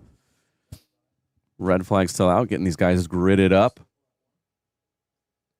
Yeah, and look at the flag. Look at the wind right there. Wow. Really picking up. Mm-hmm. So it's going to be an interesting little race. Let's see who's actually in this first wave that made the grid. Got to give a shout out to a couple folks out there. In particular, want to give a shout out to Alex Callaway. I don't know if you saw his suit out there. He's got a tuxedo motif on his leathers, which is really awesome. I love that. And here they we go. For some big pop, some wheelies in the back there. Other than that, they look like they got away clean. Like you can see that tuxedo in the back already. Yeah, nice, right? Here they come into the first corner. Nothing like a big red bike of, looks like Anthony Estrada out there to the lead. And the third wave, is this the 300? Yeah, but how many waves do we got here? This is going to be an impossible race to keep track of with all this going on all at the same time. We have, what do we have? 300, 350, 400. And we have 500s and 350s. All right, well, we're just going to do the best we can. Holy smokes, that's a lot of riders. So we have Nathan Gravella, Anthony Estrada out here battling away at the lead. These guys know each other pretty well. Looks like Nathan is going to take a look at him right away. There we go. Nice. We haven't seen him move too many moves there this weekend. That's right. But that's a really, really confident move by Nathan Gravella to take the lead. And back in third and fourth here, we've got two guys battling. Looks like Jake Tran and Britton Robinson hitting up each other for the last spot of the podium. If you're Anthony Estrada, I wonder how fast you want to come back on Nathan Gravella. You don't want this guy getting out to the front. We saw how fast he was in the last race. He did make the mistake and kind of fell back, but we saw when he led, he gave no one else a chance. That's right. But look at the speed. Look at him right there. Estrada coming out of the bowl, kind of around the outside on the exit. That was a very nice move. And is there a counter? I don't think he's in the right position. How to do around the outside there. And Estrada's be able to hold his line. We'll see if Gravella has anything out of the exit here. Is he going to dare to do anything? Oh, wow. Gets the inside position. Wow. What a move. That is really tight. Yeah, that's strong. How he was able to kind of work his way up in the inside in patience and beat him to that corner. And what a move by Nathan Gravella. Comes across the stripe first. Anthony Estrada right behind him. And Anthony's going to have to make some move here pretty quick, too. Otherwise, Nathan, has that potential to just get away from him. So let's see what he can do. Yeah, and I think if you're Nathan, you're going, well, I got to stretch him out the first half of this lap. I've seen where those moves come later in the lap, how much speed he had coming out of the bowl. I got to make it now. And back you still have Jake Tran fourth, Britton Robinson, Jake Tran third, Britton Robinson fourth, and Ryan Robinson fifth. That's right. And in terms of class competition, and Jake is in the amateur 500 super sports, so he's technically leading his race. Class. Yeah. His race within the race within the race we have going on here. Exactly. So we've got every bike imaginable. If they're lower CC bikes, here we see him move. This is Jake Tran battling for his life with Britton Robinson. So these guys are going at each other. That's right. And these are both the same class, so they have a real battle at hand, right? Yeah, so this isn't two classes kind of chopping it up with each other. These guys are actually racing each other for their class. Really nice shot of Jake coming up over the hill, dropping down. Let's see if they decide to take the same line or someone goes a little bit wider. Look at this wider line around the outside. On the outside. Wow. Jake not giving up. We saw this yesterday. He does not like to give up ground in the bowl, so much so he kind of ran off the top of it yesterday, but that time holds the lower line. Learn the lesson from yesterday. Take that lower line. He can hold the speed. That's right. And with these smaller bikes, too, they get blown around just a little bit more in this one. Yeah, you can almost see the leathers almost being blown around. It's just like there's something flapping in the wind over there. Oh, look at the front straight. No. I think we just had our tent on the main straight go blowing away because that is gone. There's some scrambling happening here at the race start finish. Yep, the race light mechanism fell as well. Yeah, you can see how much wind. Just look at that wide shot of the wind blowing across the desert. It is getting harder and harder out here, and it doesn't look like it's affecting Nathan Gravella right now, but we saw him in this position in a previous race, how he was out running by himself and made that big mistake. So everyone else has to keep riding. Again, just give a shout out to the riders, man. Wind, rain, sleet, snow, doesn't matter. It doesn't really matter. Doesn't matter. They're out here. And I love how when you talk to them, they all go, oh, that's fine. Oh, yeah, it's a little bit wind. It's fine. Different breed, right? Yeah. Just a different breed, built different. Go fast. Yeah. Well, we're still going to twist the wrist. It's amazing to see. And really, when I talk to people about this sport, oh, was the race canceled because of the wind? No. No. Was the race canceled because of the heat? No. Was the race? No. The answer is always no. Look at these guys, 3 together. Who are we looking at here? Is this Jake Tran and who's riding right in front of Jake? Is that Anthony Estrada? They finally kind of reeled in? No, that looks like it is. And he's in a different class. That's right. He is in the 500 Supersport. Right. So this could play a little bit of a factor into Jake and Britton's race here, of the race that affects the two of them, but coming across a rider that's outside of their category. Jake had a lot of speed there coming out of that turn. Looking very comfortable. Yeah, that's a nice scalp for Jake Tran right there. If he can catch the expert Anthony Estrada, right? Well, as we know, like, Jake is just kind of beginning his motorcycling career and just trying to improve every single race and thinking about moving categories and really trying to progress in his own racing career. So every pass, every lap is learning so much. Gravel's still out leading him. He's running a pace of his own out there. He's the only one who's running anywhere close to 2 minutes flat. Everyone else 2:04. Although we have Jake Tran and Britton Robinson 2:01s. Yep. Yeah, and again, it's interesting, right? Because we've seen Jake Tran in particular, and we've seen, I think his best laps are right around 2 minutes, maybe 1:59s. So given how much wind is out there, Jake seems to be less affected by the wind than maybe his competitors around him, and maybe it's just he wants it more right now. Yeah, it could be. But it does look like he's getting some pressure from behind here. There's not getting away, and he's not closing down Estrada as fast as it looked maybe a lap ago. Here they come, three here, side by side. Wow. He's going to try to go on the outside there. Looked like he was kind of on the wrong side as they tip in here. Looks like Jake came in just a little bit. Ooh, He's trying to make a move on the. And he makes a move on the flip-flop. Set him up on the way up the hill and got him on the downhill. What a move. Yeah, that's not one probably Jake was expecting him to make. No. And he's going to try to get him back here on the horsepower drag down to the next corner. Jake very, very fast through here. Look at that. Beautiful move around the outside. These two are going to go to the wise. Here we go inside the bowl. Is he going to try to take the inside line away from Jake Tran? Yeah, running two different lines. Yep. And you saw Jake was going up maybe just a little bit higher than he really wanted to. Had a little bobble there. He'll get the run on him here, though. He's going to take him on the inside here. This is really side by side. These guys are going at it. Let's see if he can try to get him on the cutback right away. Yeah, not quite close enough. Can he get a run? Can he get a run going into 16 right here? Yeah, we'll see. We've seen some moves down here on the inside already today. That's right. Not this time. All safely through. Great racing. I mean, this is the third spot in the race, but this is the first spot in their race. So that's right. They're going for a top spot.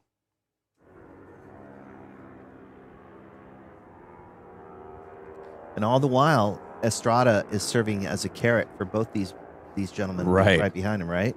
Yeah, and I think he doesn't have it necessarily in the bag to keep them behind him. They look very, very fast. Looks like here's another move coming up. Maybe? No. Not quite close enough. I mean, the lap times at the top are so identical right now. Everyone running 2 minutes flat. Nathan Gravel, 2 minutes 5. Estrada, 2 minutes 3. Drake Tran, 2 minutes 4. Britton Robinson, 2 minutes 4. All of them just right there. Right there. And here it looks like he's got a lot of corner speed in that right-hand corner, a lot of confidence, and he gets a great drive down this short squirt into the next right-hander. Taking a wider line through here, which I think might have cost his drive up and over the hill, and we'll see if we see this move again. Right. Not quite close enough that time. Close enough. And we see as we're coming into the slide is where Jake seems to have a little more pace than his fellow competitors. Yeah, well, let's see what he does. See it right here. You see how he closes up.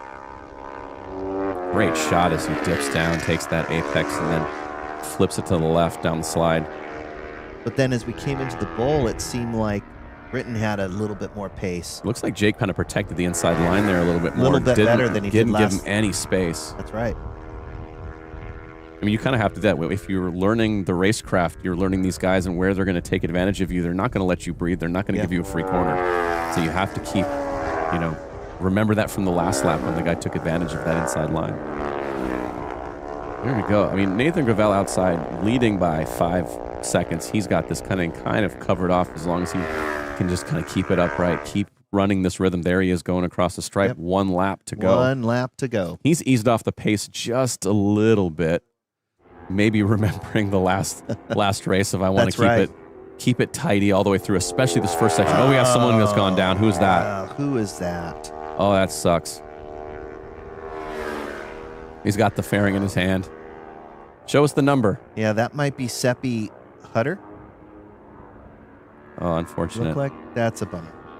But it shows you how fast that can happen on this. I mean, we've lapped, 1 lap to go, and then we're seeing a rider down. Like, the conditions are changing by the minute. And, that's right. And like I said, these guys are pushing. They're not, just kind of tiptoeing. They're really trying to go fast. But this has got to feel good for Nathan. Takes a long look back, sees the packs not even in contention for this. It's got to feel good for him as a rebound from that last lap of coming back from that shootout going, all right, I had that one. Yep, he's Let in me total come back. control. And I don't know if Jake's going to have enough on this lap to get around Yeah, he Anthony seems Estrada. a little bit further back. And then also we see Brenton Robinson has also just maybe lost just a little bit too much pace right there. That's a lot to make up in half a lap. Yeah, it really is. Especially on these bikes that, like you say, it's like a momentum track for these smaller bikes. And so closing a big distance, you have to take so many chances in the corners. That's right. And like we've seen all day long, like that's where the mistakes have been made. But this has also got to feel good for everyone running the top 3 here, just like getting out front, running a really good, clean race. We saw some awesome battles for that 2nd and 3rd spot there. And then Nathan Gravel just showing us why he's got the class top measured. of the leaderboard, yeah. right? I mean, this is his championship, right? Like, this is where he was. I think the 500 Supersport combined, That's he's right. leading the championship. And That's so right. with Sawyer Lafayette not here, I think taking advantage of the championship. There's, And here they come across the stripe. There we go. Trying to get a drag race, but Jake Tran able to hold off for 3rd place. First in his class with Robinson in 4th and 5th. Gordon Branson comes in 6th, followed by Christoph Linder, Angela Brunson, Bobby Liu, and Dion Hattrup rounding out the top 10. Good race. Yeah, fantastic job. We'll see a little bit of a replay here. Very close racing. I think this was coming out of the bull. Look how close these guys get. And this was early on when Estrada was kind of challenging Gravel for the lead. That's right. And Gravel wasn't really having. Look at this move up the inside. What do you think of this? Wow. Brave. That's all I got to say. There is not much room. And it took him quite a while to show that front wheel. I mean, so I was a little bit nervous for him because you have to get that front wheel so that the guy on your outside knows that you're tipping in, right? Otherwise, he doesn't even know you're there. That's right. Yeah, and that's where you want to tip into patience. You don't want to run too wide there. And then here we go with these two who kind of just within 3 or 4 corners were beating each other up pretty good. Yeah, very evenly speed through the bull there. And then we'll see Jake kind of get the better of the exit here. Really tight racing between these two the whole race. Look at this. Look how close they got right there. Yeah. That was a really interesting point, right? Because it was at that point it's anyone's game. Yeah, and you see Jake a little wide here. Yep. Which and gets then, him a little bit slower as he tips over, right? And that gives the opportunity for this move here, which is brave to say the least. Coming kind of around the outside, setting up that next corner. And he waited so long to get through there, right? Yeah. And so, but Jake kind of maybe knew he was there, just gave him just enough room, didn't close in on him. Yeah, very good close racing, and both guys trusting each other that they're doing the right thing, knowing where they are in space compared to each other. Really good stuff, especially from guys who are kind of newer to the paddock. So that's right. Amazing. Great race. Look at them coming through at the end. These guys just didn't quit, did they? I think maybe if they battled each other less, they could have gotten up on Anthony Estrada. Maybe he needed to tap on the tail, said, follow me.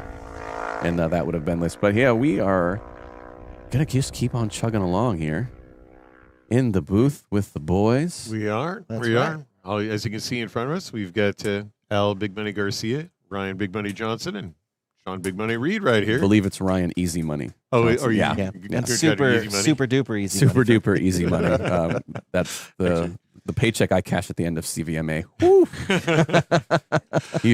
You would not Easy believe money. what's happening. Yeah, excellent. These guys don't know. Yeah. Wait, am I not in on this? Yeah. But great racing. 11 races down today. They're flying. Yeah, they're definitely flying. Lots of stuff is flying with this wind. We have all sorts of things smokes. flying around the track. Yeah, We really do. Yeah, always a pleasure. This is such a great racing series. It's a winter series. Everybody can come race all year round. It's beautiful weather most of the time. So come out and have some fun. We love this. We have 951 crew comes out here. 951 Live. If you need any promotion, these are the guys, man. Come out and see them. This is why we look so good. And CVMA Round 1, October 24th and 25th, 26th, 2026. What are you going as for Halloween? This seems like the Halloween round. Wow. Yeah, I don't know. Maybe I'm going as another racer. Oh, shoot. I'm going to go as Easy Money Kettleson. Well, congratulations. You guys, from all of us here at 951 Line and the CVMA Round 7, this season is over. We've had a pleasure. It's gone so fast. Yeah, It really so has. fast. And Thank it's you been so so much much. fun, guys. It really- so it much really fun. Such a pleasure being with you here, just watching motorcycle racing. Best seat in the house. Best seat in the house. Best seat in the house. Let's do it again next year. Plenty of racing over the summer. Come back and see CVMA. Come enjoy the 951. Thank you very much for joining us all. Cheers, y'all. Absolutely.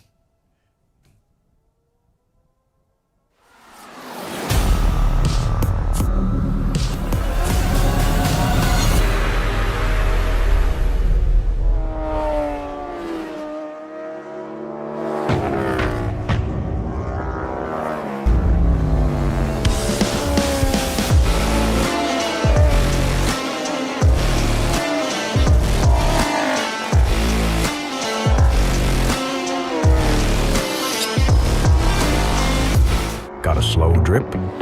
Or perhaps something more serious? It's time to call a professional. AYS. Always at your service. We are more than plumbers. We are your neighbors. Committed to you keeping dry. AYS #1. At your service, always. We're the Law Tigers, and we understand the challenges riders face every day. We're proud to support our community that includes riders of all stripes. If you've been injured in a motorcycle accident, call 1-800-LAW-TIGERS or visit lawtigers.com. Law Tigers, California's motorcycle lawyers.